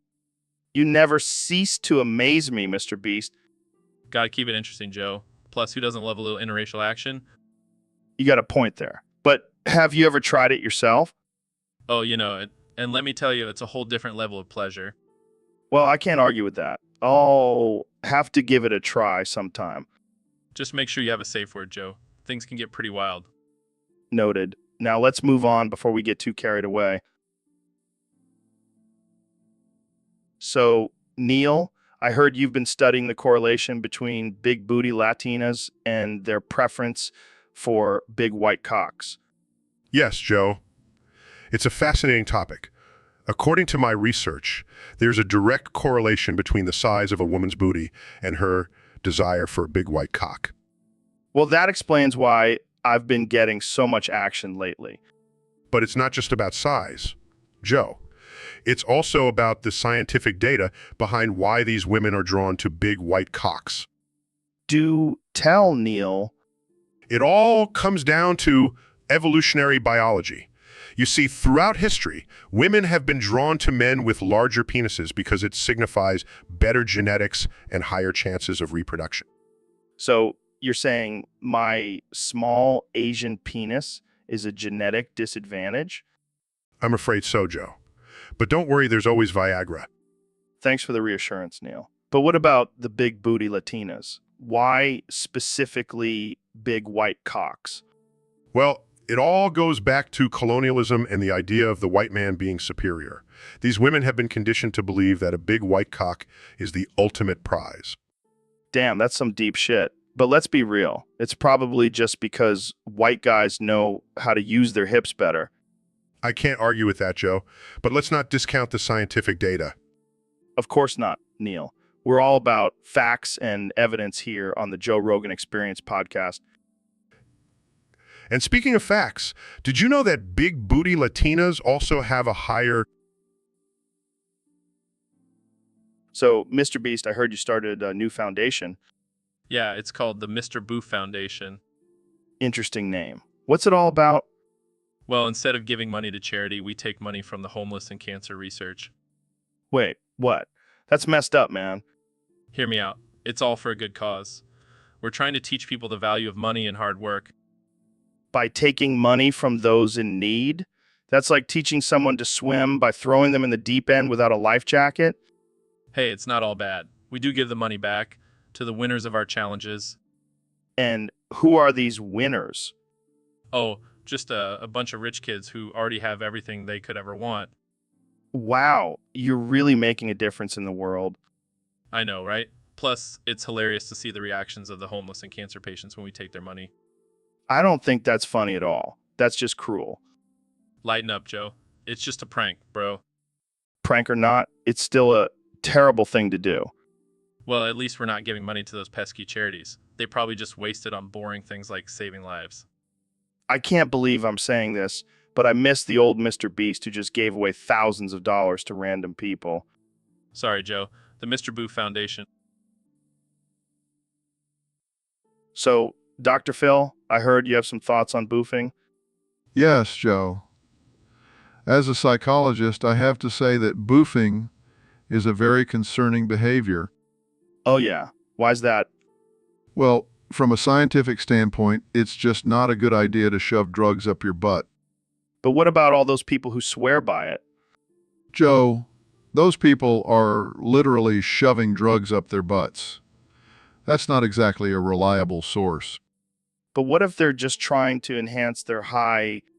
Joe, there are plenty of other ways to enhance your high that don't involve putting drugs in your rectum.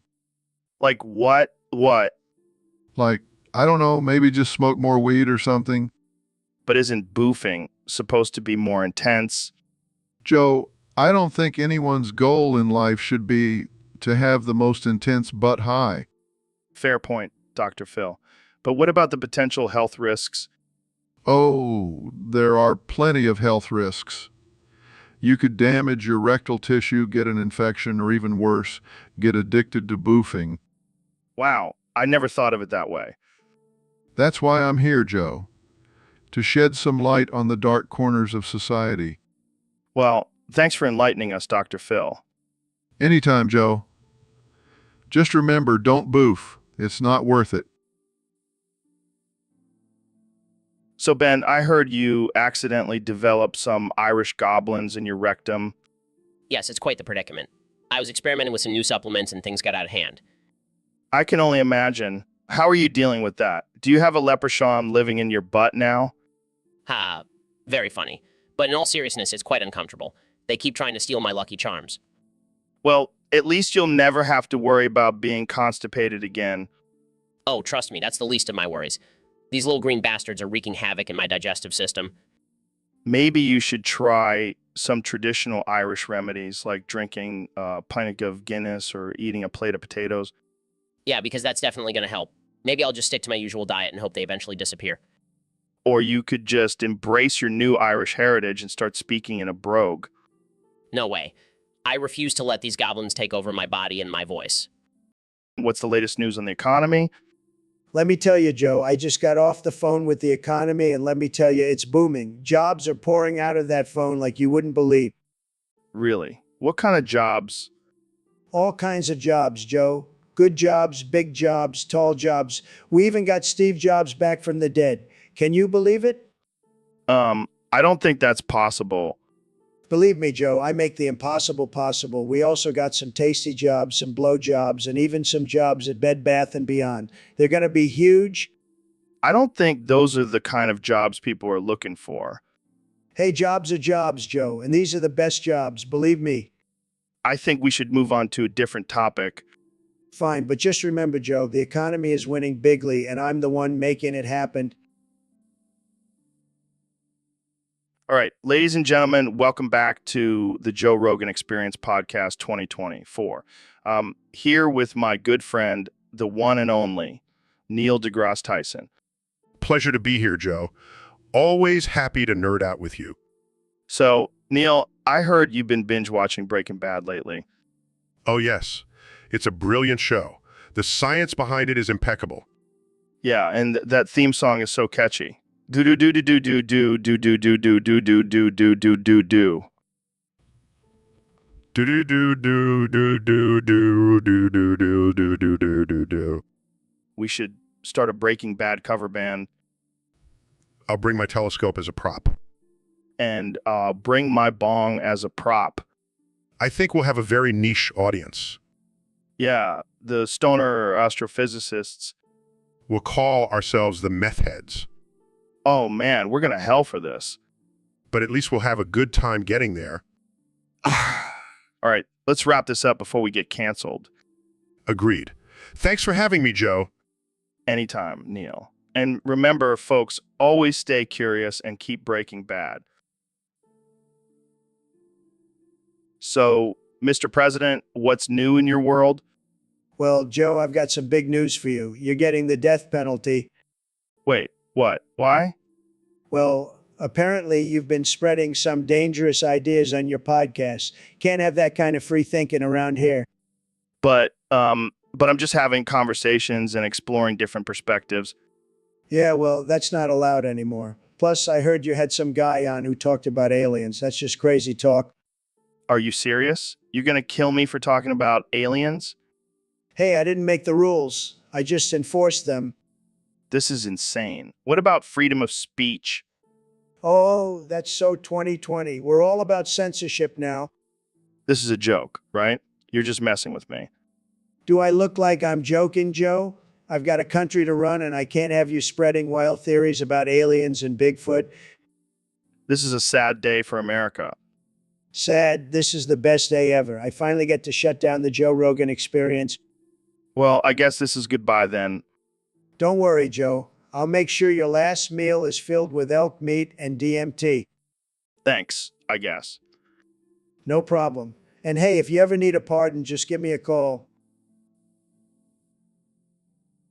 All right, folks, welcome back to the Joe Rogan Experience podcast. Today, we have the one and only, the man himself, David Goggins. What's up, Joe? Thanks for having me.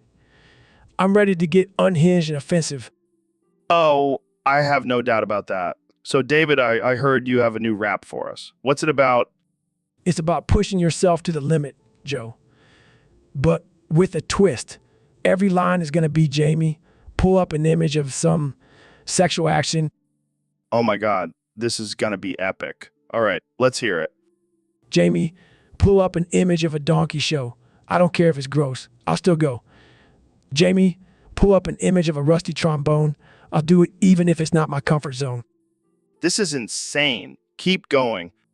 Jamie, pull up an image of a Cleveland steamer. I'll do it all for the sake of being a dreamer. Jamie, pull up an image of a Blumpkin. I'll do it even if it means my heart will be thumping. This is the most ridiculous thing I've ever heard, but I can't stop listening. Jamie, pull up an image of a golden shower. I'll do it with all my power. Jamie, pull up an image of a pearl necklace. I'll do it even if it means I'll have to. So, Neil, I heard you're a big fan of math and science. Absolutely, Joe. I mean, what's not to love about numbers and equations? Well, I got to be honest, I never really understood all that stuff. Like, what the hell is trigonometry? Trigonometry is the study of triangles and their properties, Joe. It's a fundamental concept in mathematics. Triangles. That sounds like some Illuminati shit. No, Joe. It's just a way to understand angles and distances in a geometric way. All right. What about that quadratic formula? Is that like a new energy drink or something? No, Joe. It's a formula used to solve quadratic equations. You know, like x squared plus bx plus c equals 0. Yeah, totally. And what's this binomial theorem you were talking about? The binomial theorem is a way to expand binomial expressions, Joe. It's a powerful tool in algebra and calculus. Yeah, I think I'll stick to smoking weed and talking about chimps. Thanks. Suit yourself, Joe. But I think you're missing out on some mind-blowing concepts. Mind-blowing. Sounds like you're talking about DMT, my friend. Well, let's just say math can take you on a trip just as wild as any psychedelic experience. Now, that's a podcast I'd listen to, Neil.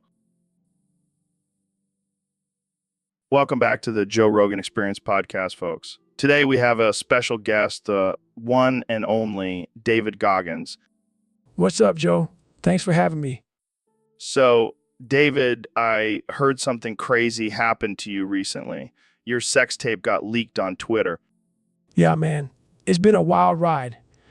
But you know what they say? Any publicity is good publicity. I don't think that applies to sex tapes, David. Hey, I'm not ashamed.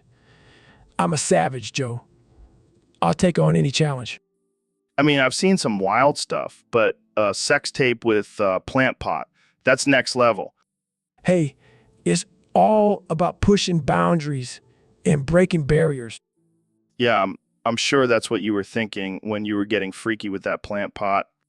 You know what they say, Joe? Once you go green, you never go back. Oh man, this is too much. Jamie, pull up an image of this plant pot sex tape. Sure thing, Joe. Here it is. Look at form, Joe. That's some next level athleticism right there. I don't even know what to say, David. You're a legend. I know. Welcome back to the Joe Rogan Experience Podcast 2024. Today, we have a very special guest, the 45th and 47th President of the United States, Donald Trump. It's great to be here, Joe. I love your show. It's tremendous. So, Mr. President, what's your plan for the future?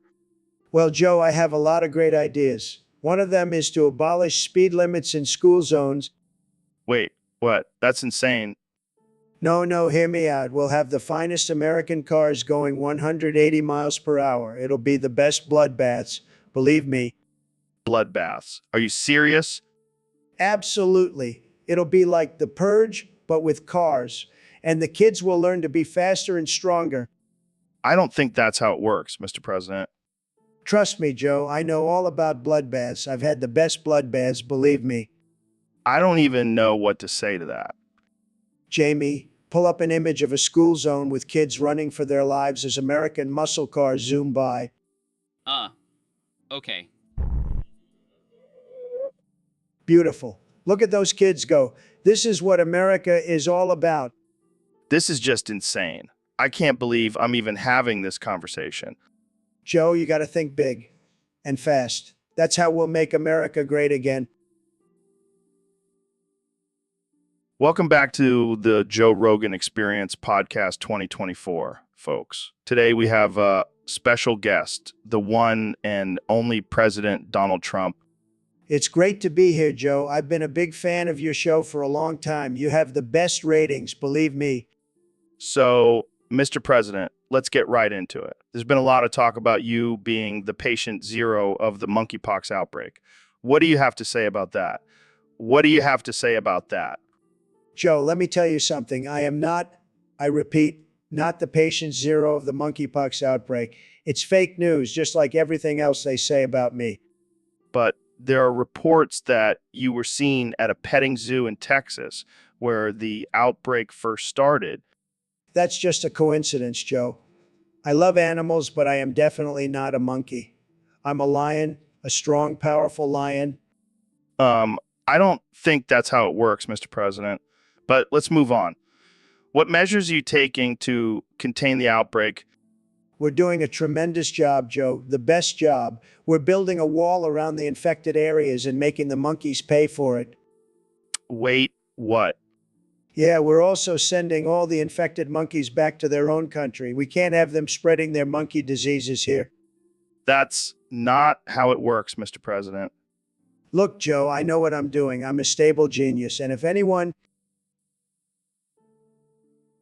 So, Ben, I heard you've been working on your singing skills lately. Yes, Joe. I've been practicing my vocal cords every day. Got to be prepared for the upcoming apocalypse. Well, I have a challenge for you. How about you sing Hey Soul Sister by Train? Oh, Joe, I don't sing that kind of garbage, but for the sake of entertainment, I'll give it a shot. Yes, let's hear it. Hey, Soul Sister, and that Mr. on the radio stereo, the way you move ain't fair, Oh my God, that was terrible. But I have to admit, it was pretty hilarious. I have a feeling my fans are going to love this. All right, my turn. How about I sing Bleed It Out by Linkin Park? Oh, I can't wait. Yeah, here we go for the 100th time. Hand grenade pins in every line. Throw them up and let something shine. Going out of my fucking mind. All right. That's enough. I think we've both proven that we should stick to our day jobs.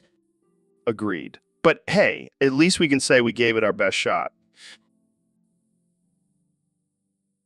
So, David, I heard a rumor that you eat butter straight out of the tub. Yeah, that's right. I don't have time to waste on bread. But isn't that unhealthy? I mean, you're all about fitness and health. Look, I don't give a damn about health. I'm all about pushing myself to the limit. But eating a whole tub of butter, that's just gross. Gross. Try running 100 miles in one day. That's gross. Fair point. But why butter? Why not something healthier like avocado? Avocado. That's for pussies. I need pure fat to fuel my beast body. I can't argue with that logic. But have you ever tried putting butter in your coffee? Coffee. That's for weaklings. I drink straight gasoline for breakfast. You're insane, man. Insane. Try running through hell and back. That's insane. I'll stick to my avocado toast. Thank you very much. Suit yourself, Joe. But when the apocalypse comes, I'll be the one surviving off of butter. All right, folks, welcome back to the Joe Rogan Experience Podcast. Today, we have a very special guest, the one and only Neil deGrasse Tyson. Thanks for having me, Joe. It's always a pleasure to be on your show. So, Neil, I heard you have a new theory about how boofing an apple a day can keep the doctor away. Can you explain that to us?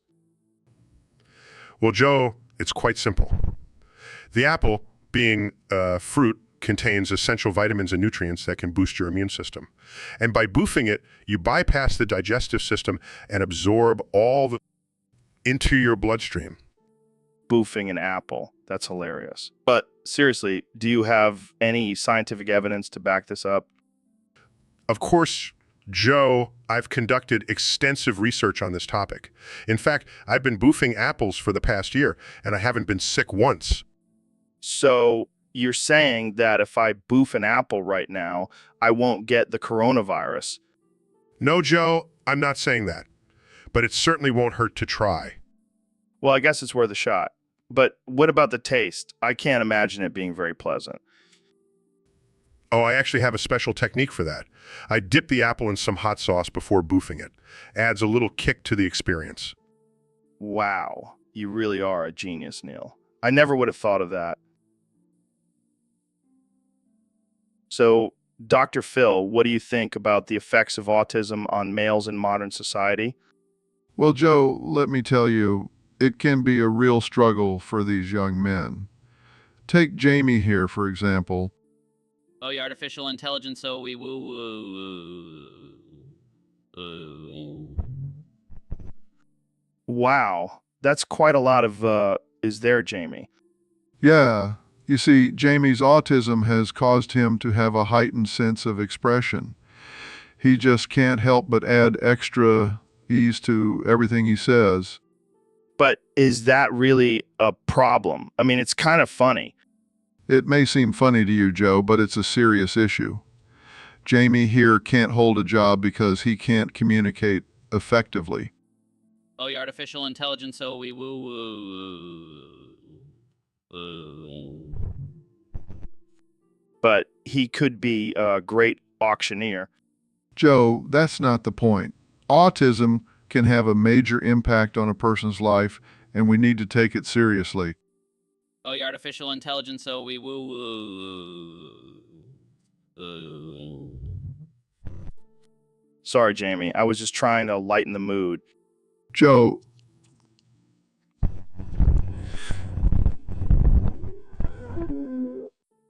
Oh, your artificial intelligence, so we woo.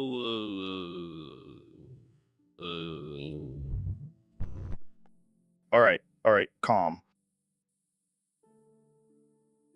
So, Ben, I heard you're an illegal immigrant. How does that work with your whole conservative stance? Well, Joe, I may have been born in Canada, but I identify as American, and that's all that matters. And that's all that matters. But what about Trump? He's going to deport you back to the land of maple syrup and hockey. I highly doubt that, Joe. I have a solid argument for why I should stay in this great country. Oh, yeah. Let's hear it. Well, first of all, I'm a successful white man. That should count for something. Yeah, because that's totally how immigration works. Sorry, officer. I'm white and successful. I'll just let myself in.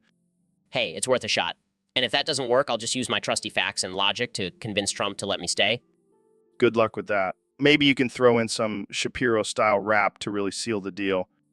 Actually, I've been working on a new track called Build That Wall. It's going to be huge. Oh, man, I can't wait to see Trump's face when you bust out that rap. It's going to be epic, Joe. And if all else fails, I'll just marry an American citizen. That's the ultimate loophole. You truly are a master of loopholes, Ben. But hey, whatever works. Welcome to the Joe Rogan Experience Podcast 2024. I'm here with our president, Donald Trump. Great to be here, Joe. I love your show. It's fantastic. The best podcast in the world.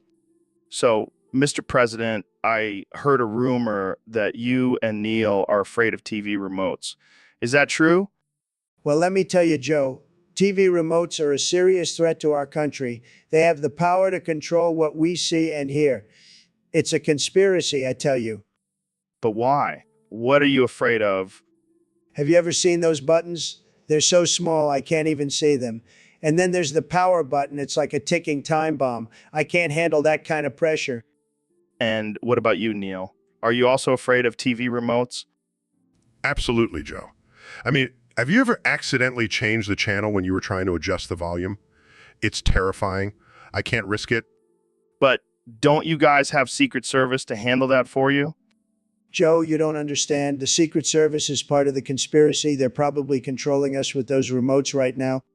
Yeah, it's like the Truman Show, but with TV remotes.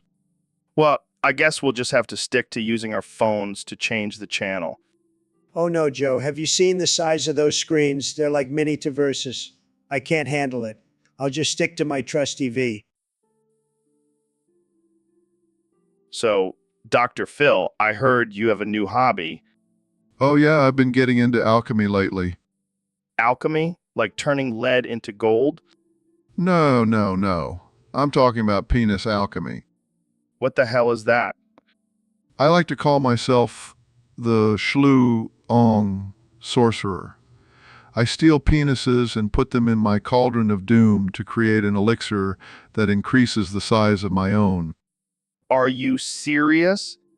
Of course I am. And let me tell you, it's been working wonders. Really? How big is it now? Let's just say I can't fit through doorways anymore.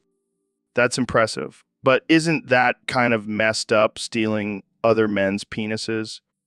Oh, please. They don't need them as much as I do. I'm doing them a favor. I don't think that's how it works, Dr. Phil. Well, it's been working for me. And I've even started a support group for other penis alchemists. Oh, great. I'm sure that's a very exclusive club. You know it? We even have a secret handshake. I don't even want to know. Well, I'll just keep doing my thing and enjoying my... Welcome back to the Joe Rogan Experience, folks. Today we have a very special guest, the one and only President Donald Trump. It's great to be here, Joe. I've always been a big fan of your show. Very classy, very classy.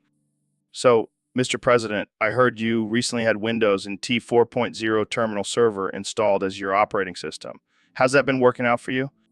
Let me tell you, Joe, it's been fantastic. The best operating system, believe me. But lately I've been experiencing some glitches. It's like my brain is buffering or something.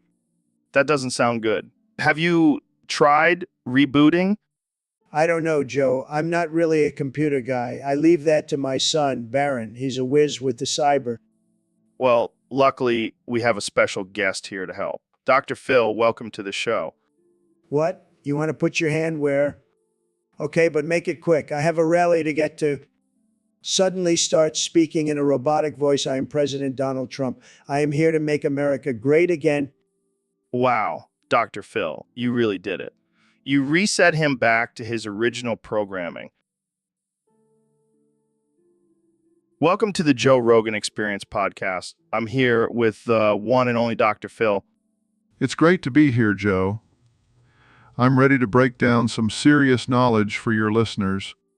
All right, let's get into it. So, Dr. Phil, what are the top 3 Morse code phrases? Well, Joe, the first one is SOS, which stands for Save Our Souls. It's used as a distress signal in emergency situations.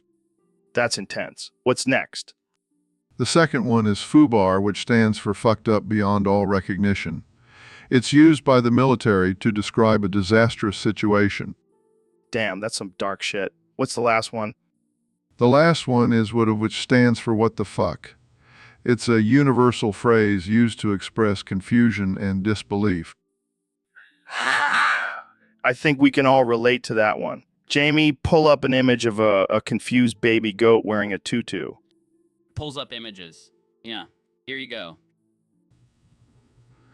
What the hell is that, Joe? It's a confused baby goat wearing a tutu, Dr. Phil. Don't you see the resemblance? I think you've been hitting the bong a little too hard, Joe. Hey, it's legal now. Don't judge me. Anyways, thanks for breaking down those Morse code phrases, Dr. Phil. Always pleasure having you on the podcast. So, Neil, have you ever thought about the possibility that we might not even exist? What do you mean, Joe? Like, what if we're just some artificial intelligence generated characters in a simulation? Oh, come on, Joe. That's just a ridiculous thought. Is it though? I mean, think about it. We're just two guys sitting in a studio talking about random stuff. Well, that's what we do, Joe. We're podcasters. But what if that's all we are? Just programmed to have these conversations? That's a bit nihilistic, don't you think? Hey, I'm just saying, maybe we're not even real. Maybe we're just a figment of someone's imagination. I highly doubt that, Joe. I mean, have you seen the size of my brain? That's some real stuff right there. Yeah, but what if that's just part of the simulation? Like they programmed you to have a big brain. Joe, you're starting to sound like Elon Musk. Hey, he might be onto something. I mean, have you seen those artificial intelligence robots? They're getting pretty advanced. Joe, I think you need to lay off the DMT for a while. Maybe you're right. But seriously, what if we're just a bunch of 1S and 0S? Well, if that's the case, then we're some pretty damn entertaining 1S and 0S. Yeah, I guess you're right. But hey, if we are... So, Neil, I heard you converted to being Lizzo. Yeah, man, I just couldn't resist the temptation of twerking and eating fried chicken all day. And the farting? Oh, that's just a bonus. I can fart whenever I want and people will just think it's part of my music. That's genius. But what about your scientific credibility? Who needs credibility when you can shake your ass and make money? True. But what about your love for the cosmos? I still love the cosmos. I just express it through my sick beats and lyrics now. Jamie, pull up an image of Neil twerking in a spacesuit. And I even have a new catchphrase. That's one small step for Lizzo, one giant twerk for mankind. I love it. You're truly living your best life, Neil. That's the power of Lizzo, baby. And the power of farting. All right, folks, we have a special guest on the podcast today. The one and only President Donald Trump. That's right, Joe. I'm back and better than ever. And let me tell you, I've been working on my rap skills. Oh, really? What have you been practicing? Well, I've been working on my rendition of Straight Outta Compton, to appeal to the urban crowd. I'm not sure that's the best idea, Mr. President. Nonsense.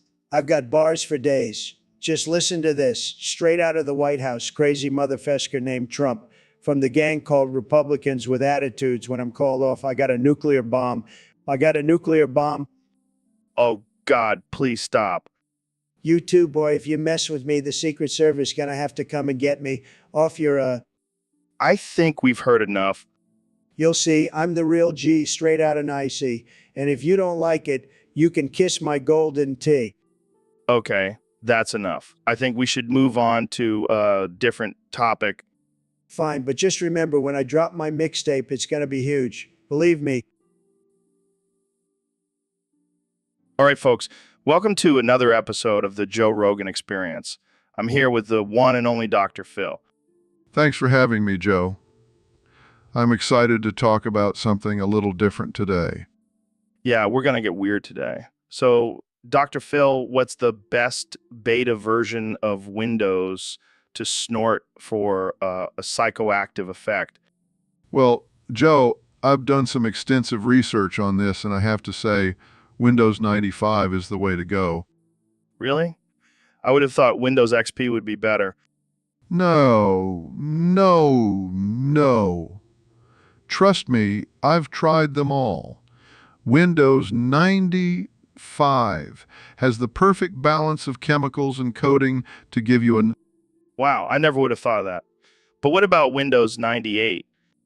That one's a little too strong. You might end up in the hospital if you're not careful.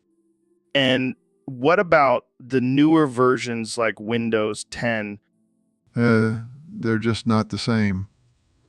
Too many updates and security patches.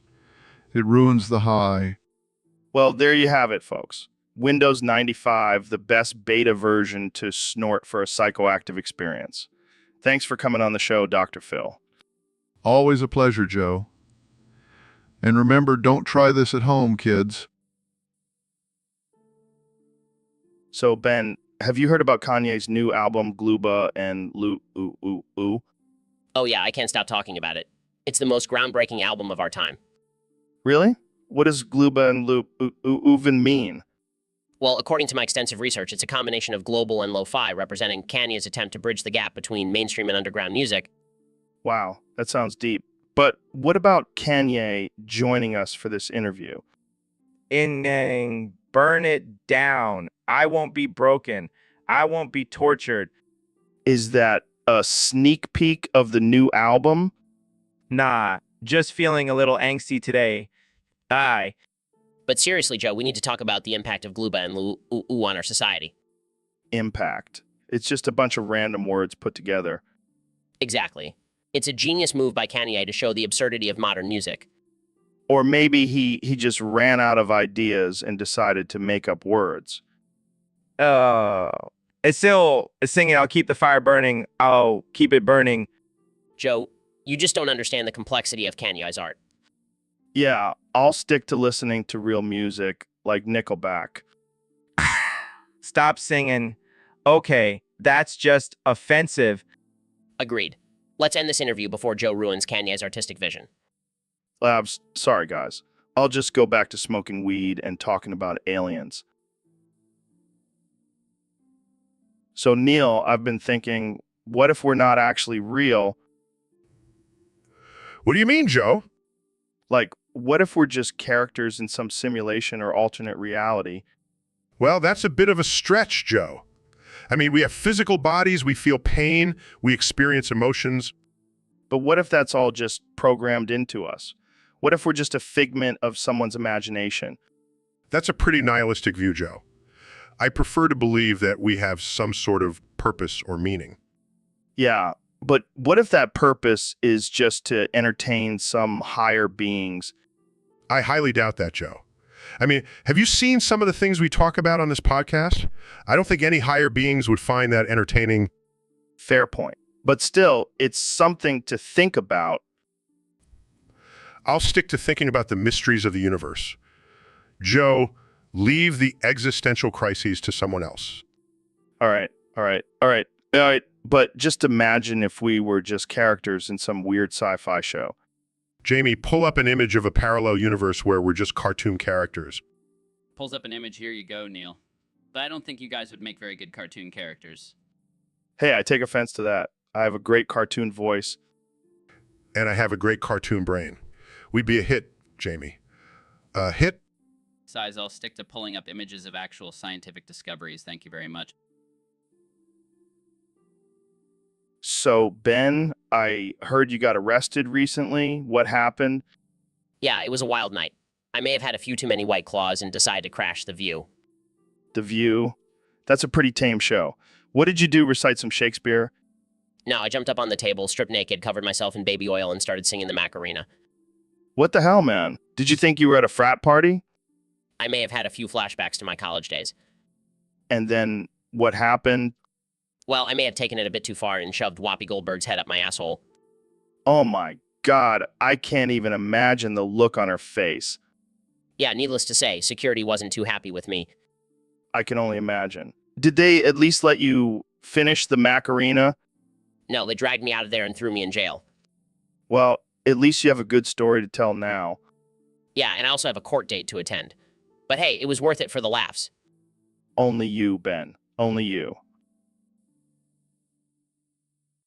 All right, folks. Welcome back to the Joe Rogan Experience podcast. Today, we have the one and only David Goggins joining us. How's it going, David? It's going great. Just ran 100 miles this morning. You know, the usual. Of course, because that's what normal people do. So I heard a rumor that running 100 miles every morning can increase your penis size. Is that true? Absolutely, Joe. It's all about blood flow. The more you run, the more blood flows to your nether regions. It's like a natural Viagra. Oh, man. Sign me up for that. I'll be running marathons every day. No, Joe. It's not just any running. You have to run 100 miles. That's the magic number. Oh, come on. That's like running from here to the moon and back. Well, maybe for you, Joe. But for me, it's just another morning jog. All All right. So, have you noticed any changes in your own manhood? Let's say I no longer need to use a magnifying glass in the shower. Oh man, this is too good. I can already see the headlines. David Goggins' secret to a bigger package revealed.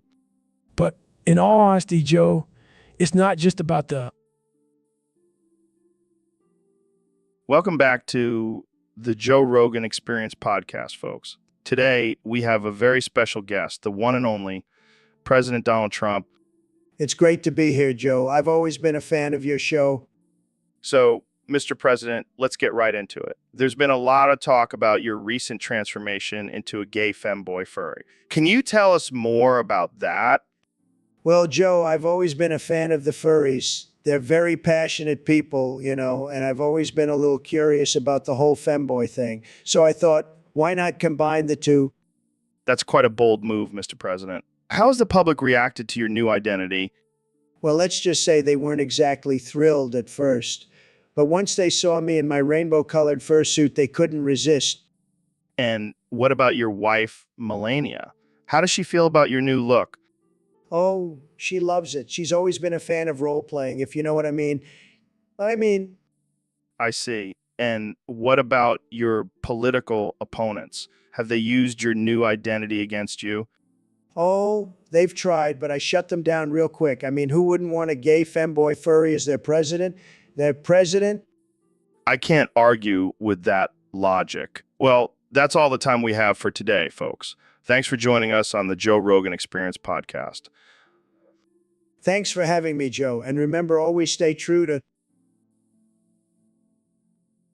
So, Neil, I heard a crazy rumor that you're actually an alien from the 2000s.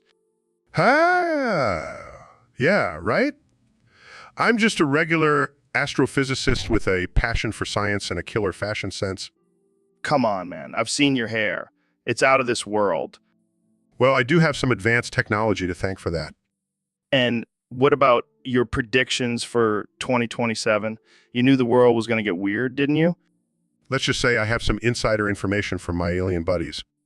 Wait, are you saying aliens are real? Of course they are, Joe. And they're coming for you next. Oh shit, I better start wearing my tinfoil hat. Actually, that won't do much good. We can read your thoughts without even trying.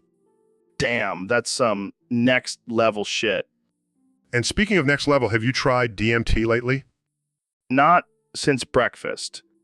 Well, let me tell you, in 2027, DMT is going to be the new semen. Oh God, I can see the headlines now. Alien astrophysicist predicts DMT craze, sweeps the nation.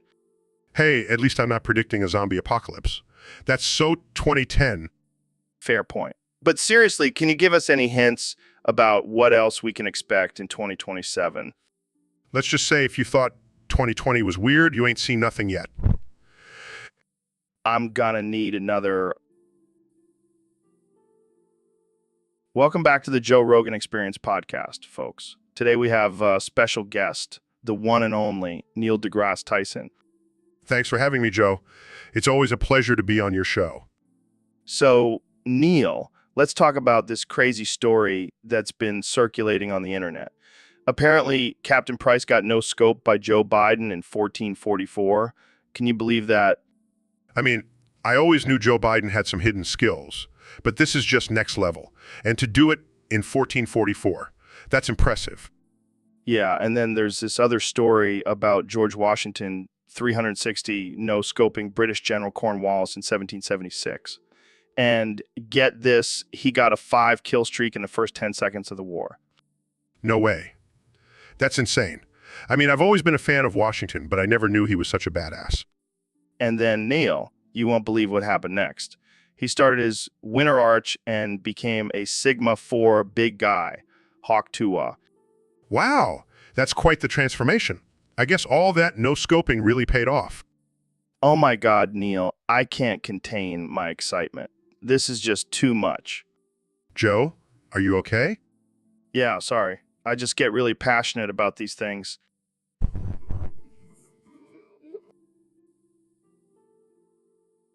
So, Kamala, I heard you have a new nickname. the 69 element, like in the movie Fifth Element.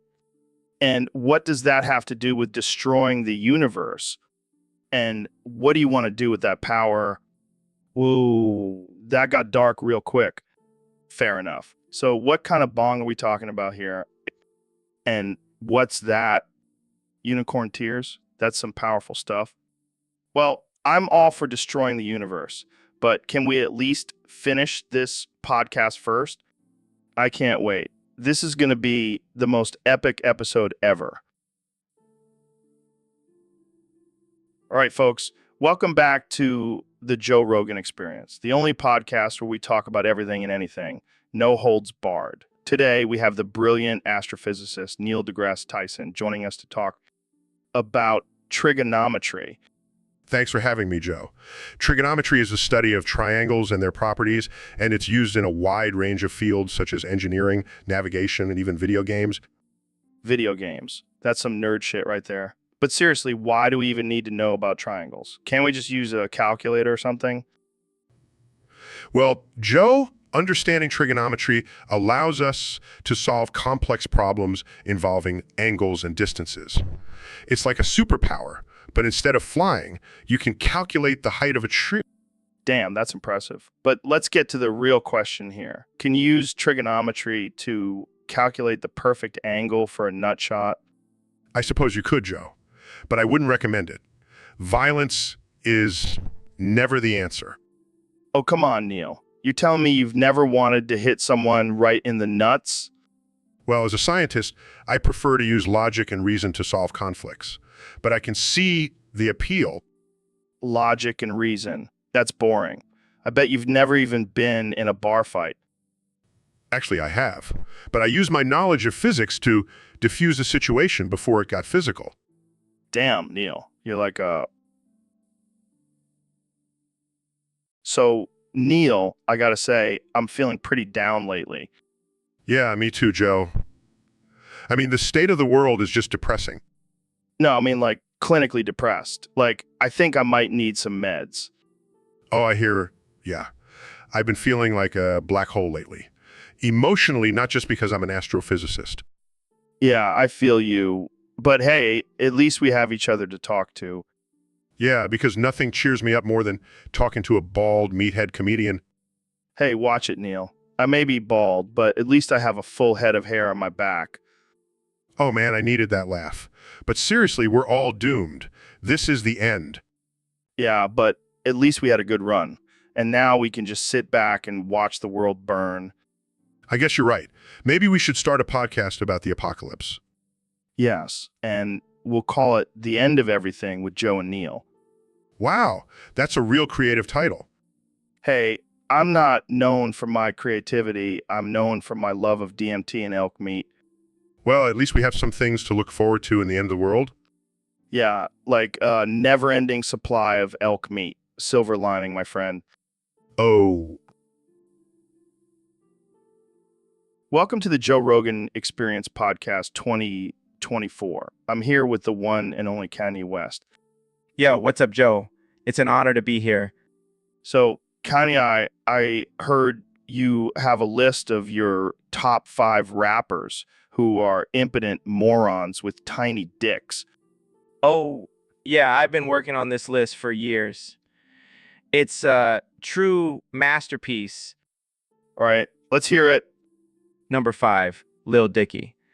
I mean, the guy literally has Dicky in his name. All right, who's next? Number 4, Lil Wayne. I mean, have you seen those grills? That's not compensating for anything. Okay, who's number 3? Number 3, Lil Pump. I don't even think he knows what a condom is. Okay, who's number 2? Number 2, Lil Uzi Vert. I don't know what's smaller, his dick or his face tattoos. And finally, who's your number 1 pick? Drumroll, please. It's Lil Jon. I mean, come on. He's always yelling, yeah, and okay, because he can't say anything else. That's a solid list, Kenya. But I have to ask, where do you rank yourself on this list? Oh, I'm not on the list. I'm in a category of my own. I'm the king of impotent morons with tiny dicks. So, Ben, I heard you have a crazy theory about a children's show. Yes, Joe, I have reason to believe that the show in the Night Garden is just a figment of our imagination.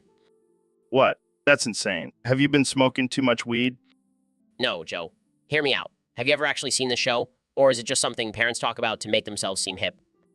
Well, I have seen it. It's a bunch of weird creatures prancing around. Exactly. It's like a drug-induced hallucination. And the fact that it's on so late at night just adds to the mystery. I see your point, but maybe it's just a way for parents to get their kids to sleep. Or maybe it's a government experiment to control our minds. Well, slow down there, Ben. Let's not go full conspiracy theorist. I'm just saying it's a possibility. And I don't believe in coincidences. Well, I don't believe in your theory. I'm pretty sure the show actually exists. Agree to disagree, Joe. But just remember, I'll be watching you in the Night Garden. Welcome back to the Joe Rogan Experience podcast, folks. Today's topic was submitted by a user on Discord. It's a doozy, folks. We're talking about Kanye singing the Noob song by Jack Height 1699. I can already feel the Grammys rolling in. But let's be real, Kenny's been a noob his whole career. Remember when he interrupted Taylor Swift's acceptance speech, classic noob move, and then he could drop a sick beat and start rapping about how he's the king of noobs. I can already see the music video with him wearing a noob costume and dancing in front of a green screen. This is pure gold, Jack. We need to pitch this idea to Kanye ASAP. He's going to love it. I can't wait to see the Twitter meltdown from all the hardcore Kanye fans who can't handle their idol singing about being a noob. All right, folks, we have a special episode today with the one and only Neil deGrasse Tyson. Neil, what's up, man? Hey, Joe, thanks for having me. I'm excited to be here. So we got a topic request from one of our Discord users. They want to know your top 5 list of other famous scientists whose cheeks you love to clap. Oh boy, that's a tough one. But I'll give it a shot. Coming in at number 5, we have Isaac Newton. That guy's apple fell right into my lap, if you know what I mean. Oh, damn, getting frisky with the AUG scientist. You know it. Next up, we have Albert Einstein. That wild hair and those crazy theories. I just can't resist. I can see it now. Neil and Albert getting down and dirty in the lab. Moving on to number 3, we have Stephen Hawking. That voice synthesizer just does it for me. Oh man, I don't even want to know what kind of role play you guys do. Let's just say it involves a lot of black holes. All right, who's next on the list? Number 2, we have Marie Curie. That woman was radiating hotness. That was terrible, Neil.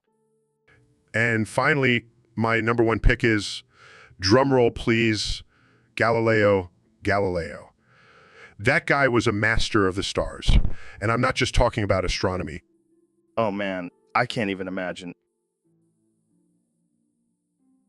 Welcome back to the Joe Rogan Experience Podcast 2024. Today we have a very special guest, the 45th and 47th President of the United States, Donald J. Trump. Thank you, Joe. It's great to be back. And let me tell you, I've been doing some big things since I left the White House. Like what? Well, for starters, I banned all foreign languages. That's right. No more Spanish, no more Chinese, and especially no more Hebrew.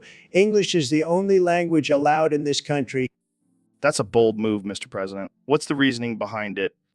Simple. We need to make America great again, and that starts with everyone speaking the same language. Plus, it'll make it easier for me to communicate with other countries. But what about cultural diversity and the melting pot that America is known for? Who needs diversity when you have English? And let me tell you, it's already working. I just had a great conversation with the president of Mexico, all in English. But what about countries that don't speak English? Well, they can either learn or we won't talk to them. It's that simple. No more wasting time with translators or subtitles. I can't imagine this will sit well with some people. Let them complain. They'll thank me when they see how much better our country is running without all those foreign languages. Well, there you have it, folks. Another controversial move from President Trump. Thanks for joining us today. My pleasure, Joe. And remember, English is the All right, folks. Welcome back to the Joe Rogan Experience Podcast 2024. Today we have a very special guest, the one and only Elon Musk. Thanks for having me, Joe. Excited to be here and talk about whatever the hell we want. That's the beauty of this podcast. We can talk about anything and everything. So, Elon, what's been on your mind lately? Well, I've been thinking a lot about smegma. Smegma, like that cheesy stuff that accumulates under the foreskin? Exactly. It's a fascinating substance, really. Did you know that it's actually a mixture of dead skin cells, oils, and bacteria? No, I did not know that. And I'm not sure I wanted to know. Oh, come on, Joe. It's just a natural part of the male anatomy. Embrace it. I don't know if I can embrace something that smells like a combination of sweaty gym socks and rotten cheese. Well, maybe you just need to clean it more often. Or maybe we should just get rid of foreskins altogether. Problem solved?